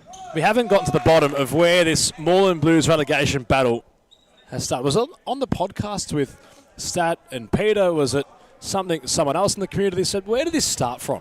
The investigation on my end is still ongoing too. I have no idea where this has come from. Although it is good to see Moreland are taking it with a very good sense of humour. That all would have stemmed from the Blues opening night against Fitzroy, which was one to forget from a Blues perspective, one to really build upon from a Fitzroy standpoint. But it's really become a theme in recent weeks. These Blues looking to bounce back to their best. They've been cheeky on social media. They haven't shied away from a bit of character. That's what you love to see in the game. Zerwin, awkward for Apostolakis. It ricocheted onto his crossbar before the veteran was able to cradle. Stellitano hits the roof and looked laboured from the Italian.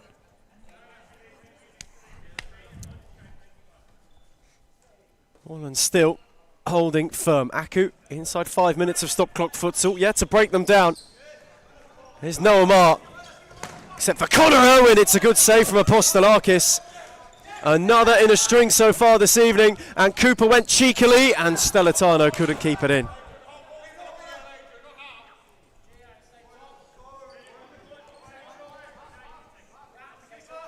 Quite a lot of outspokenness. Gabriel Zabayos saying, well, not all of it was out.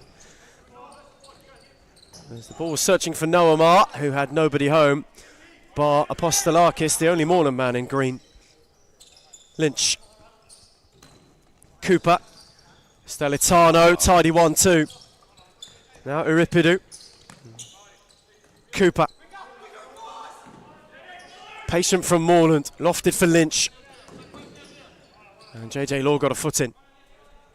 Very tidy in possession, the Blues. Moving it left and right, right and left. Manufacturing a deep side ball. Lynch for Cooper, who crashed it. And Grigg knew not much about it before it stung his palms. Irwin couldn't clear beyond Lynch. Uripidu, Cooper. Set for Lynch. And this time Connor Irwin with a firmer challenge. Cannot be understated, it is warm in here. And the players are certainly feeling it. You can see Lynch always wiping away at his forehead. The same with Marr. Out of the tall Noah. The climate stifling the Blues and the Aku boys currently.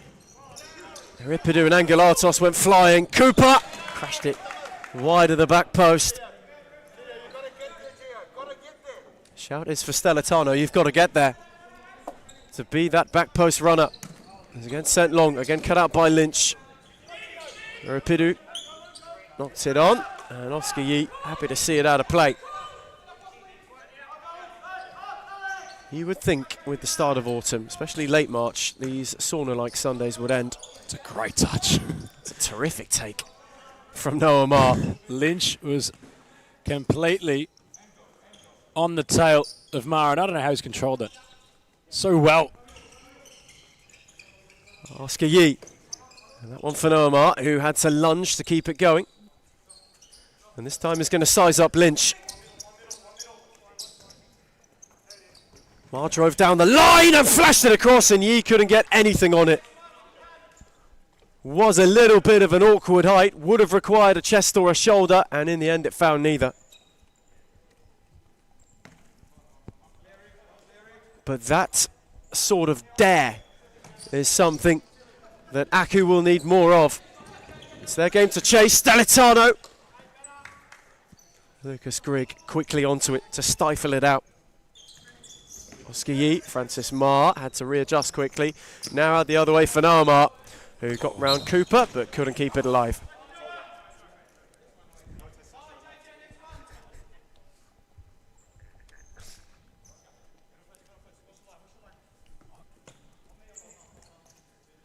Dexter Hart returned it for Adam Cooper, who had quite the cheeky comment for the commentary box as he walked beyond. And Oscar Yee has picked Hart's pockets. And you can start to see now some of that Melbourne Aku frustration at these missed chances. Done pretty well to generate them with frequency. No end product to speak of, but they're not out of this contest yet.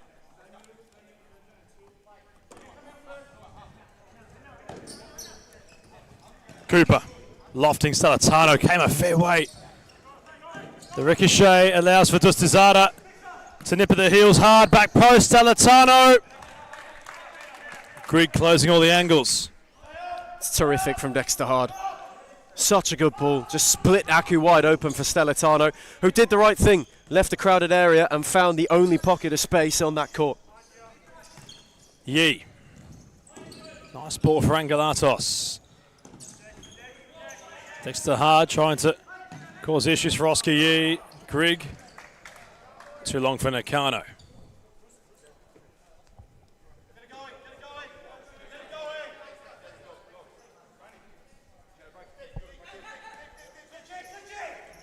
Cooper, Angelatos was hot on his press, and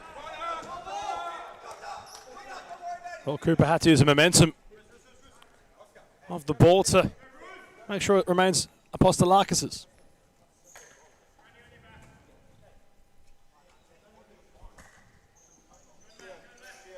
Apostolakis, too short for Hard. Mark can't keep it in.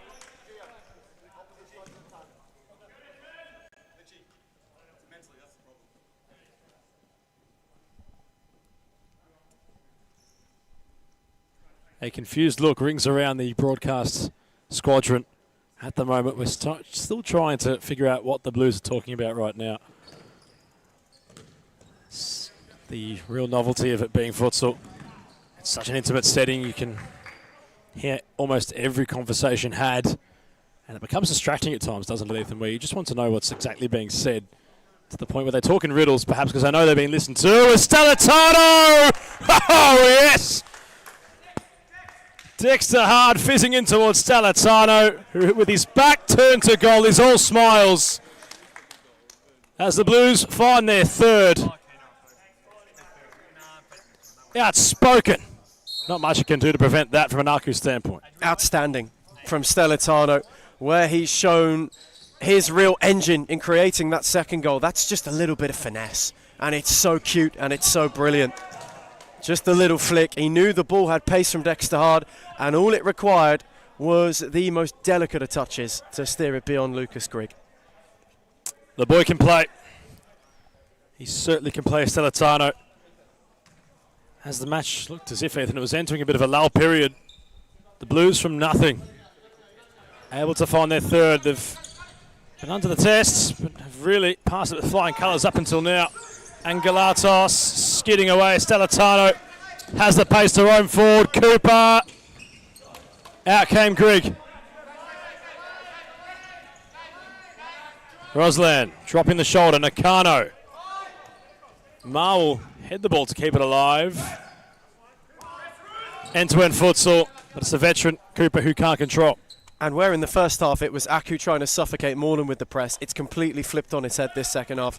Moreland have gone through the gears now, and they're starting to hit their stride. You can see it, the movement is quicker and just a lot more fluid, and Aku can't get out.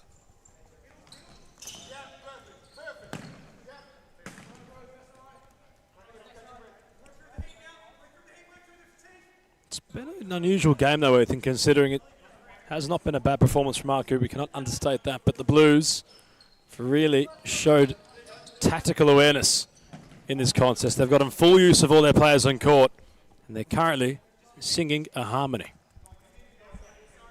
It's been a while since Moreland have been singing the Blues in perfect pitch, although this evening so far all is going to plan. There's Lynch on the switch for Stellitano, who had Francis Marr to go around and couldn't quite do so. Approaching the halfway stage of the second half, Moreland have added beyond the break And it was the deftest of finishes from Stellitano. The perfect crescendo to a real symphony of a Moreland move. And Aku, who have been far from their worst, are now staring a first defeat of 2026 in the eyes. There's some misfortune to it where they have not taken their chances and Moreland have. But this looks as though it'll bring a run of 5 unbeaten in all competitions to an end, unless Nakano can cause some spark, and Apostolakis, as always so far tonight, got his angles right. And a quick release for Stellitano, who lost out to Angelatos, and in retreat was all over him. Angelatos kept it going. Noamar had Grant Lynch to go at. Nakano then mopped up. Angelatos wanted to return it, couldn't get beyond Stellitano, who in turn just wanted to take some yardage, and a quick signal to the bench that he might be a bit knackered.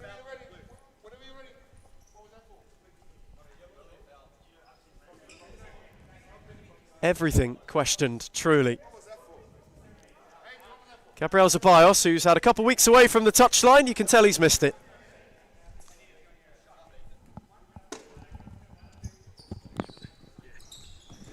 There's Lynch. Steered it for Stellitano, who tiptoed away from Irwin. It then ricocheted for Grant Lynch, whose flick was fanciful. Mar got a foot in, and Irwin did well to carry and steer it on for Oscar Yee, who's got Uripidu to go around. And he proved a Herculean tower too tall. Stellitano for Dustizada. Uripidu, Stellitano. Dustizada will make it work. It did stay in. Perfect spin from Stellitano. Dustizada gave it a drive as him and Oscar Yee collided. Greg quite nonchalant on to Noamar, who was confronted by 2 blues. Irwin, Oscar Yee, trying to work an angle, wins the corner.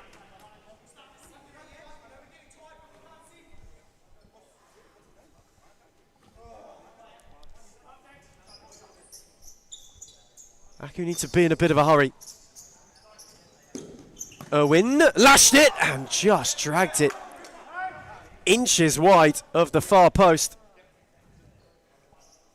And Gabriel Zeballos wants time out. He's missed this window, but they will get the next one. There's Noamar. On for Connor Irwin. Aku just happy to slow it down a bit, trying to see if the need to force it can evade them. Lynch, Cooper, Dustizada get out of the press tidily. Now Dexter Hart. A good foot in that will fall for Noamar, who stung Apostolakis. And Cooper then went to retreat.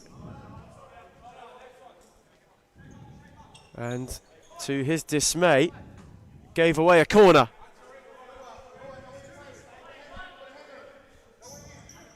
Aku must capitalise. Irwin, Mar, forced back. Noah finds Francis, who asked a lot of Angelatos, and now Dustizada, who is all on his own and has poked it wide.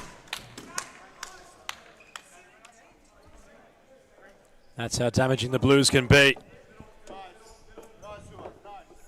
Demonstrated what they can do so far today, and they weren't far away from a 4th. Aku running out of answers. The Blues making this performance rather routine. Hard, an acre of space. Not sure if that was a trick he was attempting to pull off or a complete bit of misfortune. The ball getting stuck beneath his foot, almost comically. He had an acre of space to infiltrate as Aku will resort to their bench. The Blues issuing the timeout. They lead by 3-0 deep in this second half.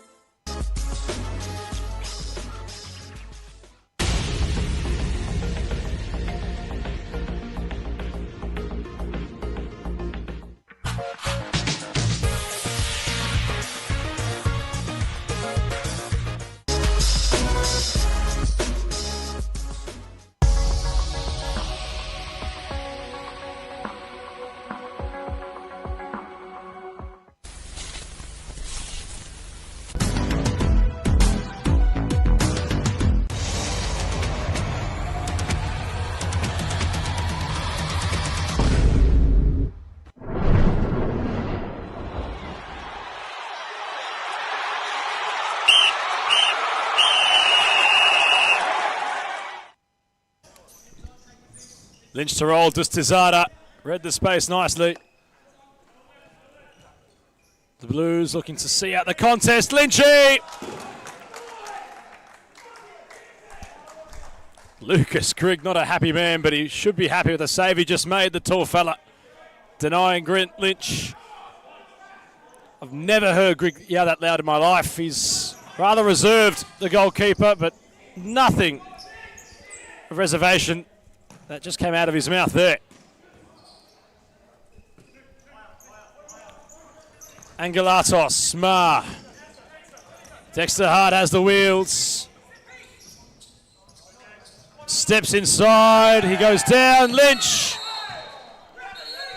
The rolling foul won't continue, a card will come out. Lynch sent it back to Gibraltar with his effort, but after all, Moreland will have the chance to infiltrate the sticks again. They'll get a good look here, the Blues.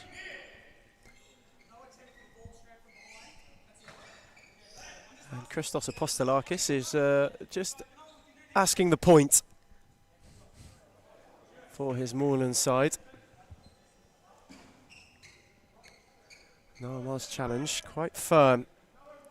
Just as Dexter Hart had got away, we might have been looking at a hard-style screamer in Darabin. Had he been able to let fly, he worked a good angle, and now they have a good look from a free kick. Aku setting up the wall brick by brick. Cooper is no stranger to this scenario. He rolls it for Lynch, who scuffs it wide. Not many times you'll hear that being said with the futsal route. Lots of, I want to say froth on court, Ethan, considering you're starting to hear the players and their boots make that squeaky noise. Edepido, bit of control. That's really well done from the big man. And he finishes. Pick of the bunch from the Blues. Edepido, congratulated by Apostolakis. It's a fantastic solo goal from the number 10. And quite the way to respond from last week's cup defeat. Moreland 4, Aku 0. And it's devastating. A one-man counter machine was Edepido on that occasion. Aku completely cut open. All of their good work undone. And Edepido goes down. Grigg had to intervene to prevent the bleeding from being stopped as Angelatos will shift it well and truly wide. Still really trying to understand these talks of a relegation battle coming from the Moreland Blues bench. They've been saying it all afternoon. A big cheesy smile from Stellatano as he glances towards the broadcast area, but we'd love to know where these conversations have begun from. That's going to be our task, Ethan, in the post-match, is finding out where exactly this relegation battle Blues idea has come from. It really, it might be comical, but it's getting beyond the point of comedy. It's quite silly. They're not far away from handing Aku their first defeat in the competition this season. I think I heard Gabriel Zabayos say this was a 6-pointer for them tonight at some point. It's remarkable, really. As Lynch is tiptoeing his way forward. Ruslan got a foot in. And Iripidu there in retreat. Stelitano lost out. Francis Ma, who was claiming he caught one and then slowed up. And now we will have a stoppage. He wore an inadvertent elbow to the eye. Quick check-up from Gabriel Zabayos as well. Aku's number 26 seems to be okay. And then feigned the bench and feigned Connor Owen before carrying on. Well, this has been some way to rebound for Moreland. The press has been there, the desire has been there. This is the blueprint we've been seeing in recent weeks. Although Nakano wanted to thread one for Angelatos and Apostolakis was there to mop it up. Just Dizada Set it back for Stellitano. It's been professional.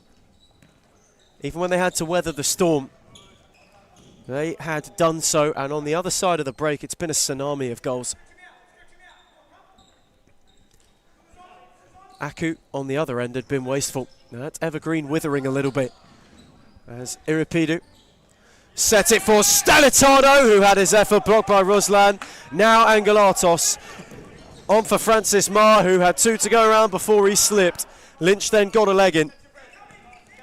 I wouldn't exactly say Aku have been wasteful. They've not exactly had a clear-cut chance, and if they've had any side on goal, Apostolakis has been on song.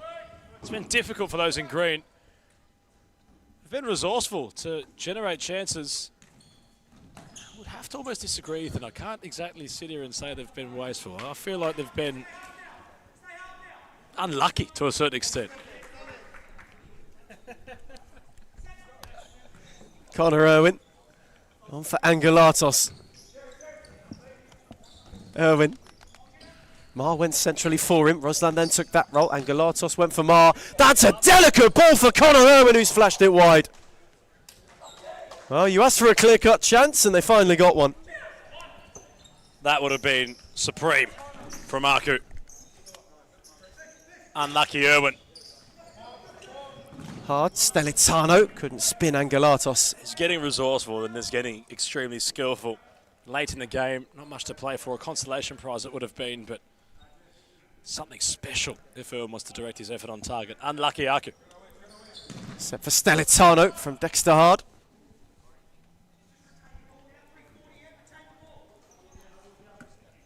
Hasn't really been Aku's early evening, as Adam Cooper went spearing for Dusty Zada. But on the flip side of it, what a result this is for Moreland. Takes them Don't say it. to within a point of Aku. It puts them into the top 4. As Marr laid it off for Irwin. And now Dexter Hard on for Dusty Zada. Stellitano was the spare. Hard. And a good intervention from Angelatos. It takes them back towards the end of the table they want to be at with 3 points tonight. Ethan, I would have walked out if I heard you say out the relegation battle. And I really thought, because of all the amount of times I've heard that from the Moreland Blues bench tonight, that was going to utter out your mouth, and I was ready to make a beeline for the exit. As Noah Marr is making a beeline on the counter, but Adam Cooper puts a stop to it. So footnotes still to be had in this match. The result all but determined, really. Aku trying to perhaps force a late scare. They'd have to start very soon.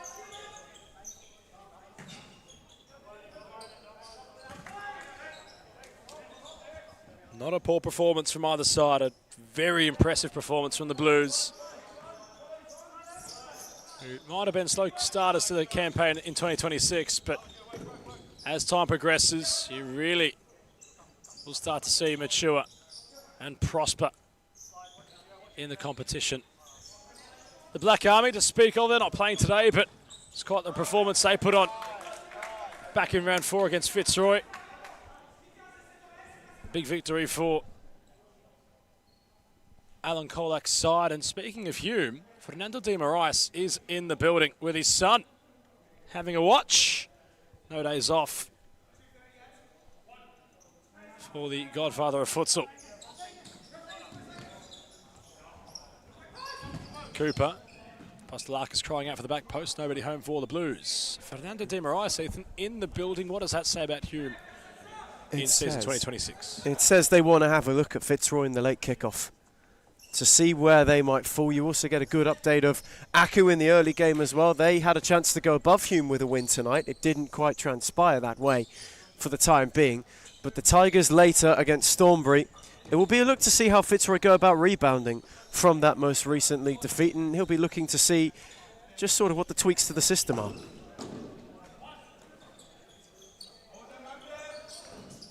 Cooper got too resourceful. Apostolakis relied on all his experience to make a save at close range. And that's awoken the Blues, who were looking too pedestrian off the ball. Hard will intervene. Let's poke the ball away from danger. The clean sheet on the idea of Christos Apostolakis, he keeps it intact for now. It'd be a first for the season too, which for Apostolakis, who ran away with the Golden Glove this time last year, season 125, it's been a long time coming for him. Cooper isolated. Stellatano not measured for Ede Piedo. Marvellous in striking range. His effort underground and wide. Touching on the Black Army again, Ethan. The noise they'd made from the locker room once Gab Murray and Fernando had joined them following the post-match interview of that clash. You would have thought they'd won the league. They were vocal. They were going bananas in that change room. And as much as they might have been conversating, Ethan, about how well they played that night, would really assume, and well, it's not really an assumption anymore considering Fernando is in the building. He's having a close watch of Hume's opponents in weeks to come. You'd have to think that following their quick start to the season, which is something we haven't seen from Hume in years, they will certainly back themselves to try and go all the way in season 2025. I think given the start they made as well, perennially slow starters, they'll be looking at this now going, okay, it's not just a quick momentum. They beat Fitzroy. That's something tangible to say that this team can compete.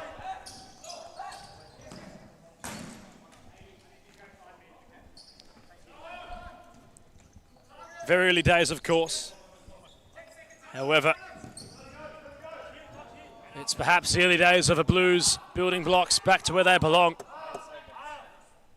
Aku, 8 seconds away from their first blemish in the calendar year. The Blues back to where they belong. Escaping the playoff positions.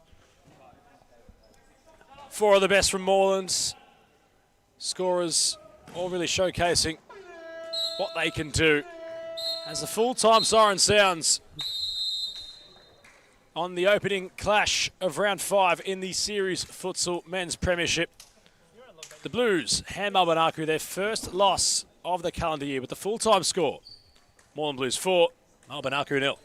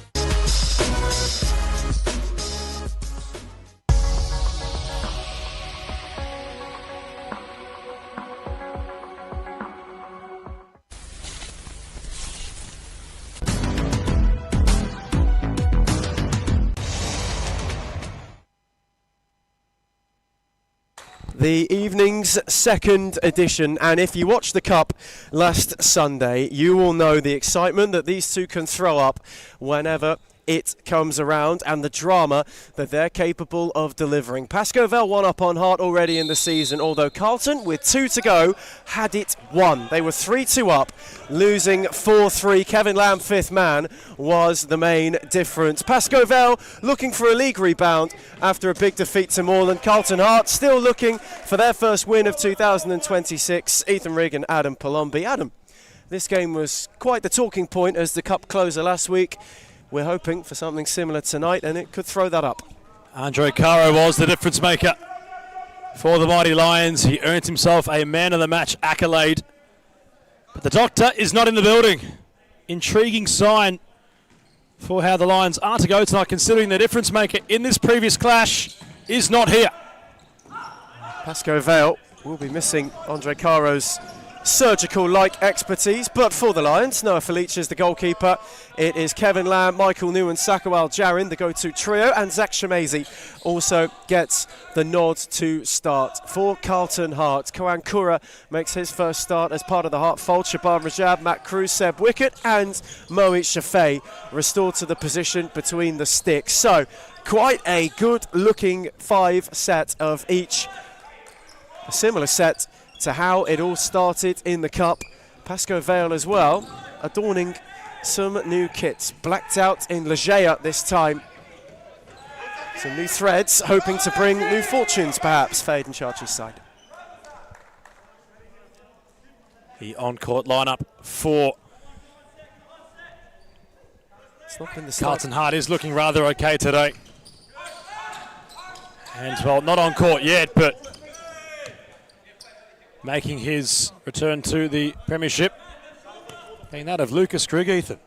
He's in attendance. Make that Lucas Hogan, rather. Lucas Grigg fresh in our minds following his performance despite conceding 4 goals from Malaku.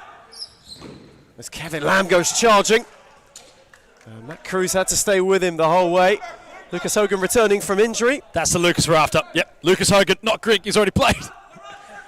Which of course he sustained in the early weeks of the season. And for Pasco Vale, Felipe Evangelista is back amongst the fold as well for the first time in 2026. So, new additions for both teams. Evangelista, one of their players of the season in what was, albeit honestly, a bit of a forgettable campaign for the Lions to round out the calendar year just gone. But he will be hoping to continue that spark as Felice finds Lamb, who squares it for Jarin. What a save that is! Mohamed Shafei, that is absolutely supreme. Brilliant stop from the keeper. Well put together the move from the Lions. Oh, Jaron, you know he has the shape. You know he has a fantastic right boot on him. And that save made by the keeper, Shafei, it's going to build him so much confidence in this game where he's going to be important, Ethan, if Carlton are to come away with anything tangible. That's his first piece of action for the evening. My word, isn't it a good one? As wickets caught dawdling, and Lamb tried to go the long way. Pasco Vale, one-hand ball. It's waved away quickly. Cruz, Rajab, Kura, and now Hart can break, but the ball to return for Shaban Rajab is too heavy. Not one to usually be transparent about the officiating, but the Charchies might have all the reason there to not be too fond. Shafei was just outside his defensive half, and he might have handled the ball, the keeper. He spares his luck for now. It's Felice. Lamb was waiting on the movement of Wal Jarin. Instead now with Michael Newen. Back for Noah Felice. Lamb again wanted Wal Jarin, and they work it out, and Kevin Lamb absolutely crashes in the opener. Pasco Vale looking for something piercing, and Kevin Lamb nearly takes the net off. Jaw dropping. It was as if the ball had owed Kevin Lamb money. He completely wrapped his right boot around it. Shafei standing like a statue, nothing the keeper could have done. It's a fantastic goal from Kevin Lamb. You blink, you would have missed it. Carlton Hart trail.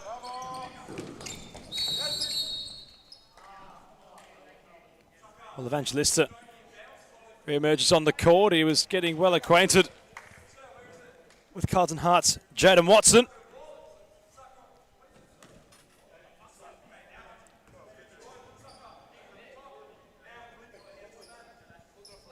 And Fam on court. Pasco Vale looking to show a strong outing without the doctor. Noah Felic, Ethan. What an addition he's been. The goalkeeper, he's under the test here as Seb Wickett will test the keeper. The Futsal, with his first real effort to save tonight, passes the mark with flying colours. And it's not just the shot stopping either, it's his on-the-ball ability. Allows him to play fifth man with much more ease. He's just so calm. Carlton Hart trying to get things moving quickly. Watson and Wickett combining. I'll try again from the side ball. It's Watson who has the ball stab in towards Evangelista. Cruz. Pedestrian Evangelista. Could have got his shot away. Falters back to Waljaran laterally and he'll recycle with Nam Pham. Evangelista really would have thought he was going to strike first time. He wanted to take an extra touch, Ethan. And it was to his detriment. The way it opened up to him, it was fortune, of course, but you've got to come onto it first time and just wrap your foot round it. Maybe a bit of court rust.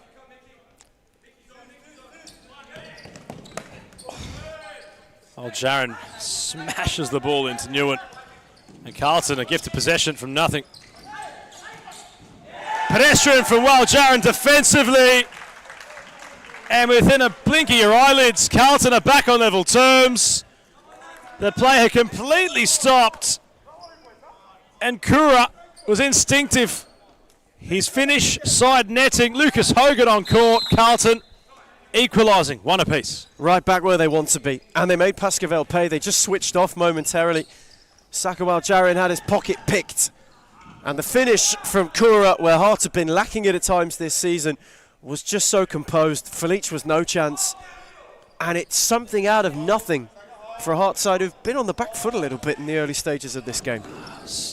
Very confusing play considering, Jaron had hit the ball into Newen. Meanwhile, at the other end, Nam Pham trying to progress forward. His shot, the only viable option.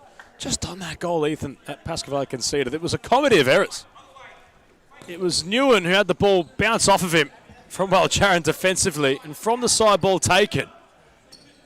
Jaron tried to get out of danger. He was in a position where he thought, what am I doing with the ball at my feet? Credit to Kura. Quite the finish. As Hogan, Wickett. Here is Hogan. Ball was played behind him. Seb Wickett looking for Kura. Pham cuts it out. Evangelista. See elusive footwork. Jaron screwing up against his former teammate Fitzroy with Seb Wickett. For that matter. Western United. Jaron. Roaming into space. Sat down by Watson. Takes a tumble, does Saka. As Pasco Vale will have a corner. Directness from Jarin. A good dummy from Newen. Saka Jarin set piece. Went with height. Michael Newen got there and caught it sweetly. Kura had to be there to intervene and get himself in the way. And the Lions really wanting to re-establish that lead with haste. As Jarin this time flashes wide.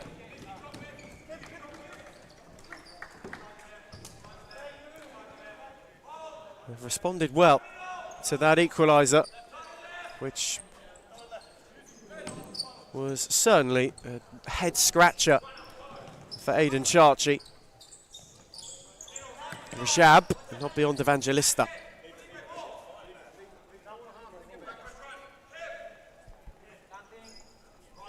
Hart just starting to steal the ascendancy. Rajab threaded it for Watson. It's a good challenge from Kevin Lamb, who was then able to just steer away from the Hart press. Lamb again. Felice goes on an adventure. Pasco happy to go fifth man. And it just opens up the space for Felice. Lamb with a brilliant ball to find Evangelista, who was twinkling his toes. And Hogan came across before he was pounced upon by Dawood Ferreira, who is making an outing against his former side this evening, as he did in the Cup 7 days ago. Rajab, Hogan, tried to thread it for Watson. Ferreira did well enough. And now Evangelista, who had Newen down the line, but still just coming to grips with being back out on court. You get the feel for Felipe Evangelista. It has been a hot minute, that Evangelista. As Rajab slide upon Kevin Lamb, who broke the deadlock for Pasco Vale.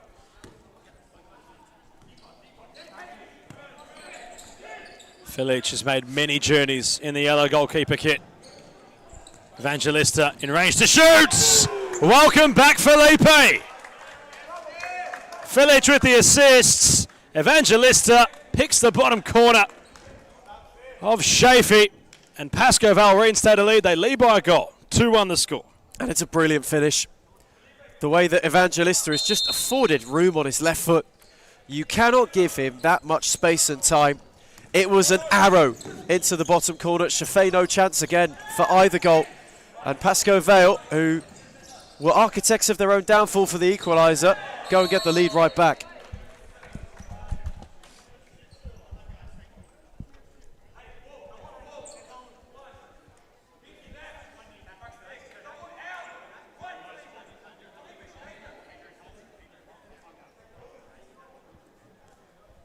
And Carlton Hart want time out by the looks of things, with that free kick being issued. Rudy Wickett was quickly over to issue. So Hearts, who have got themselves back behind, have it to do on the other side of the break. It's Pasco Vale 2, Carlton Hart 1.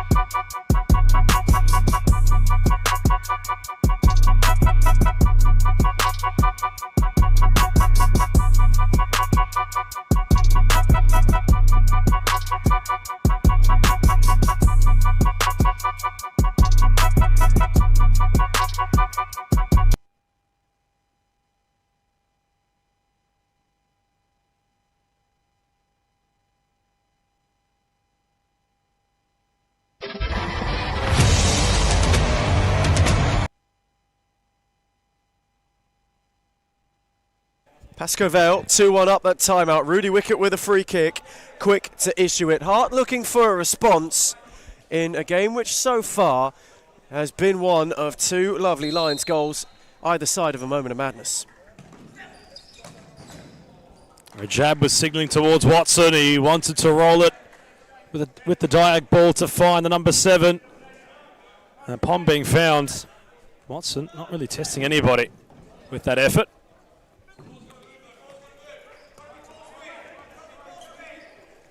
Newen awaits the movement. Lamb. Such a real narrow court it is at the moment. And while Jaren's been picked out. That's just so slick. The intricacy between Michael Newen and Kevin Lamb. It's something Pasco Vale have been waiting to see again for quite some time now. And it's just a sign that those two are synced back up. They're playing with a lot more confidence because you didn't see that last season. Oh. Lovely back heel from Rajab, and Hogan was more than wanting to drive. He was using his physicality to have half a chance on the edge of the area. Well, Jaren will go long. Pressure was quickly provided by that of Shaban Rajab.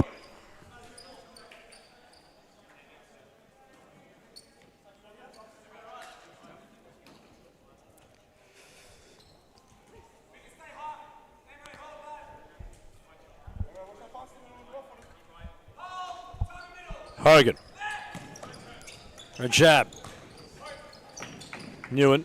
Customary. Wanted for Leach. Very short, the keeper. Nowhere to go. And this is where Pasco Vale get themselves into trouble sometimes. They try and overplay out, and it doesn't quite work their way. When Hart go high, they're just able to squeeze, and it looks like the Lions are then trapped. Lamb wrestling nicely. Wants to wheel away Kevin Lamb. Rouletti not to advantage. Watson has a bounce out of play. Emery Turgot on court. Bounces his effort in towards out of Watson. Been encouraged by those on the bench. Turgot through the traffic this time. Blocked by Hogan. Aljaran. For Leach. The flick was very, very pedestrian. The follow-up was fantastic from the futsal route. Flores had won the ball back and wasn't sure what to do with it. Flores could have had a hit. The net was vacant. Felice did well. He just waited and waited. The best thing you can do in that scenario as the keeper, if you're caught in no man's land, is just give them more time than they need, because then they start to overthink it. This game might start to simmer. Turgot sitting down Watson.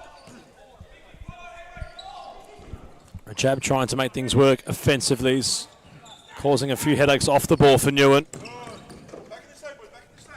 Hogan has the ball bounce off of Jaron.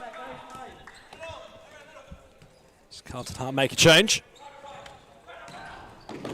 Butrago on court. Felic clutching at the Achilles.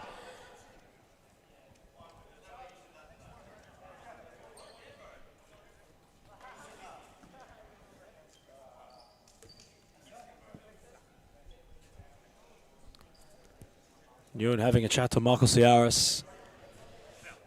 Felic fouled, but well, it looks as if he's going to be okay with them, but the initial scream did not sound really promising. He'd never like to hear that at all. Whenever a keeper goes down, clutching, and you hear a cry like that, it's something that really, really, you dread the worst. But thankfully for Noah Felic, he's moving a little bit gingerly, but seems to be okay. Seems to be back in fine voice too. Newen, well, Jaron had himself pressed. A lovely ball from Lamb. Newen's touch was just a fraction too heavy.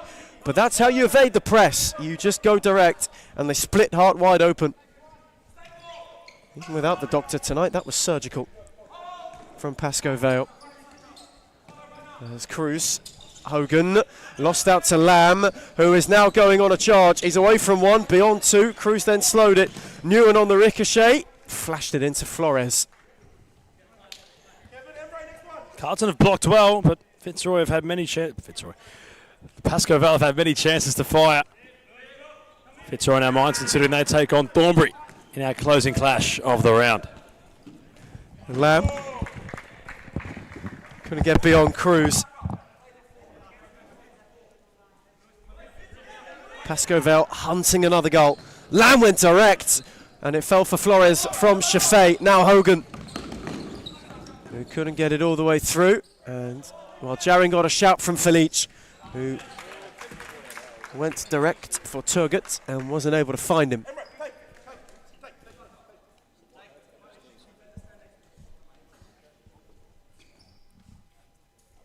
Kevin Lamb comes for a breather. Approaching the halfway stage of the first half. While Jaron couldn't thread it beyond Cruz, who moved it on well. Butragal was the one pressing, while Jaron set it back for Felic, who in turn went long. Wicket nodded it to Cruz. Two former Fitzroy boys came together, and the move broke down after that. $1 million man today, Matt Cruz, not really playing at his peripheral best, considering he's been wasteful in possession. He's got the engine, has experience from Fitzroy. He's on loan from the Tigers at Carlton, making a return to Heartland. But he's a player at this stage of his career, Ethan, as a neutral. I'd expect more from, considering he's got the talent, he's got the real potential to be a real damaging threat for whoever he plays for, but I'd like to see him really come into this game. He would be a difference maker if Carlton had to find a way back in. Butcher wanting to do just that by trying to nod it into the path of Cruz, only did so in nodding it out of play. While Jarin, Michael Newen, happy to take his time. Filic, Newen, out the other way for Wild Jarin. Shemazy and Evangelista have spread it. While Jarin, Newen had a go, Pasco Vale had the corner. The Lions really mounting pressure upon Carlton. Hart unable to break this period where they've just been withstanding all this offensive threat from the Lions, and not sure really how Ethan Carlton are going to find themselves back in this game. They're not attacking at the minute, they're sitting off, they're almost inviting pressure.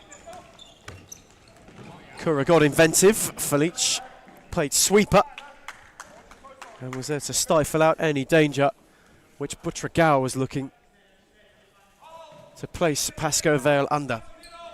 Now Cruz on the switch was Wickets. Evangelista was there. Filic immediately looked up and saw nobody further along. Shemazy sets it off for Newen.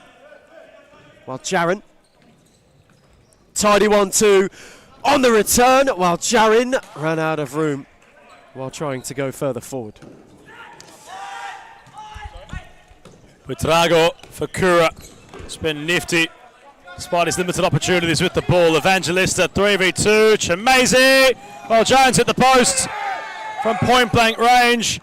Aidan Chachi nearly on the court to protest. Filic taking too long. Pasco Vale wanting something from the spot. And Filic will go into the book for his protests. The Lions momentarily not a happy bunch, Ethan. No, Filic not best pleased. He thought he got over halfway for 4 seconds. Aidan Chachi was incensed. He thought there was certainly a shove on Evangelista. As well, Jarin hit the post at the back stick. There was contact. Whether it's enough to warrant a penalty or not is the talking point. He certainly thought so. He was incensed. That technical area was abandoned very quickly. Aidan Chachi was basically on the court. It was certainly within line, getting up distance of the official as Cruz, that's better. More provocative pass. And towards the back post, nobody home. Yao da Silva for Hart today. His appearances have been sporadic so far this season for his new employer. Shemazy. Newen nearly for Wild Jarin. Cruz, that's more like it from the million dollar man. Buitrago. Wicket. Threads it for Cruz. Kura. Controls nicely. Cruz, too quick for his own good. Now Shemazy, 2 against 1, while Jarin is that one on his own. He's hit the post again. He looks up to the lights and says, how's that not gone in? I should be on a hat-trick. So close hit so far from Pasco Vale. That's the look, isn't it? Both posts hit now. And it's literally just head to the sky. Sakawal Jarin going, what do I have to do? What more do you have to do to score? He did everything right. It got a little flick on the way through from Shafay that changed its direction as well. Desperately unlucky for the Lions linchpin. Oh, Jarin not around wicket. Carlton have lifted. It's more impressive from Cruz. We're mentioning, perhaps I was, Ethan, wanting more from that of Carlton's low knee. Was certainly involved in that recent passage. A jab on court. Carlton, they're in striking distance. Have to make something work. Kura, well crafted. Chance for Carlton! That's exactly more like it. It's a fantastic finish from Farad Hosseini, who's made a very quick impact off the interchange. And Carlton have equalised. Instant impact, and it stumped in as well. So well taken. When the space opened up, they've been a bit shy to pull the trigger so far, Carlton Hart, but the confidence from their best passage of the game, you just see the second it opens up for Hosseini, there's one thing he wants to do, and he buries it, picks the corner, and lasers it in. It's a terrific finish. Ferrer does just enough. Kevin Lamb onto his right. Shafee gets low. This game nice and open, both sides having chances. Locked up, 4 goals scored, 2 apiece. Lovely save from Shafee down low. And as Hart's got the first equaliser, Pasco Vale press immediately. Set back for Nam Pham. Now Kevin Lamb. Couldn't get round Kura, whose challenge was firm.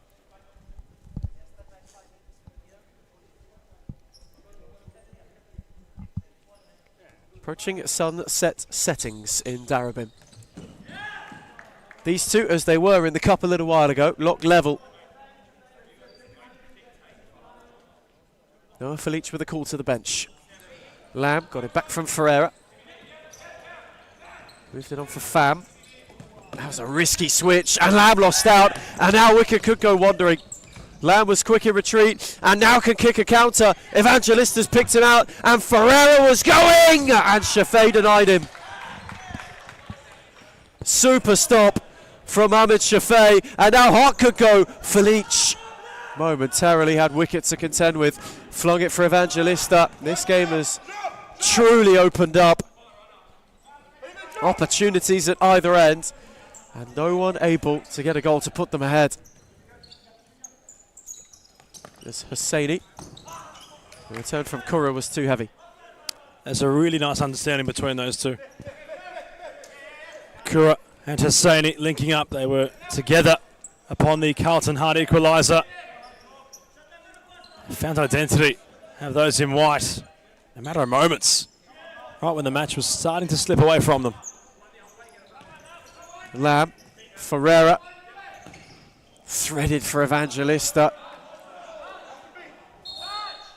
Pasco Vale want a corner. They'll get a corner. It did take a touch on the way through. Quick glance at the clock from Shaban Rajab. Evangelista's take. Lamb. Nam Pham poked it through for Ferreira. And couldn't get round Kura. Unfortunate from Ferrer. Well defended from Kura, who takes a spell. Insert the $1 million man, Matt Cruz. Wickets. Set it back for Hogan. And now Cruz, whose drop-off in return was a bit heavy. And Hogan was under pressure because of it, and now it's given away. Lamb had everyone further forward. Stepped his way round one. Ferrer tried to steer it away. And Hogan just had to hammer it anyway. Ferreira's take. Evangelista poked it back to him. Felipe Evangelista. Happy to retreat all the way for Felice, who went with heights and too much of it. That's where it seems to be an issue for the Lions. That sustained possession proving harder to come by. And 4 seconds had expired. Shafee and Hogan have arms outstretched. Matt Cruz is also having a ponder.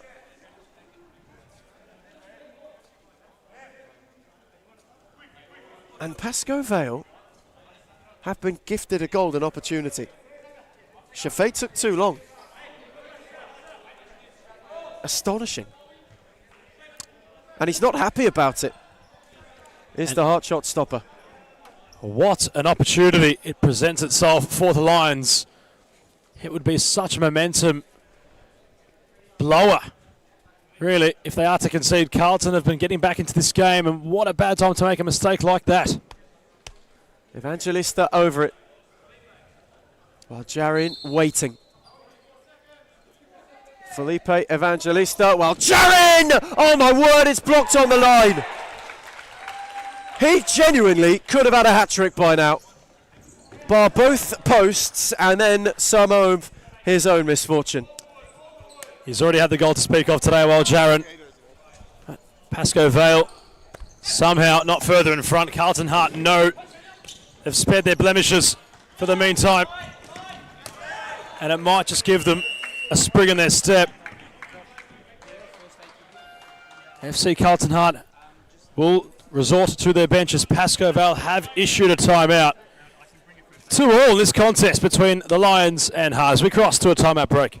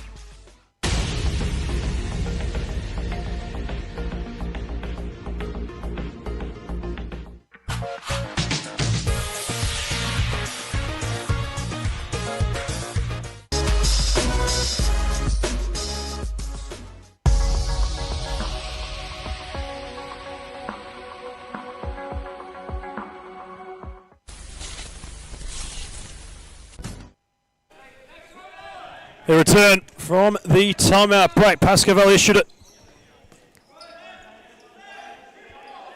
Intriguing match transpiring at the minute. Carlton Hart trepidatious yet determined to make something of this contest. The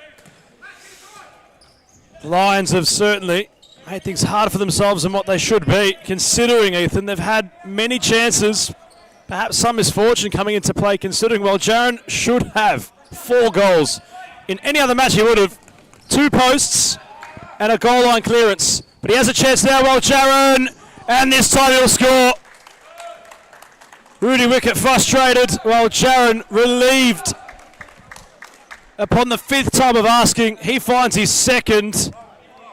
Some clarity, finally, on the horizon for the Mighty Lions as they register their 3rd goal and lead by 1. And you could see as well with Sakawal Jarrett, there was just a brief little come on.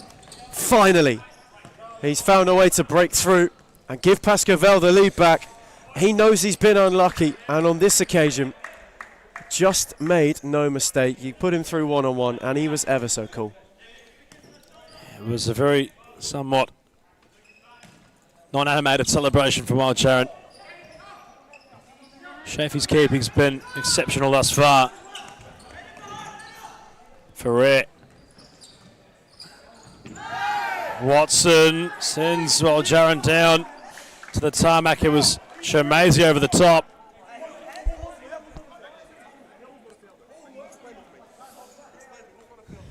Ciaris and Chachi having a chat. Well, Ciaris playing peacemaker at the moment. You can see Aiden Chachi having a laugh with Michael Ciaris as it's ricocheted onto the frame of goal, and the Lions will have another corner. Aiden Chachi was not that far away from taking that side ball himself. He came a long way down the touchline. Again, left the technical area. Michael Ciaris just ushered him back, saying, I won't have a word until you're back in your box, basically.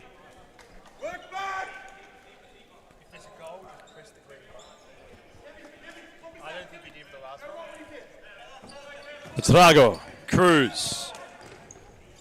1-2 between the two, although comes to nothing in the end.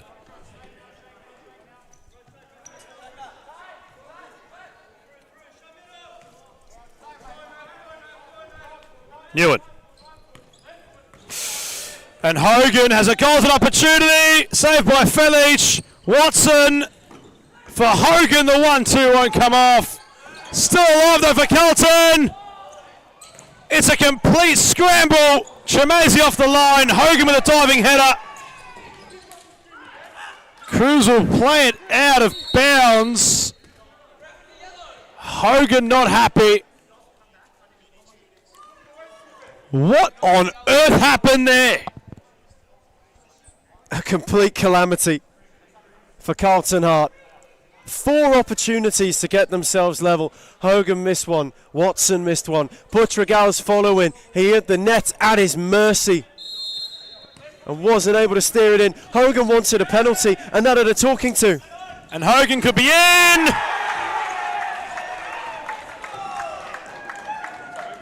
Hogan goes down, but he scores, and it's 3 goals apiece. A crazy game on court right now.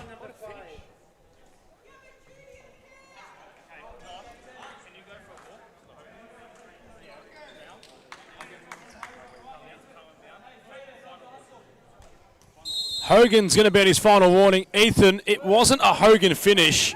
I thought my eyes had deceived me, and they in fact hadn't. It came last off Newen. It was an own goal. But what a well-taken finish it was from the captain inadvertently. Bit of Michael Newen misfortune is Carlton Hart's happiness. They again have found a leveller. While Jarin was ripped away from and wins a free kick. And Lucas Hogan continues to argue the toss. Jaden Watson will find himself in the book. There is some Carlton Hart head loss ensuing. Hogan is simmering like a boiling pot right now. He's important for Carlton. He has to keep his wits about him.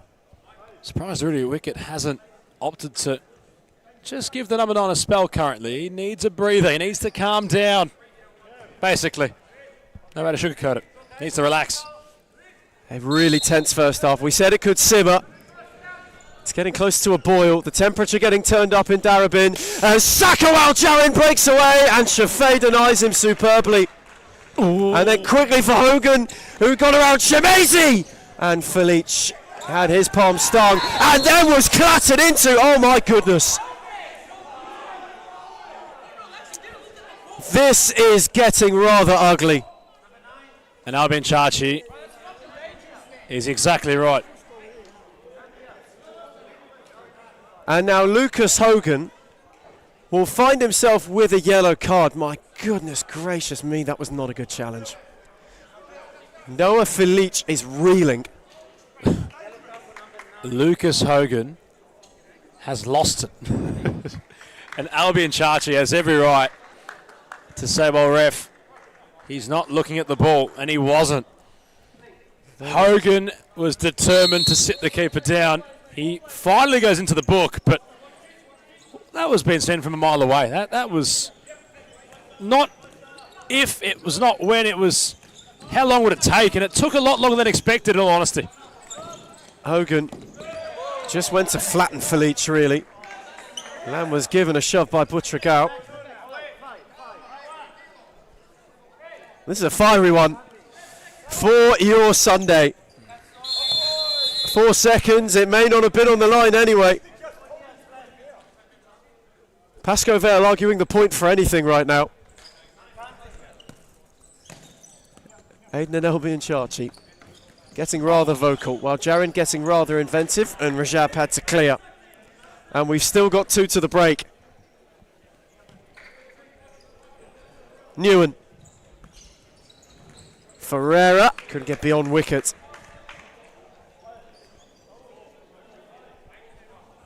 Michael Ciaris and Lucas Hogan in-depth conversation as well in the Hart technical area. While Jarin, Lamb and Ferreira was the wanted man at the back post who never arrived. I'm really intrigued to see what happens when these sides cross halves at half-time.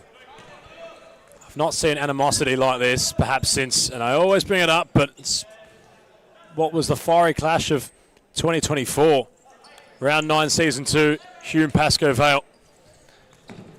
That was a real bunny. Everything got sorted out and all is sweet now, but business on court, Ethan, can sometimes get a bit heated. And this game certainly, although starting to calm down momentarily, has the makings to boil. Hogan would be the perpetrator, there's no doubt about that. Pasco Vale might have a chance. Ferreira went around Rajab. Now Shafay collected him. Penalty. Penalty, and it's not even close. Carlton Hart shout for all ball. Ferreira was collected with some force. My word.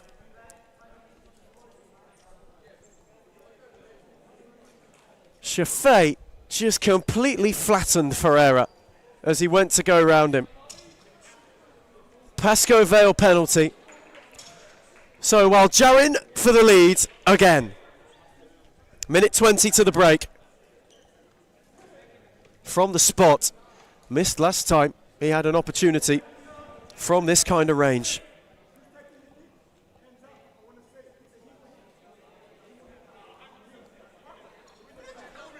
That's Shaban Rajab.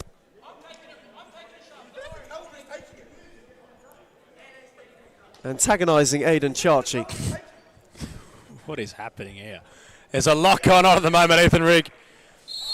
What is happening is Sako Al-Jarin, who thumps it in. Pasco Vale have their lead back, while Jarin gave it a whack. And the Lions, who have been tested in this half, are now right back in front.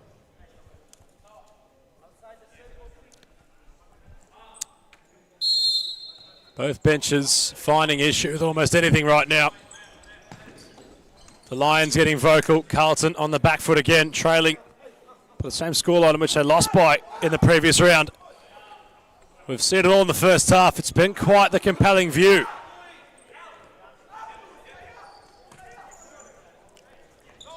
Filic has certainly been up against it tonight as the goalkeeper. Shafi. Buitrago, well controlled.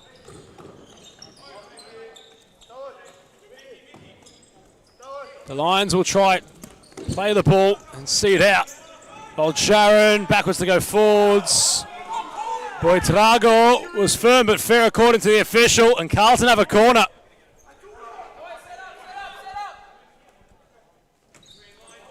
Wicket whipped in. Was there a push? The Carlton Hart players nearly on court in protest. Old Jaron firmly into the back of Julian Buitrago. And Hart will have an opportunity. And that's just frustration. It's a complete loss of head from Sako Al-Jarin, who was incensed at the lack of a foul beforehand. He then just went and bundled straight into the back of Buitrago. It's careless, really. It's silly.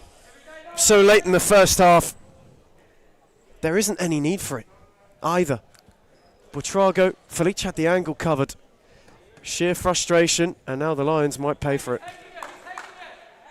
Chachi's playing mind games. Rajab will need the composure. Filic renowned for this. Had made a save of this calibre from the exact same scenario at the Asian Cup that recently passed. The Futsal goalkeeper. It's going to be a task for Rajab. But what a time it would be to equalise. For the club, he runs. Huge pressure mounting on the shoulders of Shaban Rajab. 49 seconds left in the first half. Rajab scores. Carlton back on level terms. Placed to perfection from the veteran.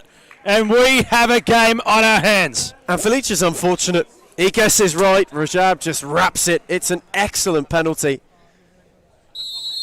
Keeper went the right way, but was no chance. Too much force, too much pace. This is really becoming a tussle. Ferrer gives his former club possession back from kickoff, unforced. Wicket was arriving at the back post. His movement a step too late. Well worked by Flores and company.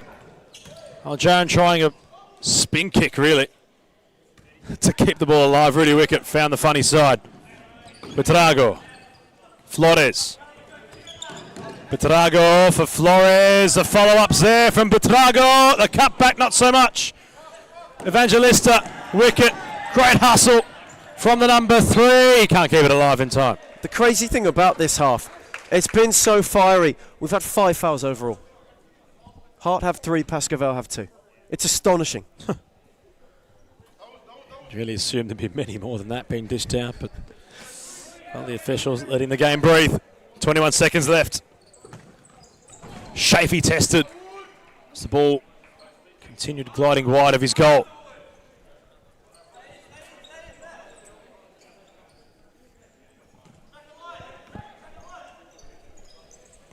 Flores, Rajab.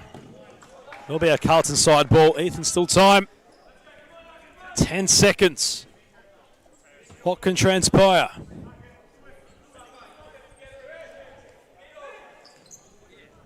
Flores inside the semicircle, confronted by Ferrer. The Lions will want to go. Evangelista. Well, Jaron crying out for the ball. Evangelista will let the clock bleed out. 4 goals apiece. Pasco, Vale and Carlton Hart playing a classic. Ethan Rigg, Adam Palombi. Ethan, it was really getting hot in here. Fiery half of futsal from both of these teams. Neither wanted to give an inch. The second half coming up, and my word, we could have something really simmery here. Stay close to your monitor wherever you're watching. We have a game developing. 4-4, we cross to half-time.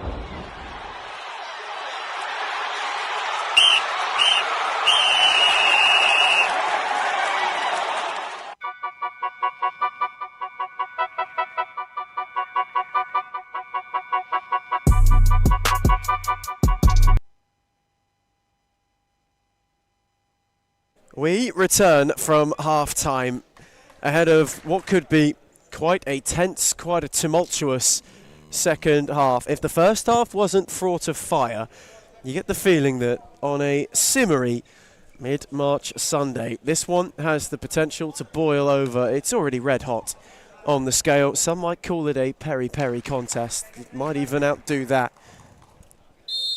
And it has potential to reach possibly Carolina Reaper levels. These two have not been afraid to say good evening to one another. Hart and Pasco Vale butted heads a lot in the first half. It was on court, it was off court. Every single touch of the futsal ball was debated. And on the other side of everything that happened outside of the opening 20, Adam Palombi, we've got a cracking game on our hands. We certainly do, Ethan. You wonder if that fire is going to re-emerge. It was getting steamy in here. Bench is getting vocal, players getting physical, sendings off perhaps for spectators we're getting word of, and well, if all that's to ensue and then some, we're in for a classic. And now Pham wanting to turn away from Rajab, wasn't able to do so. Set it back for Matt Cruz, who went searching for Kura, while Jaren happy to have him under it. Now Kevin Lamb. Nam Pham. Kura was in retreat. Lamb wanted to keep it moving, and they weren't quite able to do so. What do you reckon the word is? Calm it down, or see if you can get in the other's head more often? It is a hot evening. Hey. And none of that has been spared in this building either. Talk about a Sunday special. And there's Cruz on for wicket.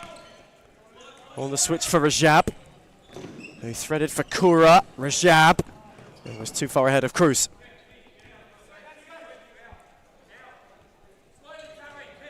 Kevin Lamb. Felice again venturing. Lamb used him as a decoy, was given a tug back by Cowan Kura, who will find himself with a yellow card. And I think maybe, just maybe, we get our answer to the half-time question. Will there be any slowing, a ceasefire of hostilities? No, from the early look.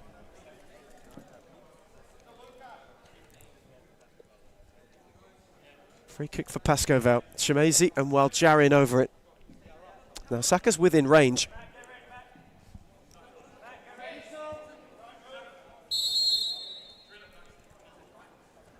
It will be Waljarin's take, and he caught it sweetly. It just swerved. Too far wide of the post. And in fact, it took a flick. It will be a corner. Shemazy, while Jarin on the volley, didn't catch it cleanly.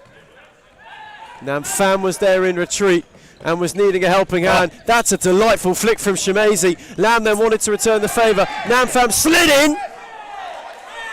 And Luca Martina, who had it spill out of him, changing the Hart keeping ranks. And already the benches are up and about. Wicket. Couldn't find Kura. Lamb prevented the corner.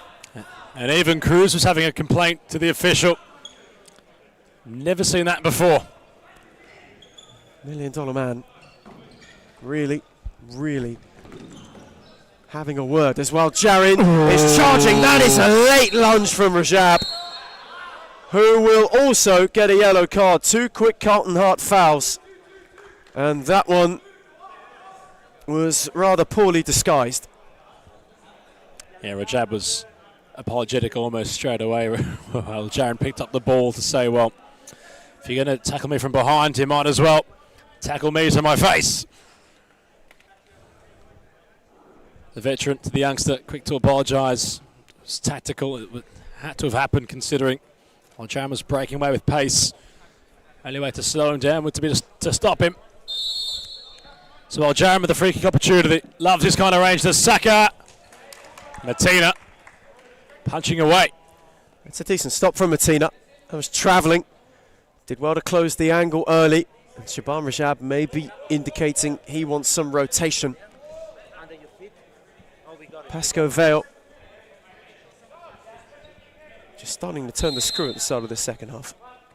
Shemazy rolling while Jaron lofting over the bar. And with everything that's gone on in this game, worth noting we've got one more to come after. We do. Fitzroy and Thornbury round out the evening.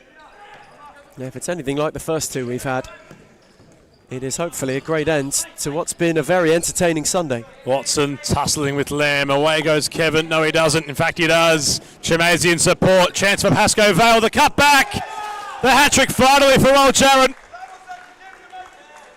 Brilliant run from Chemazi and Lamb, and it combines to find Wild Jaron in the right place at the right time. Another lead change in this one. 9 goals distributed, 5-4 in favour of the Lions. And it's just such a well-worked move as well. The hold-up from Lamb, he gets a little bit of luck to get through, and then he drops it off for Chemazi, draws the challenge perfectly, while Jaron just times his run. He doesn't have to do anything too special. He just gets on the end of it. But the big thing is, Pasco Vale have flipped the switch. You can tell they've just come to this second half with a much cooler energy than the first. Hart haven't done that yet. Oh, Nam Fami ricochets so kindly for him. But he steers the effort wide.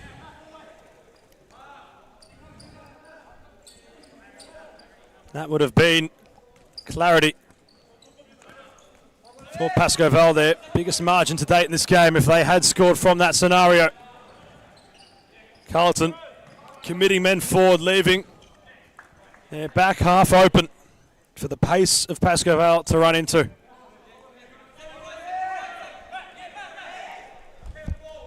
Cruz, wicket.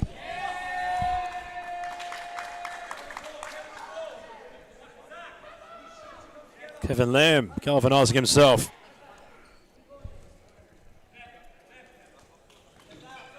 Cruz.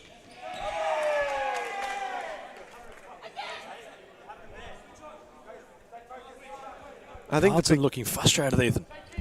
the big shift in this second half has been that Carlton have kept that frustration. They've held on to it to use it as a fuel, but it's gone over the top to where it becomes detrimental. Pasco Vale, for the looks of most of it, have let it go. And just as I say that, Sakawal Jarin lunges in.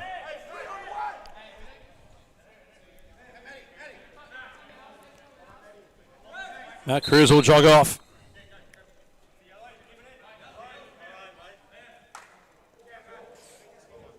Lucas Hogan makes his way onto the court.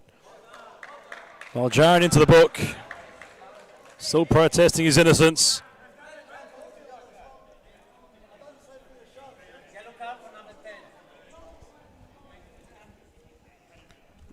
Maybe it's not so cool after all. It's getting hostile in here.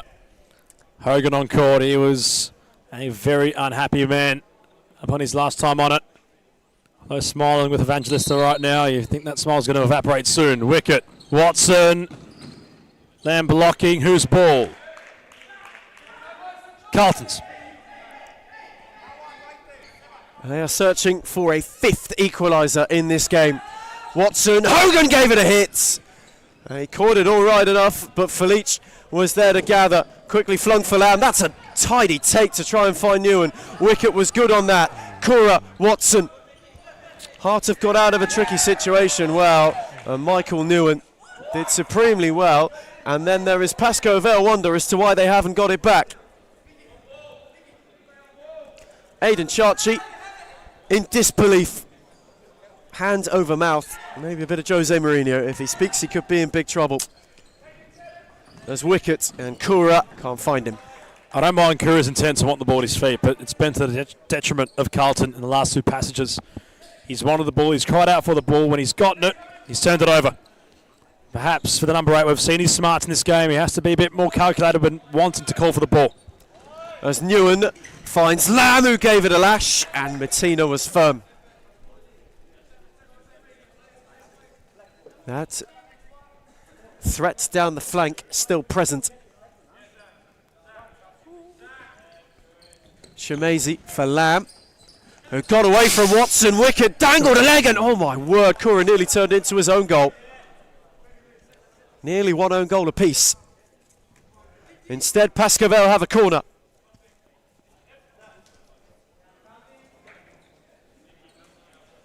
Chemazi, Newen couldn't work a yard.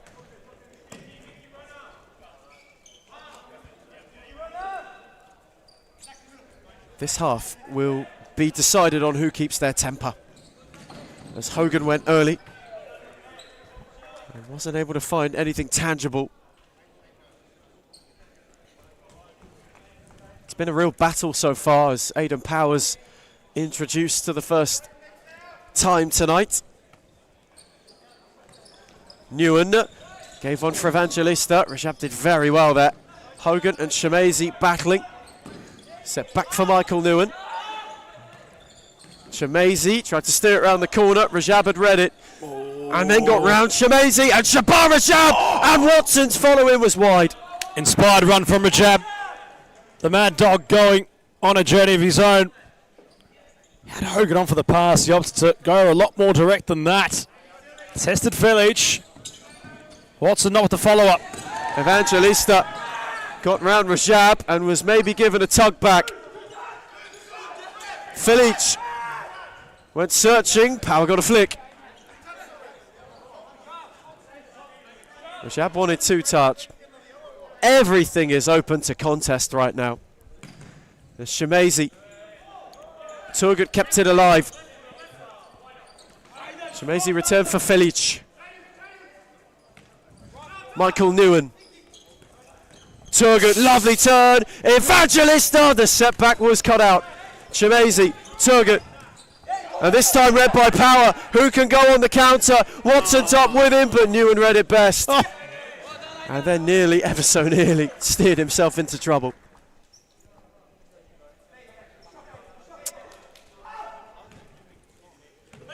Shemazy. Just taking some of the sting out of the game and just waited for Turgut to peel away.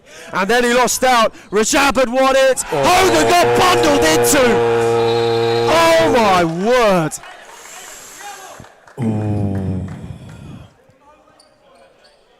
Hogan knew Evangelista was going to do that. So it's really up to your interpretation at home which way you want to look at that. Whether it was intelligent from Hogan in terms of his deception or his interpretation. And it's right on the edge of the area.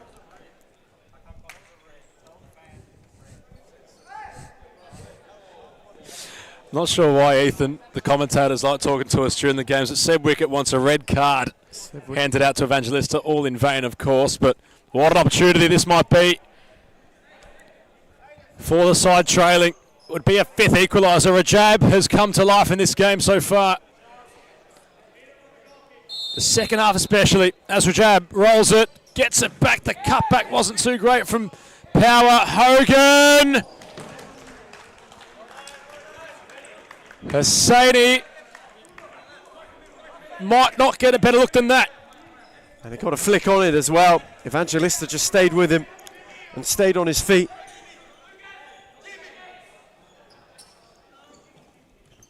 Hosseini onto his right. Tireless to get half an inch of space open for a shot. Spearing ball, Turgut. Tried to get very creative. Hosseini wants to wheel. That was late. Turgut will go into the book.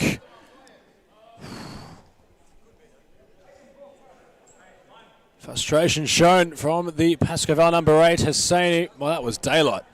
That one was rather reckless from Hosseini. In fact, from Turgut on Hosseini. He was long gone. On the charge, on the counter, he just left a leg in. Oh, and then some. Wasn't just a leg. Bit more than that, Ethan. Possibly a hip as well. Jesus. There was a bit more force behind that. A little bit clumsy. Understated, Ethan Rigg.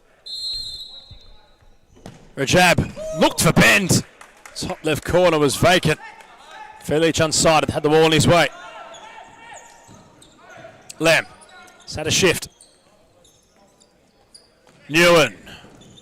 Well read by Martina. Hosseini and Lamb having a chat off the ball. Newen towards Hogan. Each play in this game, Ethan, is protested at the moment. It is a hot commodity, that pink ball. Now, this might be 5 fouls for Pasco Vale too. And it seems to be every time Lucas Hogan has been near the ball, he's been levelled. To not be understated, he's been levelled. A jab rolling quickly for Hosseini inside the area. Power tried to get so intricate. The Lions sitting back for now. Marcus Ciara's playing peacemaker with Aidan Chachi.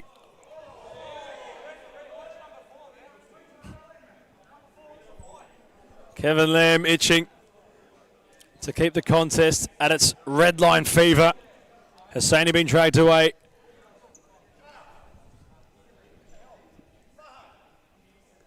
Now, someone needs to get a grip on this, because what was an ugly first half has continued to be quite a wretched start to the second half. Someone really does need to get a grip on this game, because it's starting to get out of control. And this is most unpleasant at the moment.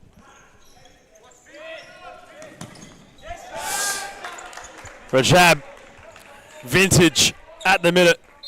Hosseini getting cheeky.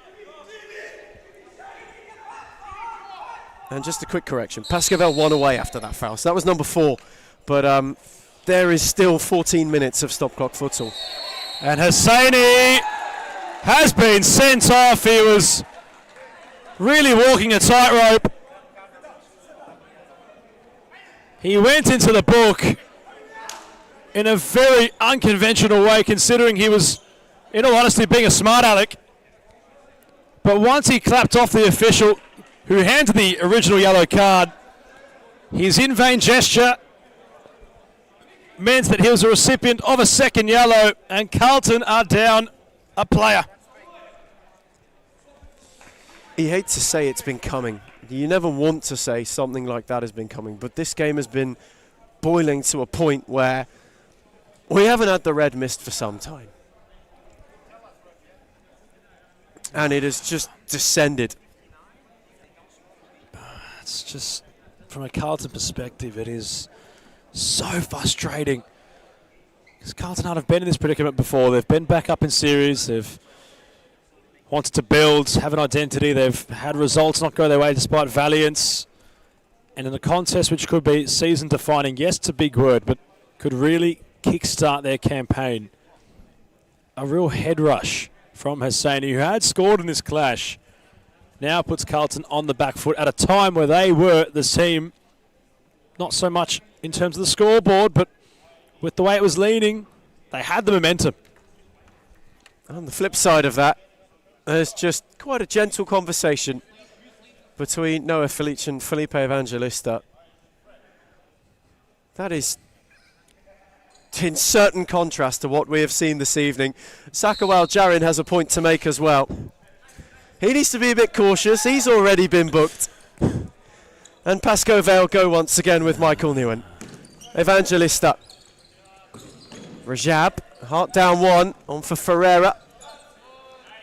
Evangelista. Now Kevin Lamb. Pasco Vale patient. They have a 1 advantage. You imagine they will soak all the time they can out of it. Ferreira. Lovely step around wicket. And then the recycle for Felic, who's happy to restart things and go out the other way for Lamb, who had Newen down the line. Instead, threaded for Ferreira. Oh, it's no, it hasn't crossed the line. Oh my word, that has not. That did not cross the line. That is remarkable. It hit both posts. It trickled for an eternity. And some way, somehow, it didn't go beyond the strip of paint. And Pasco Vale weren't best pleased about it. Evangelista, Lamb, Ferreira, Newen, wide. We've had it all. Well, I'd love a replay. We would love a replay if we can bother that of Josh Footscray. Meanwhile, the other end, Ethan Hogan. He didn't catch his effort sweetly. And now Newen for Ferreira, who wanted the poke back, and Wicket didn't take a risk. Let's have a look at the replay. Pasco Vale with the right before protest. Ferreira, no, it's hit the post. Both posts. And off the line by Wicket. Newen was quick to rush in. He has a corner now. Which he takes for Kevin Lamb. Evangelista. That's a good read from Wicket as well, because Newen was lurking. Defensive defiance from one of Hart's new boys. Evangelista, Michael Newen, taking time as well out of the game. Newen, Evangelista. Lamb just worked the yard. Ferreira momentarily was on his own. Evangelista, Ferreira, time ticking away. And Lamb was on his own on the far side and flashed it wide. Good move. Patient. And while Jarin reinstated, they might get one more look, you know. And Shabar Rajab just wondering of Luca Martina, well, why did you do that? And Rudy Wicket wants time out. Michael Newen on for Lamb. That will be that opportunity. Hart will call timeouts. They are currently down 1. Hosseini sent off on a steamy Sunday second encounter. As we're to timeout, it's Pasco Vale 5, Carlton Hart 4.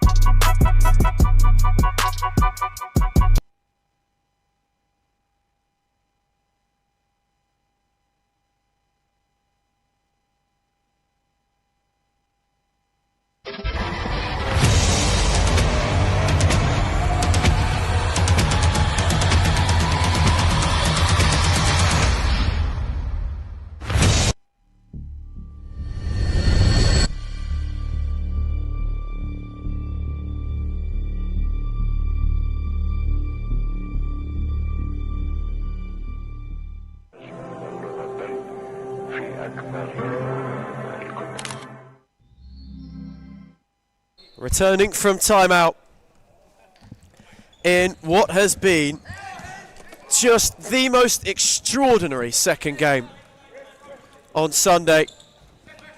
It's madness at DCSS. It is complete and utter madness. Hart are restored to the full 5. Matt Cruz came on post haste. Pasco Vale have a corner. In fact, no, they have a deep side ball. They are looking for breathing room. Lamb, while Jarin muscled Wicket off it. And then set it back for Filic. Who was nearly not measured. And Hogan! Oh my days! Just had one look up and gave it a whack, and he was not far away. Filic seeing it all the way, he was very unbothered by it. But Hogan really wrapped his foot around it nicely. Lamb's been busy, Hogan cuts it off, Cruz in support. The two man buns come together.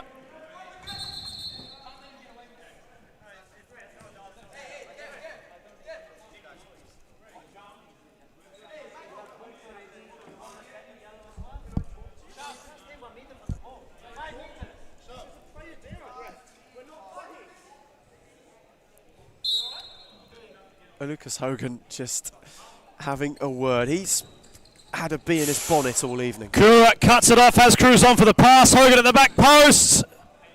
Evangelista cuts it out. Corner Carlton. Wicket. He's had quite the performance in his own right. That's gone understated. Kura. Seb Wicket! Filic reactionary. Good save. Really good save from Noah Filic. That was hit firmly from Wicket, who had some force behind it. The Australian international got his angles perfect and reacted well. Kura holding things up. Wickets! Not through the traffic. Combines with Lamb. Out of play. They're just walking the tightrope more and more. They have to be so careful here, Pasco Vale. Already 4 fouls. They cannot afford to concede that 5th. It puts them right on the edge of gifting Hart an opportunity back into this game. And worth noting, it was only a brief stint for Lucas Hogan. Kura into Newen. Borman's alive. Petrago. Cruz. Petrago, that's more like it. Kura has the strength of Newen, flicking for Cruz. Chance for Carlton. Turget's back on court, Ethan Matt. A nice block there. Much better from Carlton Hart, though. The movement's better, it's more fluid. And Cruz, the angle was just too tight. Wicket. Measured. Petrago. Kura. Lovely move from Carlton! And they score! The $1 million Matt Cruz at the right place at the right time. And for the first time in this one, no, in fact, for the 5th time in this one, Carlton have equalised. And it's a great run from Cruz. He fakes down the inside of Waljarin and then just spears himself around. It's so well done. And it's time to perfection at the back post.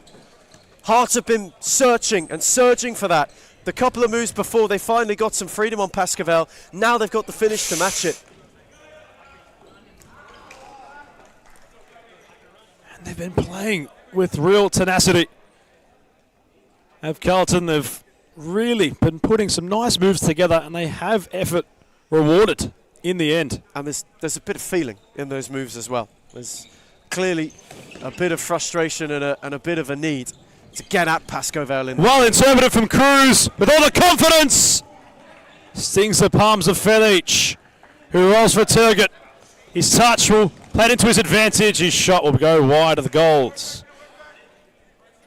Cruz was fantastic as he takes a spell on the bench. That was his best passage shown in the game tonight, the recent goal scorer.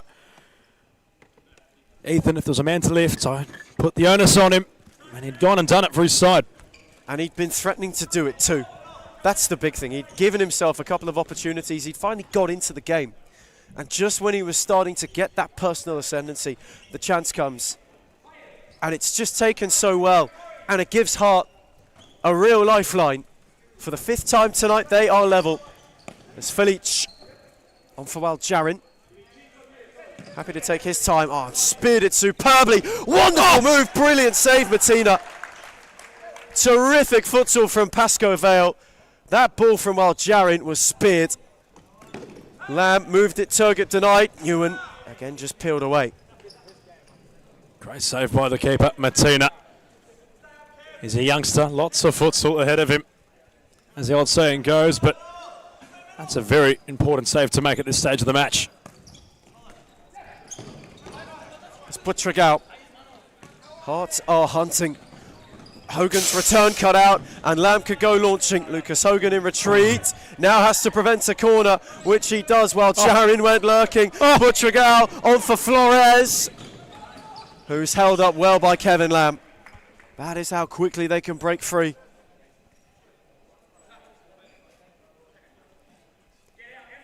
My word, what a game. Billed as one that had potential to be match of the round. It's exceeded any and all expectation. Aidan Charchi just alerting to a bit of tape on court. You get the feeling for Pasco Vale though right now. It's just anything to slow it down, really. It's Felic. Michael Newen. Threaded it for Waljarin, had to be measured. He can't get round Hogan. Buttrick well out. Very deft. Kura, and Turgut came crashing.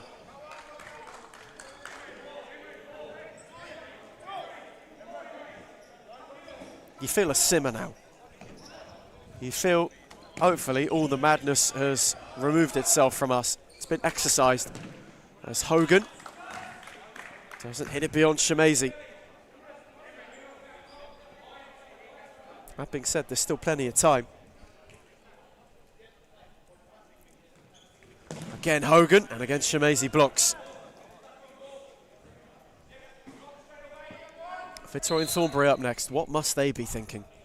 You're seeing many of the Thornbury players peek out through their locker room door to have a glimpse in this one. You'd wonder what they're thinking. They've been met with a cacophony of noise anytime they had done so. As well, Jared off his knee! Almost lobbed it over Martina. Ever so inventive. Martina speared it long. Well, Jaron cut it out well, and then evaded Flores. Sakawal Jaron has smashed it wide. Closer and closer to a 6th lead for Pasco Vale. Chemezi and Butragal collided. Kura couldn't get away. Now Chemezi was turning in a tight spot. Flores, Butragal, that's ever so deftly done. Hogan. Flores, Chemezi trying to hold him up. And Turgut read it, and Kura tried to drag him. And Turgut's got round the lots, and Martina denied him. Kura had to crash it away. Felice away from an on-lurking Hogan. Fatigue starting to set in, Ethan. You can see Pasco Vale off the ball, not really pressing too hard. Carlton making themselves overwork. It's perhaps signs of both physical and mental fatigue coming together, but real slide indoors moment in that game, considering Turgut had a one-on-one from nowhere. All crafted on his own. Hogan. Heaps of futsal still left in this one. Kura. It's lifted as the game's progressed. Butragal, Flores. Carlton sitting deep. Chemezi not applying the tackle wanted. Hogan wants to gallop into space. Deep ball for Butragal, nobody home in the centre. But the Lions look really tame at the moment, while Jaron got the rub of the asphalt and his strike will hit Martina.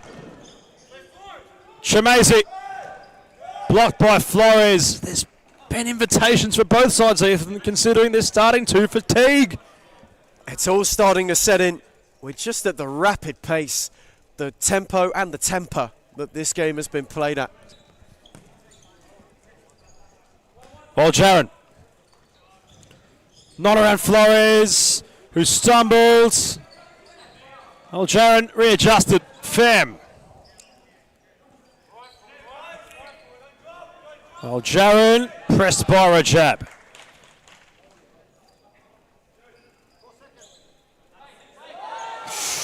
Felice using all his time. You aren't wrong, Ethan. Time in this match is meant for a real calm to the contest, but you just wonder, as it all becomes to play for in the last minutes, if it's still level, how these sides will emotionally react. Butragal. Hogan, Rajab, the flick not going to work.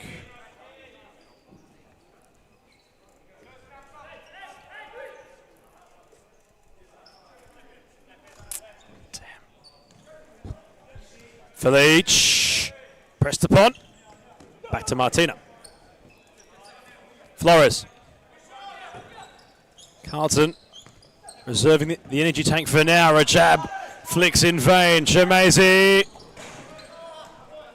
Got a shout from Kevin Lamb as well before he struck, and he just peeled away, and that's why I was so frustrated, because with every press forward, Pasco Vale are just expending a bit more energy. Lamb has Fam in support. Oh, challenged by Flores. Kura and Wicket have had their lengthy spell. You feel like they're going to come on for the pivotal moments left in this match. You question how Carlton will line up. Rajab can roam into space. He couldn't thread the other needle. Tackles back to Martina. Fam cuts off the ball for Butragal. Well, Jaron had to win the ball for the Lions. He does. Gets around Flores while Jaron spinning Hogan inside out. Big save by Martina. Butragal the other ends. Drives into the palms of Felice. Lamb, while Jaron cut out by Rajab. They'll protest handball. Big slide from the Mad Dog on the tarmac. Flores comes across. Butragal awaits Rajab to get back up on his feet. Hogan in possession. Just when you think it finds a moment of calm. But my word, this game does not know what calm is. It is constantly at a fever pitch. You cannot blink. You cannot blink. Martina with 2 massive saves. And still, players on bookings are flying in. It's madness.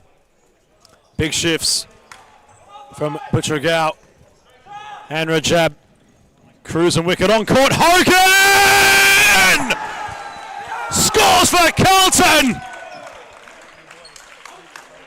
And Hart lead for the first time. Scintillating from Lucas Hogan. What a move and what a time to score. And it's been coming. Hogan, who has been in the wars, has flipped it right round, and Hart, with 5 to go, hits the front for the first time this evening. Unbelievable.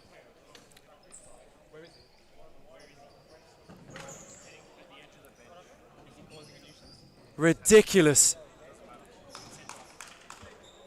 And we might have a stoppage on the restart. There is going to be a stoppage in play because Hosseini, who was meant to be evicted from the arena, apparently is still in here watching the game.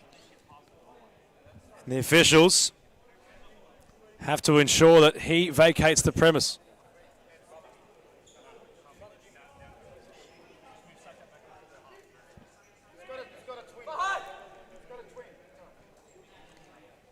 Well, Rudy Wickett's saying that Hosseini does have a twin brother.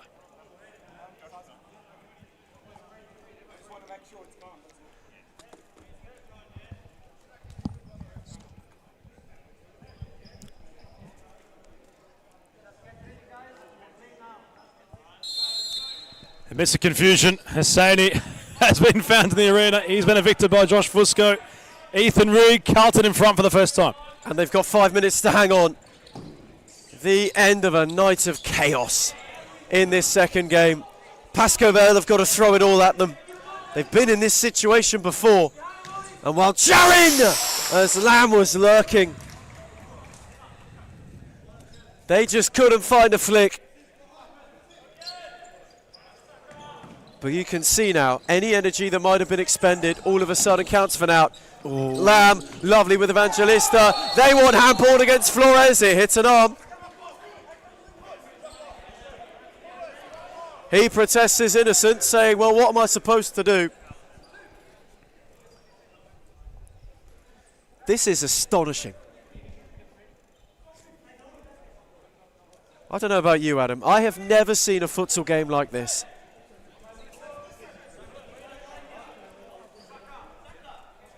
It is steamy, it is snidey, it is spiteful. And Kevin Lamb has ripped it right back.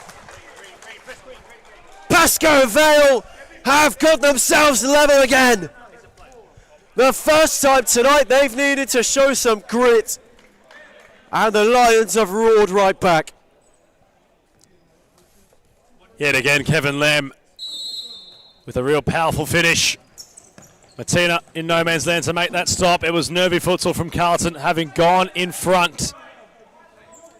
And they invited pressure, and from the set piece, the Lions were quick to rectify the scoreline. Well, Jarin nearly took the full 4. Now there's a surge. Cruz, while Jarin evaded him, and then it was Hogan.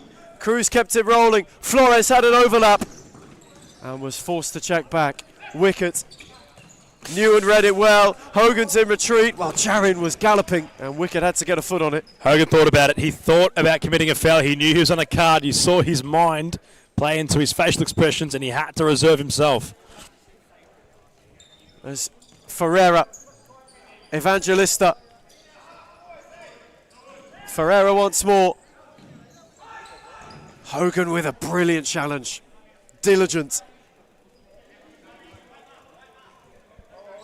Evangelista.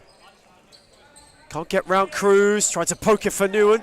Flores and Martina there to gather. Quickly on for Wicket, who threaded for Cruz. And Felice and Evangelista did well, both to stifle out the danger. And Matt Cruz is down, and Michael Newen will slow things up.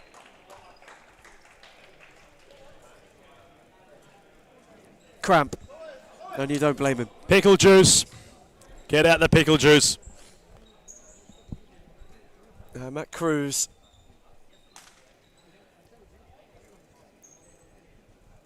Just going for a brief stint off.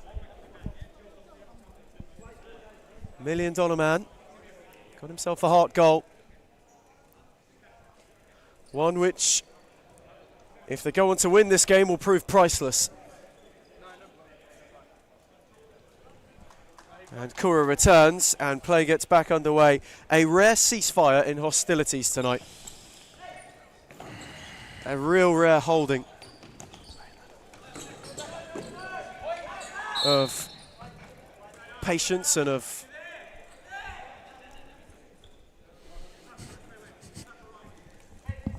precision. There's Kura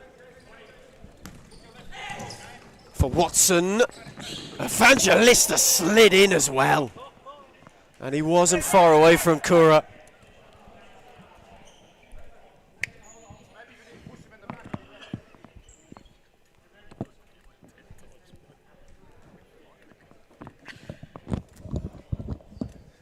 Felice just happy to take time. Sakawal Jarin involved in conversation.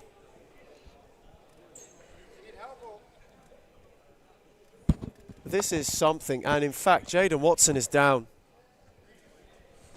And he looks to be in quite a bit of discomfort. Rudy Wickett just asking the question, are you all right? And now he's kneaded over. This is pretty unpleasant. He's grasping at an ankle.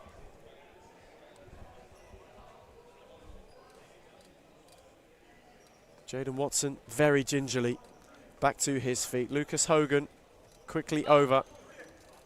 Two former Phoenix teammates. Butragao on. And Watson. It's good to see Felipe Evangelista as well. Checking on the well-being of Hart's number 7. Quite a sad end, that, to a steamy Sunday as Nam Pham, Ferreira, Nguyen, bundled by Butragao, and Martina did well to pull his arm out. A stalemate in truth right now. The Lions looking more on the money.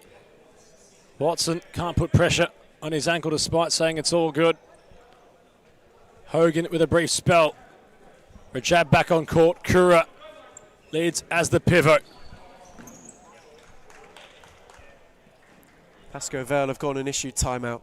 So the next time, Aidan Chachi might be thinking 2.5 to the close. Might be time to throw the kitchen sink at it. Wicket, what a ball! Butragao unbalanced. And there's your timeout. 6 goals apiece. It's had lead changes, it's had animosity, it's had everything you'd want for a Sunday night spectacular. As we cross to a timeout break issued by the Lions, 6 goals all.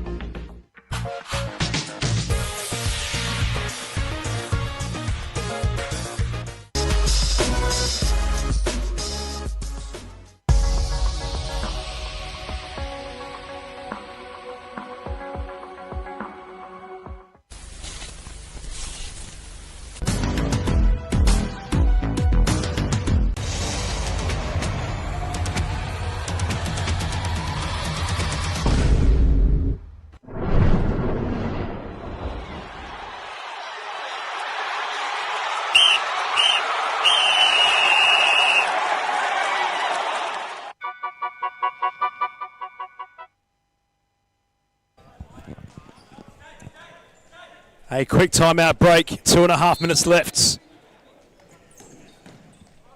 The fly kit on Kevin Lamb. Pasco Vale want the win. No denying such. Ferrer will poke the ball back towards Valjaran.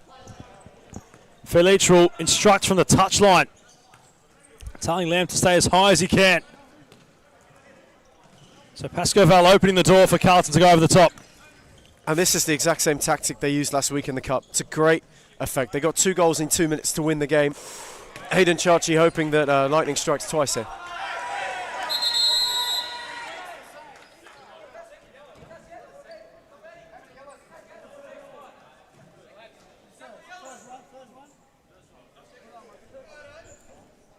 Evangelista had to do the tactical thing, you'd think.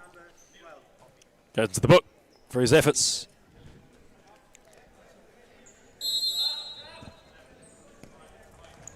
Wicket. Petrago has to be careful. Martina, great read of the space from the youngster. Petragao going on a journey. Picked out by the keeper nicely. That's a good side ball win for Carlton Hart. That's terrific from Martina. First of all, to judge his area that well, and then to see the curve of the run of Butragao and just firing into space without any chance of Pasco Vale in retreat getting in the way.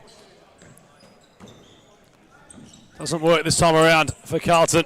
For Leach. Wants Jaron to wheel.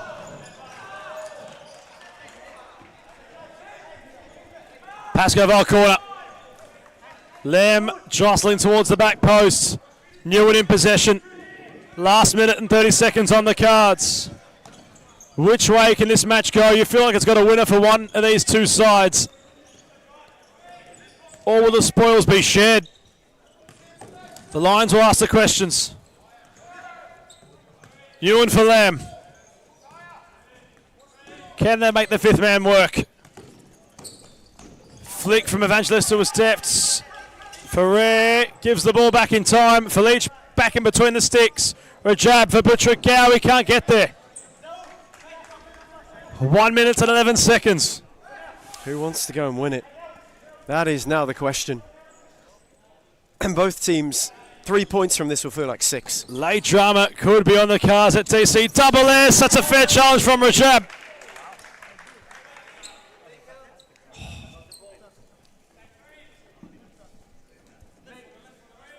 Evangelista.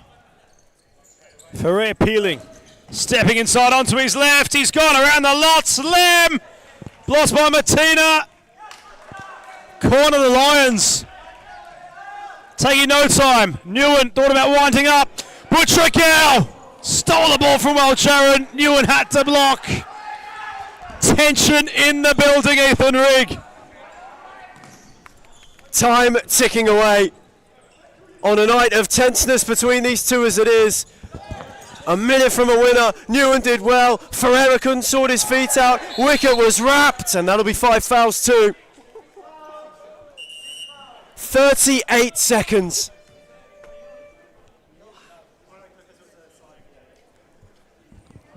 You feel like you need to breathe after this. A nerve tester, a nail biter.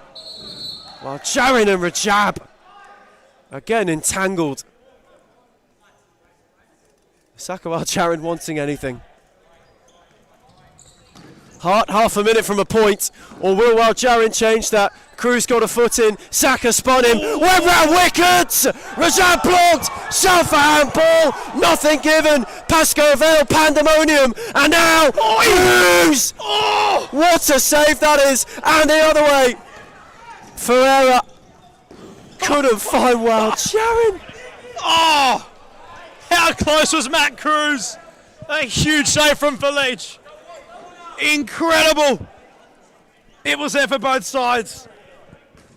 It was there for both sides, Ethan Rigg. If we can get a replay, we'd scream for one. No, we won't. 11 to go. Evangelista! Oh my word, that's not far away. How close can you get? And now the goal's momentarily unguarded. Cruz fancies a look. Felice came flying. Couldn't help it over. There's still nearly a look. Evangelista hits the bench. One last look. This would have to be flush. Butragao to send it. 2 flats and breathe. And breathe. Give yourself a puff of the cheeks. Exhale if you can. A shake of the hands to end a spiteful and a really steamy, beyond that, a superb contest. Seesaw, to and fro, and in the end they were split. Balanced on a kilter. Full time in Darebin at the end of a drama-laden, a foul-filled, and a fury-dictated match. It is Pasco Vale 6, Carlton Hart 6.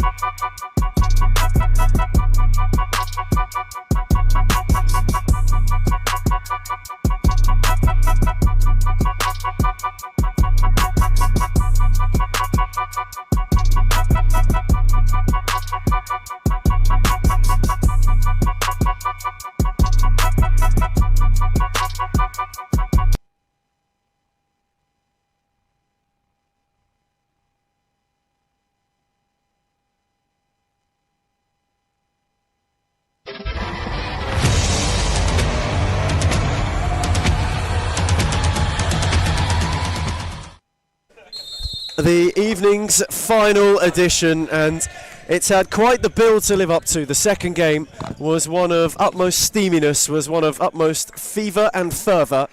But now, rounding out, we have the reigning champions, who were rumbled for the first time in 2026. A fortnight ago in the league by Hume, they responded in kind with a win in the cup over Moreland, although tonight they face a Thornbury team who will now be looking in their mirrors a bit more, with Carlton Hart having gathered their first point of the season. Ethan Rigg and Adam Palombi to round out what has been a Sunday that really surpasses superlatives beyond any sort of rationale. Adam, what a day we've had. It's been fun. It's been a good round of futsal. So welcome back the Premiership. Now a real test of Thornbury. What can they muster up against this well-oiled machine of Fitzroy? is the real ask, but so far, no, it's been fantastic. Moreland's rounding out the show against Aku, keeping their first clean sheet of the year. Carlton inches away from their first series of points, although we're happy to take one away from Pasco Vale, who'll be frustrated by that result. We now have this clash. Let's really see what Thornbury are made of. This a proper test of the Hounds tonight, and they start as such. Moe Fatea is in between the sticks, although he's been battling a bout of food poisoning recently and still made it out there tonight. Jonathan Sapina, Chavo, Marrero and Powley round out the starting five for Fitzroy. Sean Price, the price is right for Jimmy Sufis and co in goal. Josh Allen, Scott Rogan, Cosmo Russo, Elias Parthamos. A plethora on the bench, Nepomuceno, Filio, Peluso, all in and amongst the substitutes. The closing show is something to behold. It's a real test of the Hounds, as we've mentioned. If they could pick up a result of positivity from this closing piece, it would be quite something. As Russo rolled it on for Rogan, steered it down the line for Allen, who couldn't get the return, and now Jarbo could break, but his ball is too far ahead of Sapina, the Spaniard, just giving a wry tilt back of the head in modest disapproval of that. Lovely return from Rogan for Allen, and Marrero was diligent in order to be able to clear the danger. Fatea went for Sapina, who has to ward off Parthamos. And now Wagner Marrero, who slipped as he went to shoot.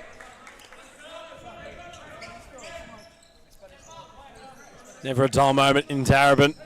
Moe Fatea makes his return, as Ethan alluded to. You wonder the approach from Romario Bajo in tonight's clash, if he's going to try take the game on, or if he's going to try sit off and take time off the clock. You wonder how Thornbury will approach it. If they are to come away with points, it's going to be a real spirited performance. Can't afford to make any mistakes as Parthamos will test Fatea, who's returning from food poisoning this week. It's a good save down low from Moe Fatea. Uses his feet well to close out the corner. Parthamos was searching. Fitzroy have made a bright start to this game and are looking to put any sort of Thornbury resistance in immediate peril.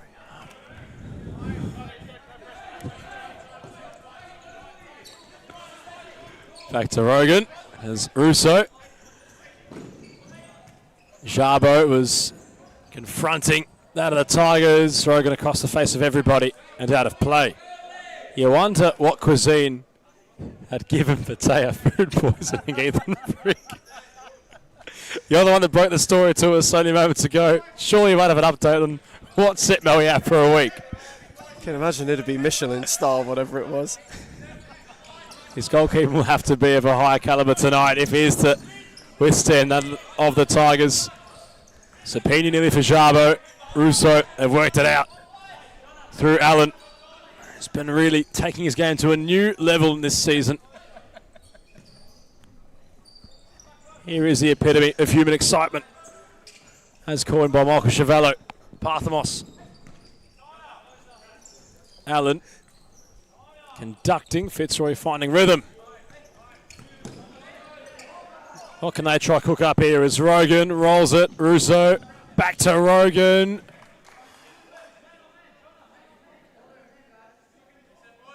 Keeper's ball. And Sapina wasn't pleased with Powley on that particular occasion. I'm not sure what happened, maybe a miscommunication and the loose runner came, but the Spaniard was not best pleased.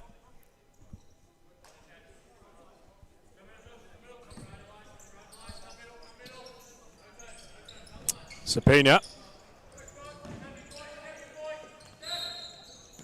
Ciaris will call things back.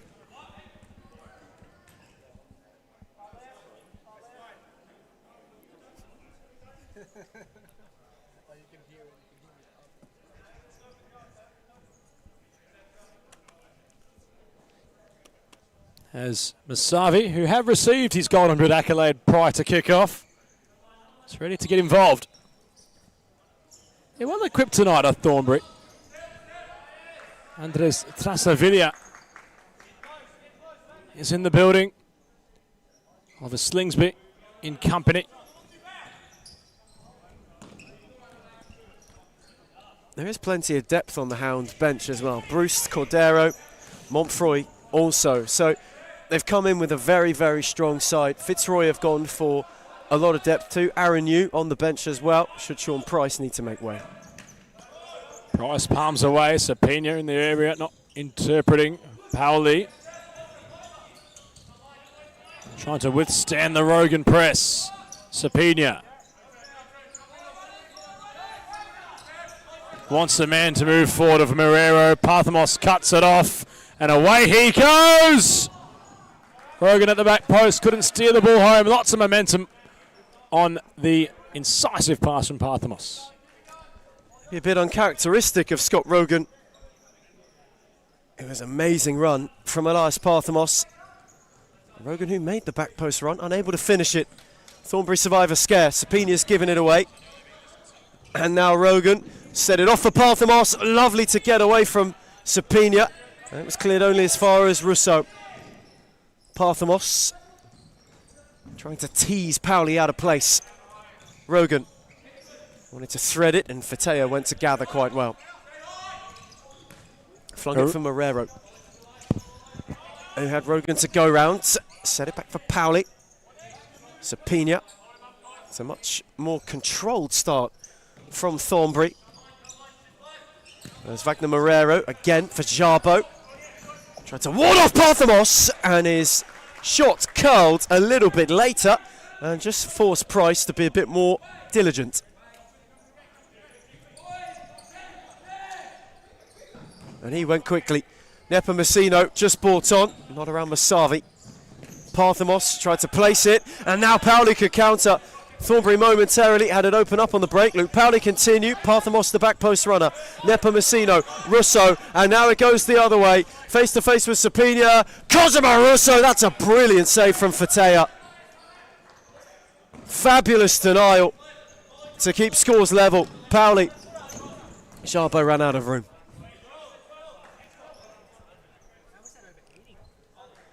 Safe set of hands from Fatea. Just to steer that shot to safety. As Nepomuceno had it blocked by Sapina. Parthamos the only one in retreat.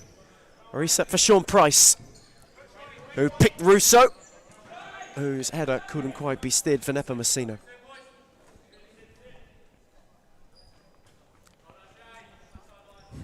Sapina. Slingsby. Happy to take his time and set it back for the Spaniard, who's out for Bruce. Again through Jonathan Sapina. Masavi. Bruce kept it alive. Parthamos in retreat, got a foot in.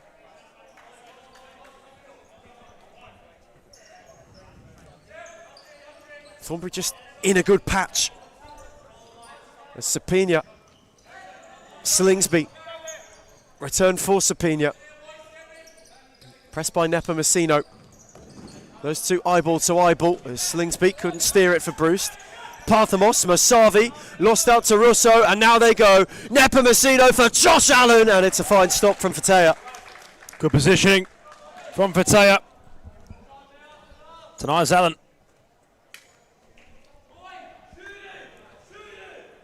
Fitzroy corner.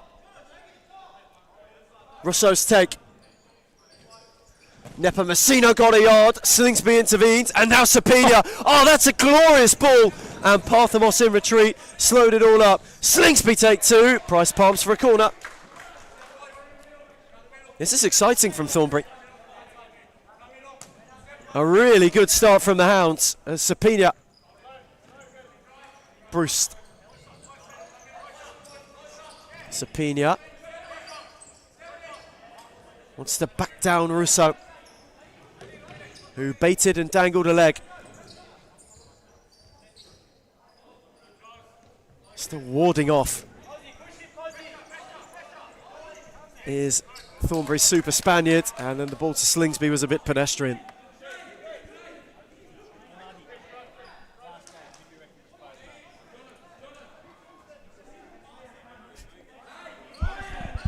Nepomuceno. Russo, Peluso moving. Off the balls, he does it as his trademark. Parthamos, Russo. Masavi cuts it off.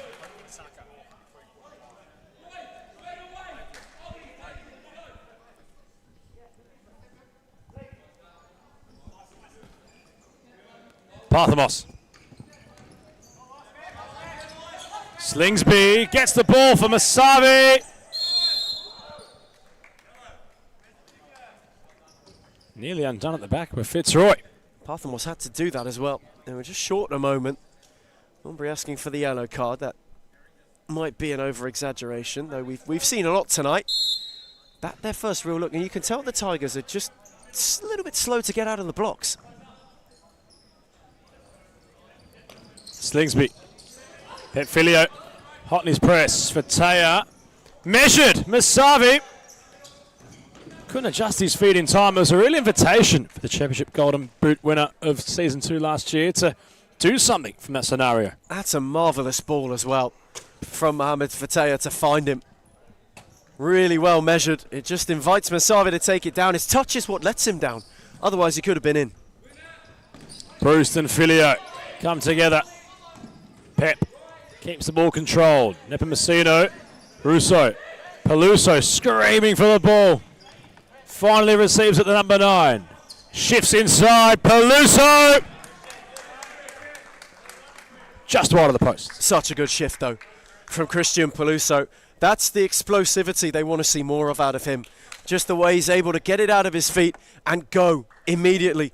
The shot, he kind of drags it at the end, but it is that build-up and the relentlessness in being direct that opens up the space.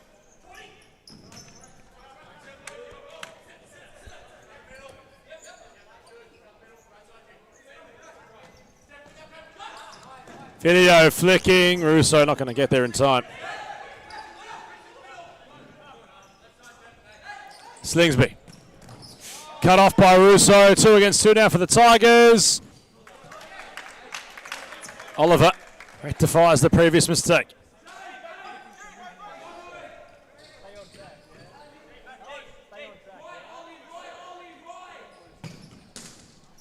Fataya keeping well. Fizzing towards Slingsby. Masavi overran it. Bruce in a wide area. Drove it low. Price was comfortable.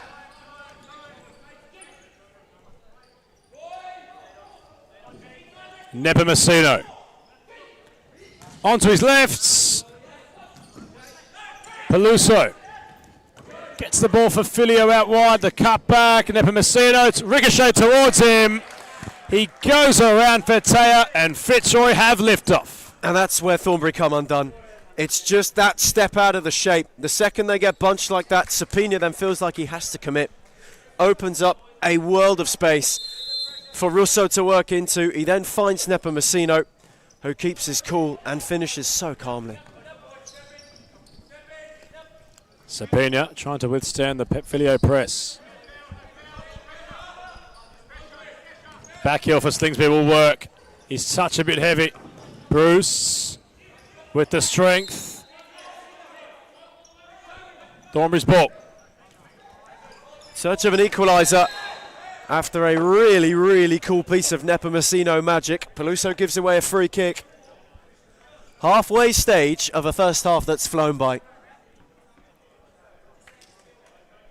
Thornbury, who have been holding firm, came unstuck only recently. But they have an opportunity to get themselves level. Sapina stood over it. Charles Lavinia instated. It will be Sapina, and he thrashed it into Peluso. He has stood oh so firm. Masavi, Charles Lavinia, couldn't turn Filio. Wasn't quite able to poke it out the way for Sapina.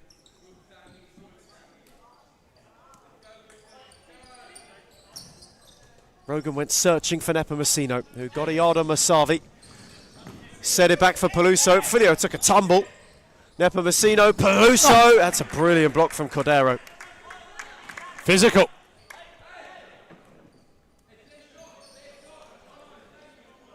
That's what he's been getting since his brief appearance on court. Rogan, Filio, couldn't quite tiptoe around. Cordero crashing through and then happy to clear it all the way back to Price. Fitzroy just nabbing the ascendancy now. After the Hounds had a good spell and they showcased some bark, there wasn't any bite to follow. Rogan breezed beyond Sapina and Cordero came to close the door.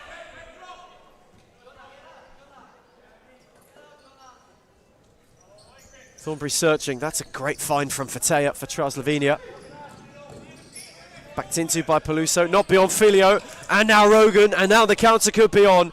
Peluso away from one, and Fatea makes a good save. Another tidy stop from the Thornbury shot stopper.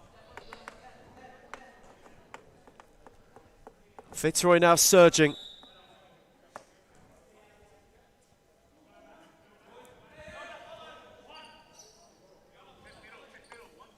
Filio left it for Rogan, who rattled his effort over.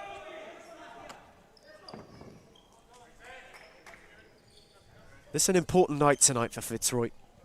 If they get the win, they know Hume can't respond. Aku have already dropped points. They would be out on their own. 3 set at the top of the tree. Of course, with a game in hand to relinquish, but for now that does not matter.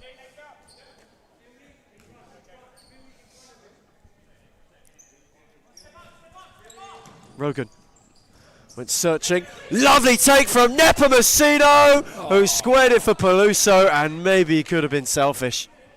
Should have been. Peluso yapping to try and get the ball and the attention of Nepomuceno, who was just out of space in the end, but perhaps could have gone on his own. Slovenia evaded almost all of them, and now Russo's on the charge. Allen's a late rudder. Peluso on the far sides, who couldn't steer it into a dangerous position.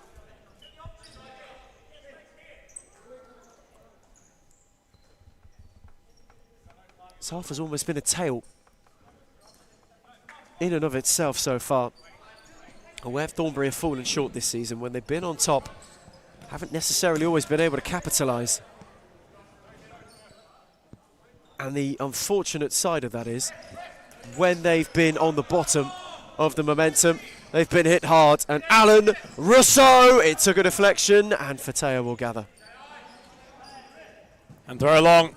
Slovenia trying a bicycle, succeeding with the bicycle. Nobody home.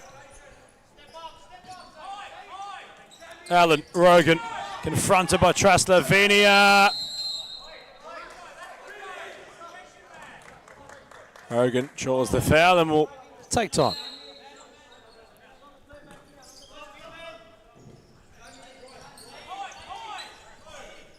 Rogan chipping. Powley reading. Masavi.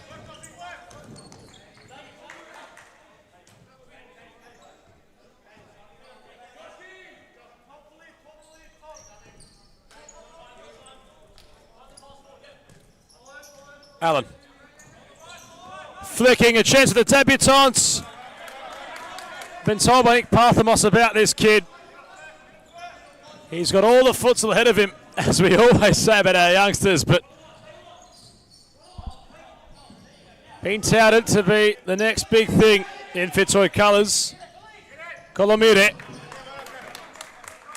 has had his fair share of youth experience. He's only 15 years of age. Astonishing, the amount of talent that Fitzroy have got coming through. Colomire has been massively hyped and clearly has earned the trust of Jimmy Soufas as well to be inducted into the first team, to be given some minutes against Thornbury. This will be a good test for him, his first taste of experience, and you always remember your debut, and he will be hoping to mark it with something special. And here he is.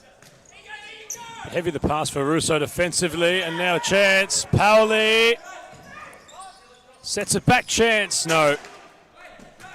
Rushed in the end from Thornbury.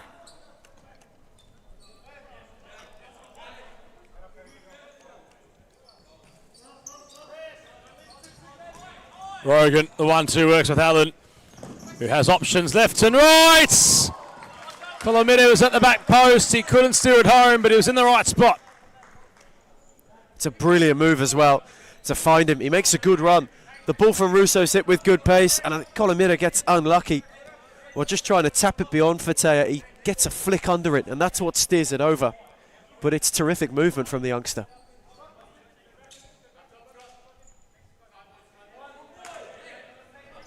Lauretta inside the area. Price gets low. Palomide. Rogan for Allen.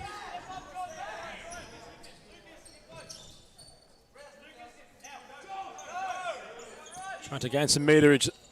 Scott Rogan measures for Allen. Colomide! And they'll get around him. 15 years of age. A goal scorer for Fitzroy's senior side. Teenage kicks for Colomide. And a terrific teenage kick at that. This young lad with the futsal world at his feet. And didn't he take it so well? Tucked like a seasoned vet into the bottom corner. A tidily taken goal. Fatea will claim it. It's all gone really well for Fitzroy so far. You're enjoying this, and the youngsters are in on the goal-scoring party. Well done from Caden. A moment he'll remember. Plenty more to come, I'm sure, as Lauretta will shoot his effort wide. And Thornbury, for all their muster, still have not broken Fitzroy down. A tick over 5 to the break. As Russo went searching and Lauretta looped it out of play. But for the reigning champions, a very good start to the night. Thornbury had held firm. They looked like they might be imposing pressure on Fitzroy. That's a lovely ball from Price for Rogan, who went improvised, and Fatea held firm. There's Pauli. Lauretta. Jabo. Threaded it well for Pauli, who got away from Colomide, and it's a good save from Price. And Rogan's twinkle toes only tiptoed out of play. Marrero, Lauretta, back for Wagner Marrero. Pauli. Jabo, who ran out of room.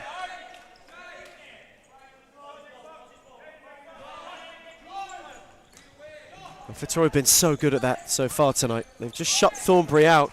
That's a rare piece of miscommunication between Rogan and Russo.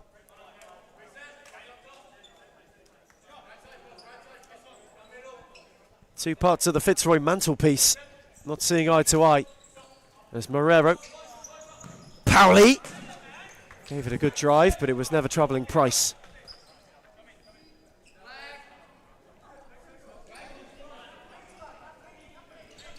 Parthamos and Russo wasn't able to thread it for Nepomuceno.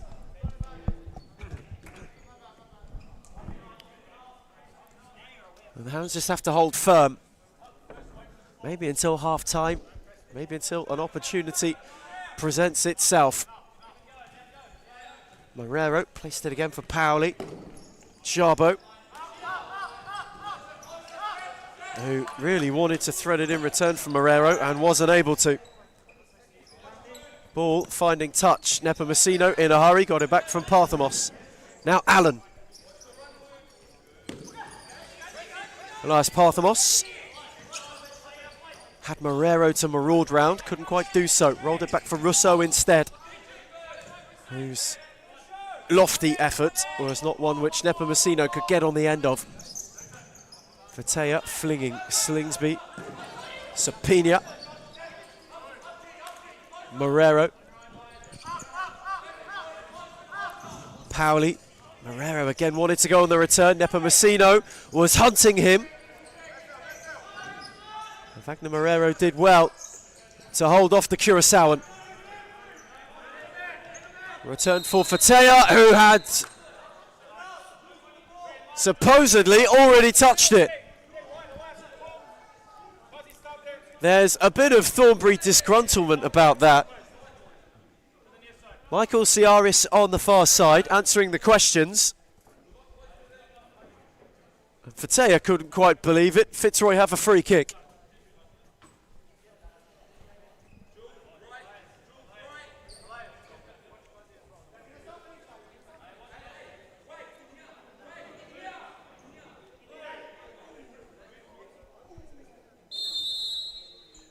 It is Parthamos' take.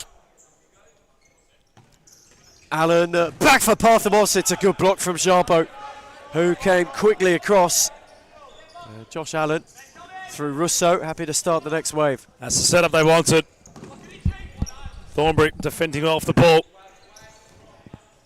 Fitzroy finding this contest to their liking so far. Parthamos, composure, kept going. We'll get the rolling foul. Fatea will have to organise his wall. Tried to keep his feet, did Parthamos. All to his credit.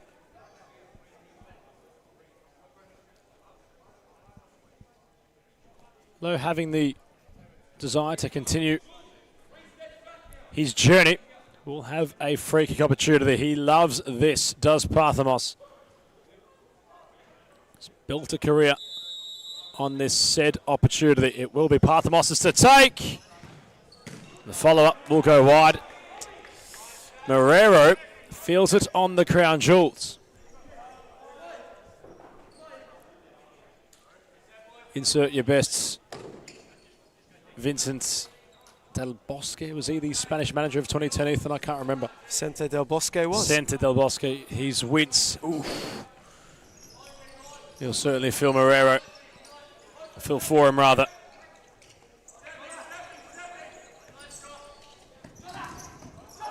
Serpina.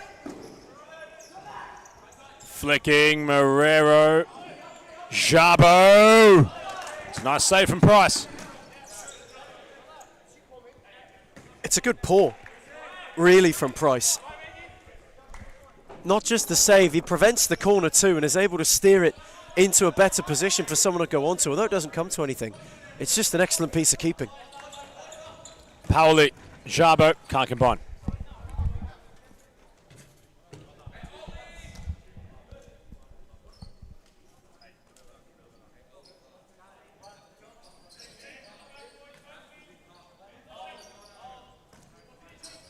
Nepomuceno, lovely touch.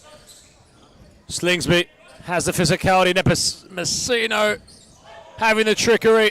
No look pass for Filio. The return not without its claim. Now Slingsby. Here go the Hounds. Serpina earns a corner.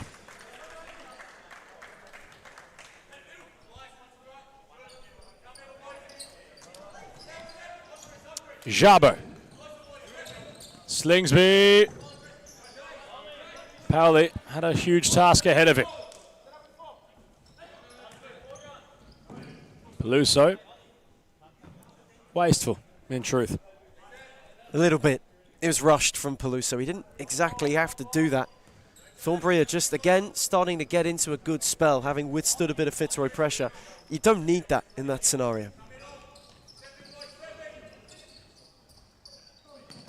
Paoli. Slingsby, nearly. Paoli. Wasn't testing of anybody in a purple or yellow shirt. Looking to our technical area, Jimmy Soufis and Jason Ishak, both. It's very Bielsa-like, isn't it? It is, yeah, but simultaneous from both men.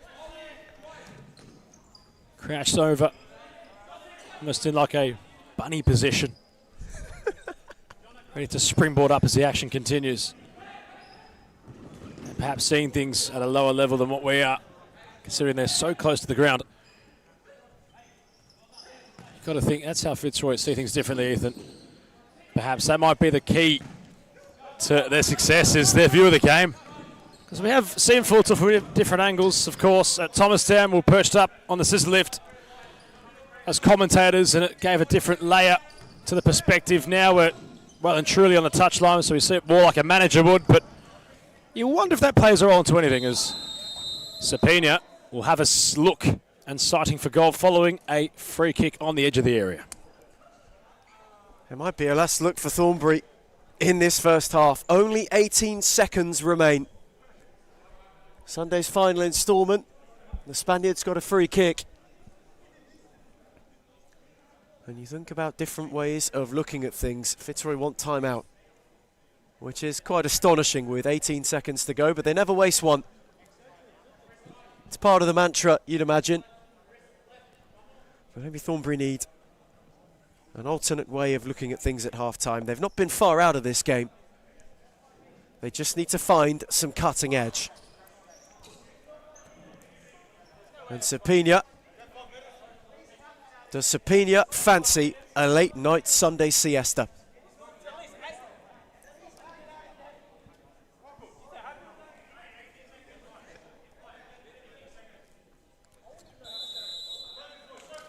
Sapina's free kick, it's a good save. The follow-in took a ricochet and ever so nearly came to fruition. Rogan. 10 to go, Fitzroy side ball, Fitzroy timeout. Time ticking down to the end of an exciting first half. We have 9 to go when we come back from a break. It's Fitzroy 2, Thornbury 0.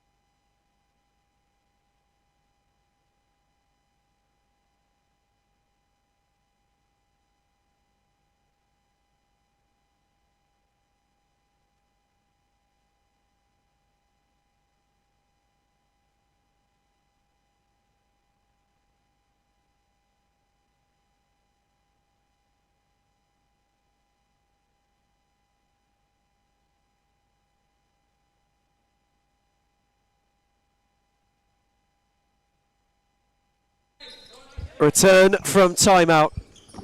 Fitzroy hunting a fast end to the half. They were the ones that issued it. And they've been in control, really, from minute one. A couple of brief conversations with Jimmy Sufa, Scott Rogan on the touchline. Oi! And nearly a late show. Fatea fancies a flash. Filio will cut it out. And the league leaders and reigning champions are halfway to a 3-point buffer. Half-time in Darabin for Sunday's show closer. It's Fitzroy 2, Thornbury United 0.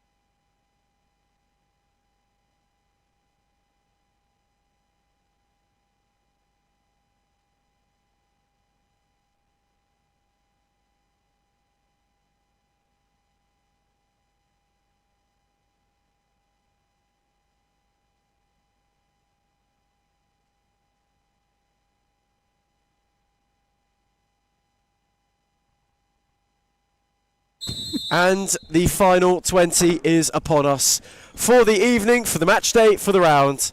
Thornbury are 2 down against Fitzroy after a spirited, albeit unsuccessful, first half. And now Russo was looking to give immediate infliction to the scoreboard on the other side of the break. But for the Hounds, it's been another spirited performance without much to show from it. And it seems to be the theme of them in their top flight outings thus far this season. They held defensively. They've had good periods in that first half too, but Adam Palombi, when it comes to finding something in front of goal, they've again been lacking a bit. As Russo was searched for by Price, wasn't quite able to find him. This has really been not even dominant, but quite a controlled Fitzroy first half. It's not been as frantic as some weeks can be, but they've just showcased an element, although Masavi almost had an early look to try and change that script.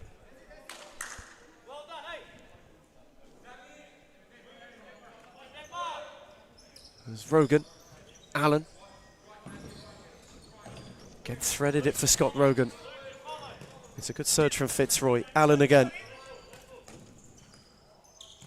Rogan, Rousseau, worked a yard, and Fatea had a firm pair of hands to intervene and then fling it out quickly for Sapina. He couldn't find the ball beyond Scott Rogan, who was in retreat.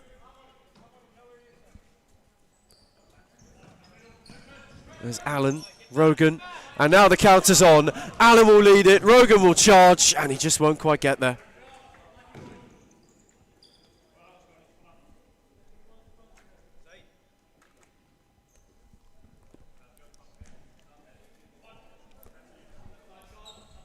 Powley.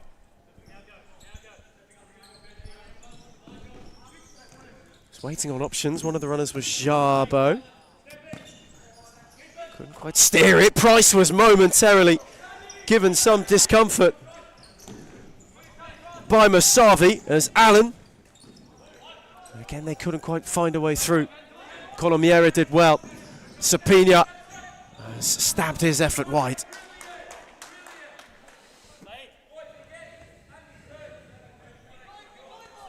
And that at the moment for Thornbury has really been the tale, as Rogan just rolls away from Masavi with ease, and Colomiere, unfortunately for the youngster, he might want that one back.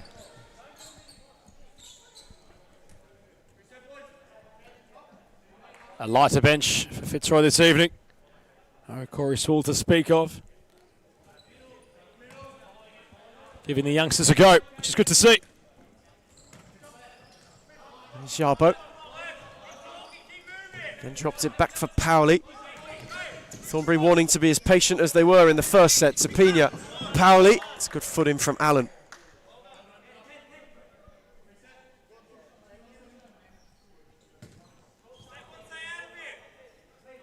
And the Hounds holding firm for the time being. Sapina cut out by Russo, and now the break. Rogan on for Colomiere, and it's a good challenge from Jarbo to play it back off the youngster and give Thornbury a little bit more respite. Fatea faked long, went short. Jarbo. And that was too far ahead of Powley when trying to place it into his path. Russo, Colomiere, Rogan. Sidestep Masavi rather marvellously. Dropped it off for Russo again. Fitzroy with their first real bit of sustained pressure. And we're finally hearing Romario Bajo from his touchline. We hadn't heard him in the first half. He's getting vocal, the manager. It's about time we hear him come to life in this game. It's not without their grasp now. I think he was trying to be well behaved in the first half. He's no stranger to a booking, the Thornbury gaffer. Although Fitzroy are pressing, Ethan, this Thornbury don't have the game away from them just yet. If there's a time for their manager to lift, it has to be now.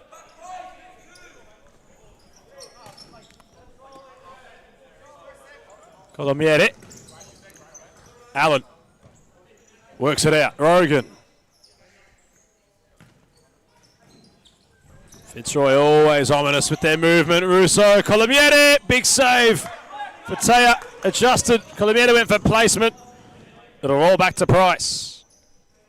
Hasn't really had a test tonight, the young goalkeeper. And speaking of youngsters, Oscar Bryant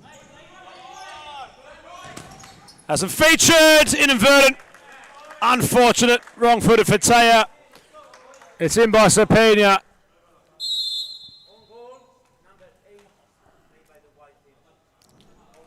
A real stroke of misfortune from John Otapina. Wrong foot's for Taya. Fitzroy finds another. Goes down as an own goal against the Spaniard as well. A wicked deflection. Rogan almost half-hearted in his celebration. But 3 goals for Fitzroy. Just a much more comfy position. And for Thornbury, they've created a couple of looks, but it's the same old story. Allen tried the flick with the back heel. Herrero cuts things off.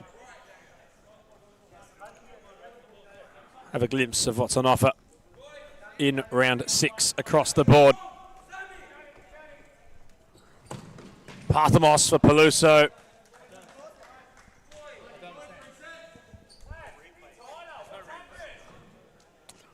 We'll have a look at what's going on around this town called Serious Futsal.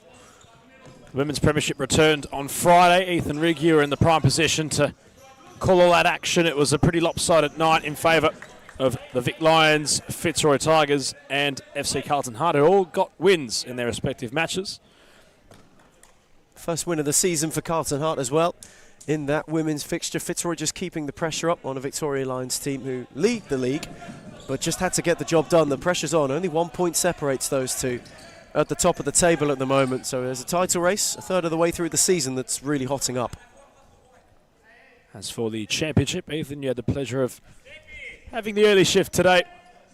Footscray defeating Braybrook. Alex Stojanovski, despite not having a meniscus, played and was involved in the 8-4 win against Braybrook. Bolin and Melbourne Arians FC was a pretty intriguing match, Ethan. 7-5 the final score. Bolin remaining in the top half of the table. In fact, make that first place equal with Kensington on 12 points after 4 matches played. Both sides not facing a blemish yet.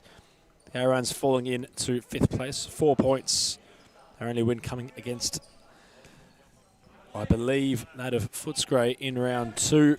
Make that perhaps Northcote. Ethan, how do you evaluate Bolin following what was another gutsy performance today from the championship leaders on goal difference? It was a real game of two halves. Bolin, in the first half, they looked like they were going to blow Melbourne Arians away. But then as the second half ticked on, you just saw them chip away a bit, and it got quite nervy towards the end. That 2-goal buffer, maybe a bit of a statement to Bolin that even in the second division, when you've got a 5-goal lead, you can't have a blip, and you can't even afford to remotely think about letting it slip, because otherwise you could get reeled in. But for them, 3 points is 3 points. Kensington will say the same, maybe with a bit more happiness to it, because they got rid of a very good RMIT.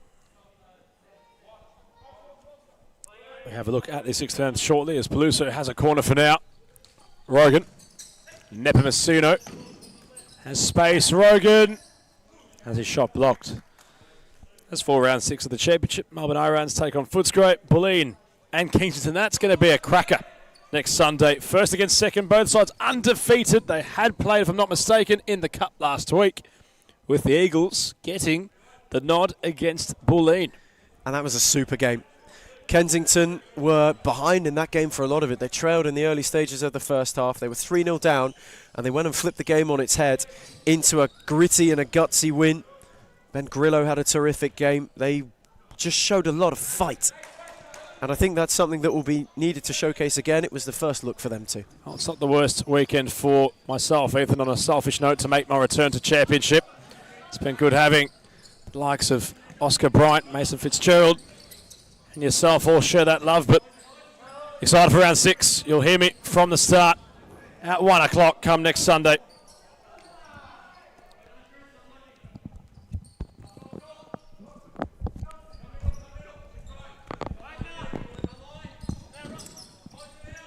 If we're lucky, might have Ethan also coming a bit earlier and See if we can coach in pairs, or call in pairs, as we so do often.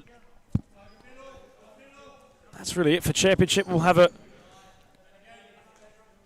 look at, well, Northcote and RMIT, they'll round out that of round number 6. That'll be interesting to see how that all starts. They had the bye this round, Northcote. It's been slow proceedings for them so far in the competition. As for the women's comp, Ethan, next Friday, on the 27th of March, we'll have a glimpse of what's on offer.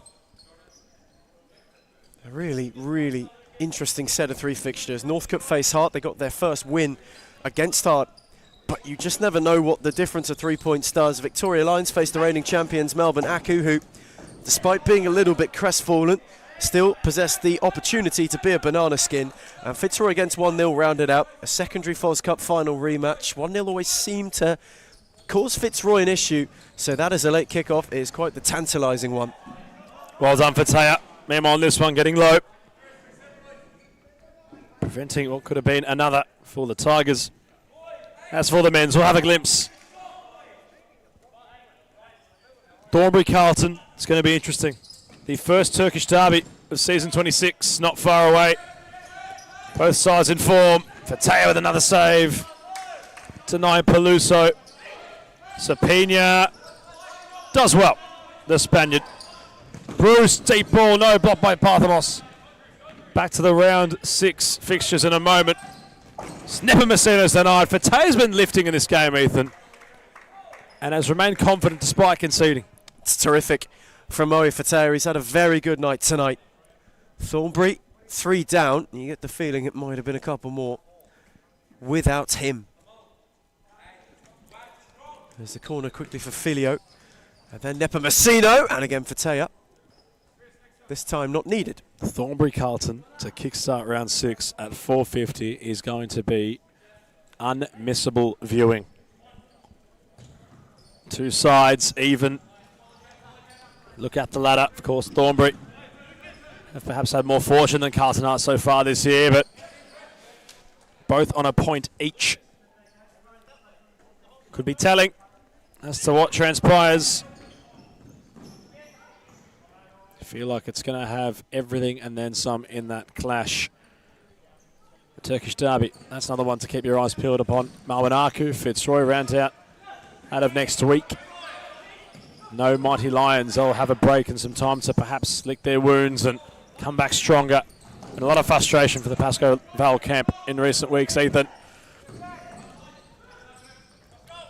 You wonder how they'll try use the break they have to their advantage and towards the next fixture, which will be against Thornbury, a side who have proven to be difficult customers for the Chargies in recent seasons. That's their return match in round 7. I think it's worth noting as well, the interesting thing about that, Pasco Vale get almost a month off now with the bye. Oh. You go through the Easter break as well, and they return 19th of April. Almost a month off. There's a while in between drinks with futsal. It must be said, I was rather surprised to see that pop up. It's not a blip. There might be cup action in between that time. In fact, there will be cup action in between that time. In the league, it's a month off. But for the league, exactly right, Ethan, there's a fair amount of time. The Series Futsal League Cup, a competition for players to relish within cup football, is always the best kind of futsal, rather. And, well, Fitzroy take on that of Pasco Vale on the 12th of April in the 3rd round of the cup. Get up for the cup. That'll be rather intriguing. So not quite the month off, but enough time to rejuvenate and come with an idea against a side they're really shaken up in their previous encounter. It was 2-1, Fitzroy winning, although it was perhaps their best futsal to date so far this season from the Lions, despite the loss. Terrific the way that they played in that league encounter. It almost looked to symbolise a new dawn for Pasco Vale. As Filio under Fataya in. Fab Fitzroy 4. And Filio is finally amongst it. Fataya knew not much about the first. The second was hit with too much force. And for Pep Filio, he is now back amongst the goals. Brilliantly done. The following needed a flourish. He provided as such, and Fitzroy headed well and truly back to the top of the table.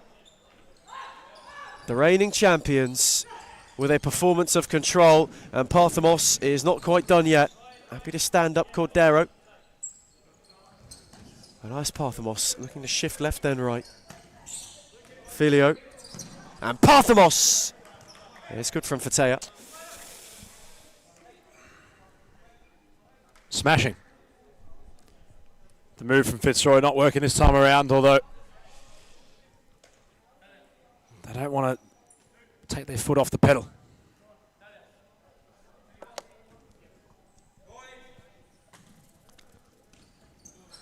Parthamos fancied a hit. It went through bodies and Filio was lurking.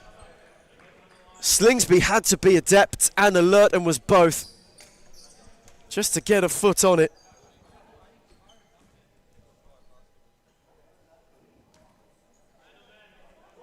My word, the Tigers are just starting to realise that they want to make this a bit more painful. Russo, however, put that one behind Filio. That's a lovely ball for Lavinia, who just got out the back, and it always asked a lot of him.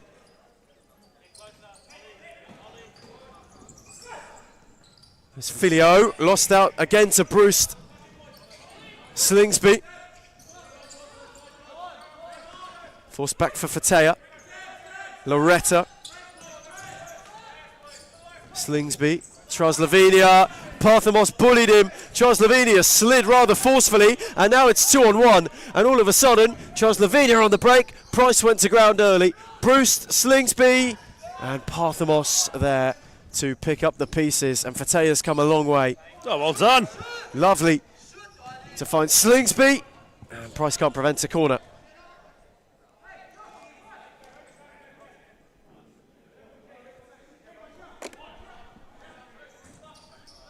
Lavinia's take. Nepomuceno on for Russo. Sat Bruce down almost. And it's another good parry from Fatea, approaching the halfway stage of the second half in this one. Fitzroy firmly in control, as they have been from the start. It's been a performance of real precision from Jimmy Soufis' side. And Parthamos shifting and unable to find more of an angle. Lavinia, whose touch was loose. Rogan rattled it. That's a fine save from Fatea. Another good shot, saved by the Thornbury keeper.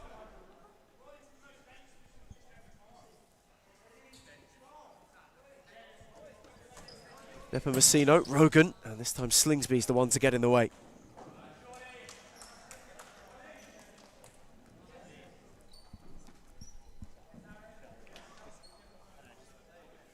Aaron New in between the sticks, good to see. A shot stopper, doing what he does best. Parthamos, Nepomuceno, Russo! Again, Fatea does very well at his near post. Fitzroy still turning, still really trying to add more. Rogan, Russo, back for Rogan. Nepomuceno. Wants to dance with Pauli. Late on a Sunday night. And Parthamos wanted to roll and couldn't. And now Slingsby can counter. Well done. Pauli had to hit himself. And Aaron New saves. Quickly on for Parthamos. And Slingsby's there to deny him. A ball for Nepomuceno.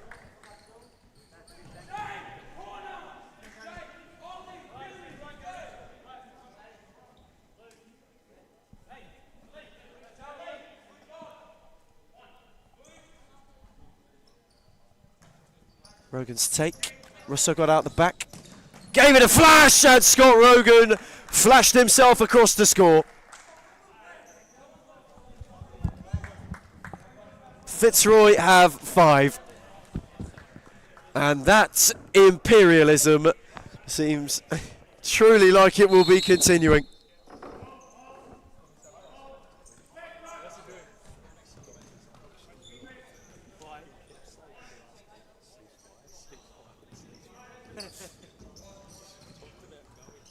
Russo. Colomieri. Russo. Rogan wanted to pounce on it. Masavi was there to press.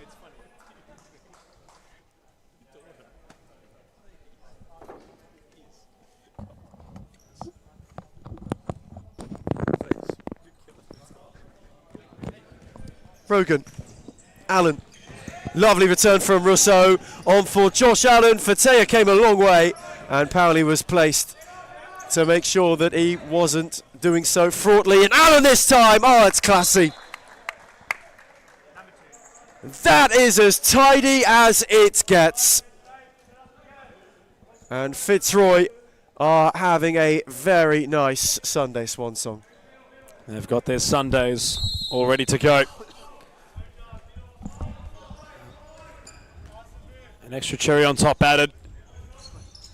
Scoreline. They're rolling away with it now. And while Fatea hasn't been poor tonight, but has really been up against Fitzroy, doing what they do routinely. He's playing good futsal. Very good futsal for that matter.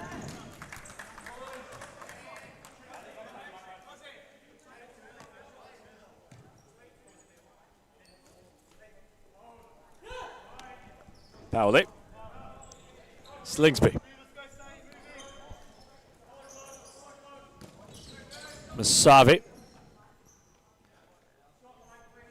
Hasn't really hit his strides yet in series futsal. Make that the premiership. It was really important in the championship last season. Golden Boot accolade to boast, but it's a player we haven't really seen ignite yet in the premiership. Hasn't been poor, just not at his goal-scoring best. That's more like it from him. Was unlucky to not get around Peluso. He fouls him for good measure.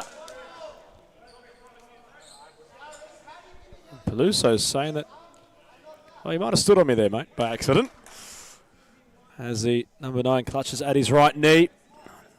Not sure what's happened in the recent year, Ethan, but so many players on court and make that administrators and, well, media personnel have all struggled with their knees. So I'm not sure what's going around Melbourne at the minute, but it's the worst form of injury, whatever it might be. And Peluso is certainly clutching at his there. Slingsby keeps the ball alive, will try step around Allen. And they'll get a quarter. Not much really to decipher at the moment, Ethan. It's entered its lull period. We know the results.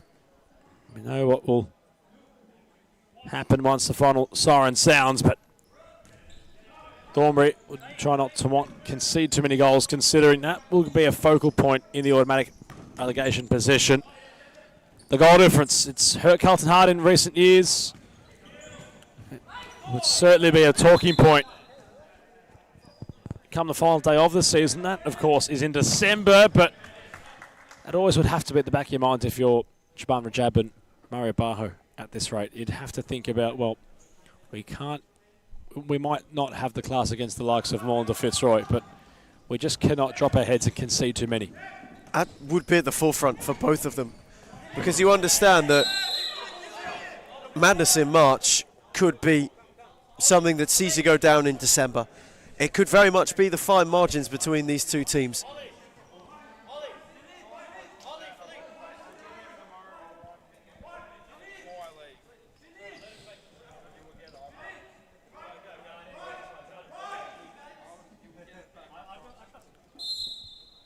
They might have a consolation prize as Transylvania didn't really generate much power onto the effort. Gets a corner, Masavi will take. Bruce, I got a second attempt. Transylvania, blocked by Peluso. Rogan, Filio. Nearly Peluso inside the area. Masavi had the ball caught beneath his feet. Transylvania, Jabo. Rogan wins it, has the pace. Gets it still somehow, Rogan. Peluso. Had the bodies in the way. Jabo sends Peluso to the tarmac. Now at the other end, Transylvania still has possession. Side netting Jabo. It's better from Thornbury. Just that ability to be able to hit more on the break. As Filio at the other end within a blink. Side nets for Taya out the equation again. That's a finish and a half from Pep Filio. Fitzroy have found yet another on the tally, which ever grows. And you talk about the importance of goal difference at the bottom of the table. At this point in time, goal difference at the top also holds its own weight.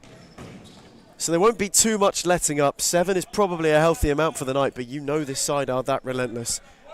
Fitzroy will want to make a statement and will want to make sure that there is no doubt of who will be this season's most free-flowing team. Commissioner Footscray nearly caught in the mix of it all.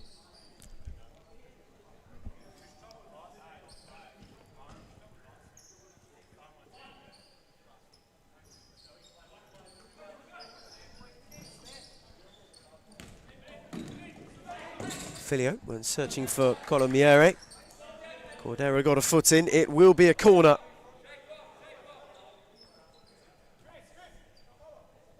It's been quite the fever pitch Fitzroy performance.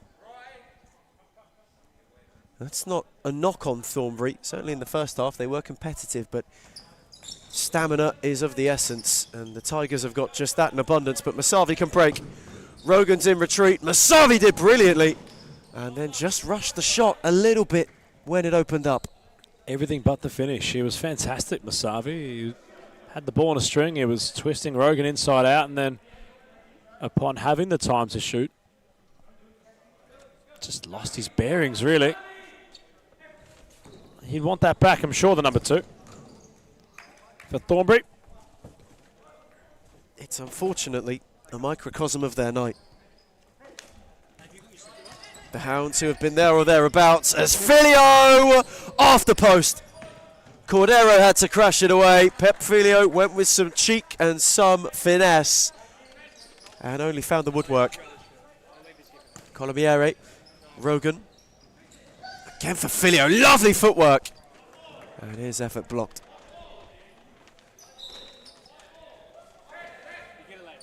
And Fitzroy must have got the final touch. Jabo. Cordero. Set it back for Jabo. Masavi wasn't able to roll Rogan. Careful. Shout of careful was about right. Rogan, Peluso, oh brilliant. Pinpoints from Christian Peluso, who has threatened all evening, and Fitzroy have 8. He has the $1 million man strut right now, Peluso. He scores, adds a footnote to his personal locker, and this clash. Fine finish, side netting again. Fitzroy having the room to shoot in numbers. With all that space, it's really easy pickings for the finisher, who has to finish, of course, and Peluso, to his credit, knew exactly where the net was. Sapina set it back for Jabo, who steered his effort over. Final 5 in this one. And Fitzroy have been superb from start to finish. You feel like just after that recent result, it's kind of a night where they needed to make a statement in a way. And they have done that in plentiful supply. Sapina, Cordero, cut out by Parthamos, who is charging. And Sapina got in the way of Peluso. Jabo had advanced. Now Peluso will just be warded off by Sapina. Cordero back for the Spaniard. Jabo once more. They'll have to get this out of their mind quickly. Focus on a relegation 6-pointer early in the season against Carlton Hart. And for Fitzroy, it's a rather interesting matchup of Melbourne Aku in the late kickoff as Jabo gets one back. Just stolen on the blind side and was able to beat Arians, and the Fitzroy clean sheet is blemished. It's a consolation prize. I'll appreciate Thornbury. Many bodies in the way of Arians. And well, that is something to at least take home with you as for the road for Thornbury. You take it. Do you not? You certainly do. You take it. Goal difference of the essence. Certainly on a night like this, in a season like this. Even though it's for pride, even though it's merely consolation, they all count.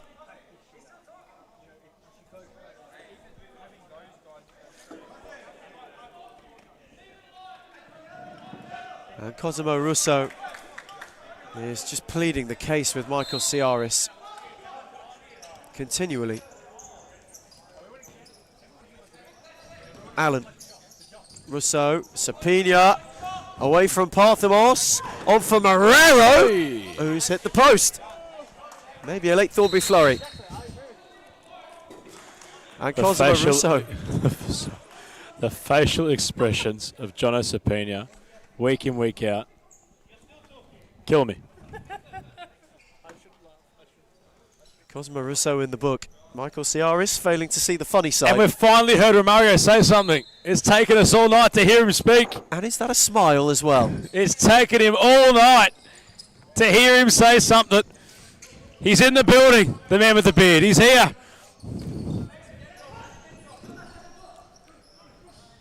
Sapina tried to set it for Charbot, and Russo just clattered it into him.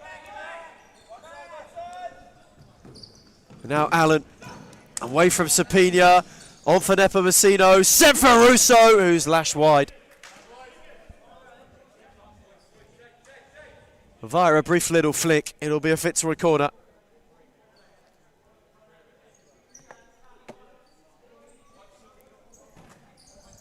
Allen's take, Nepomuceno only gave it to Sapina, whose footwork was tidy to get away from two Tigers waiting to pounce. Good foot in from Russo. Marrero recycles through Jabo. Now Cordero couldn't beat Nepomuceno, who was silky as always. He's so good. He's so he good. Had that on a Curacao and carousel. As Allen flashed it, Fateo got a foot, and Russo rocketed his effort wide.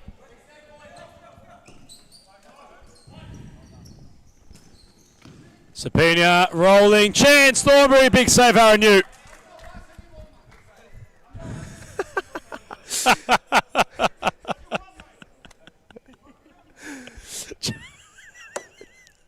Sapina with a very vocal shout. I will not pass it anymore. Jono Sapina is tired of passing the ball if his teammates aren't going to score. That's what he's telling Ethan, please. Here he is. Sapina not passing, Aaron Hughes sprawling. Russo, Allen was given a right shove by Loretta.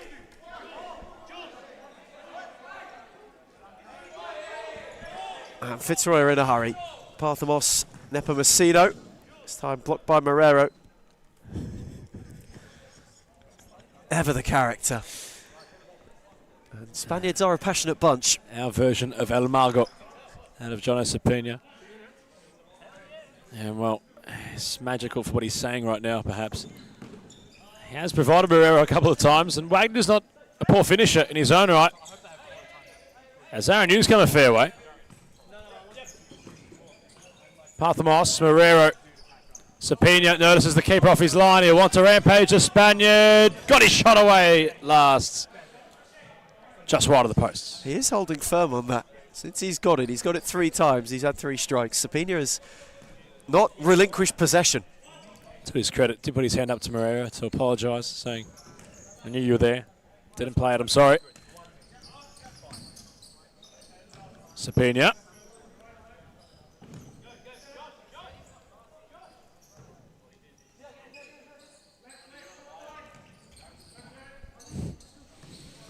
Was reluctant in his pass, Slingsby. Marrero losing possession.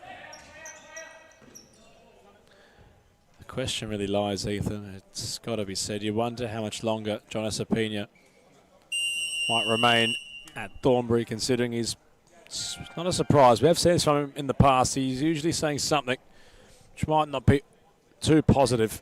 Anyway, Fitzroy issue a timeout. We cross to a break. They have a healthy lead.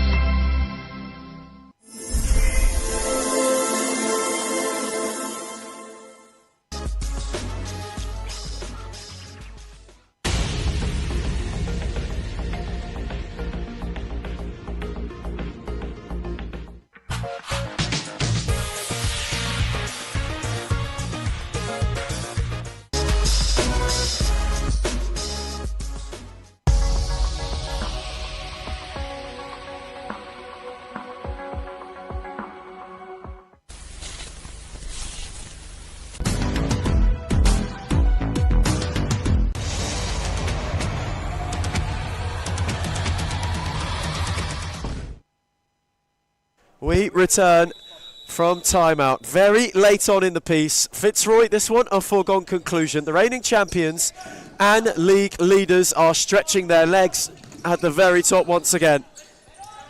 There's Allen, Nepomuceno, Parthamos. Fataya did well. Not once but twice. Card. And a yellow. This time for Loretta. He will find himself in the book. Michael Ciaris happy to dish out the law late.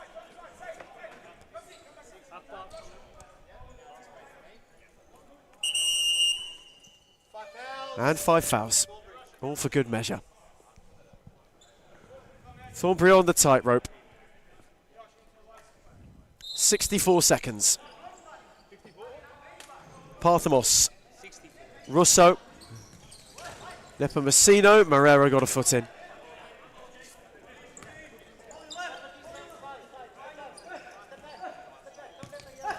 Parthamos. Back for Allen.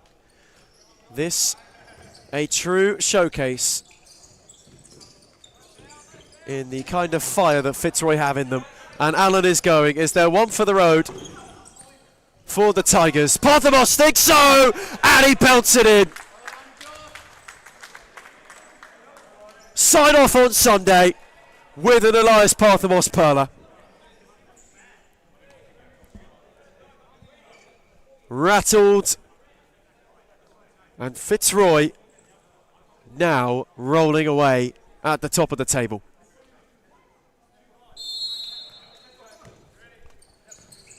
And that might be that, unless they want double digits. And you get the feeling they might do. Russo, held up by Charles Lavinia.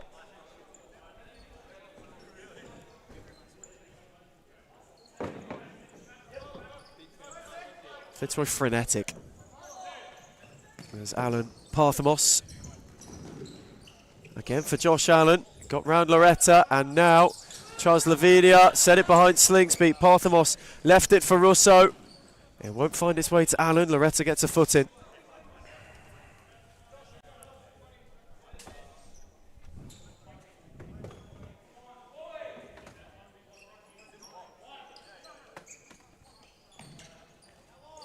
Nepomuceno. They're just ticking the seconds down. Russo wants a 10th. Slingsby denies him. Russo then picks it back up. Is there one more late on? Allen. It'll find its way to Marrero. Is there one the other way? Marrero, Charles Lavinia, Aaron Yu didn't get there. And that will be that. Fitzroy then back at the top of the tree, rebounding from league defeat in a great way. Full time for Sunday. It's Fitzroy 9, Thornbury United 1.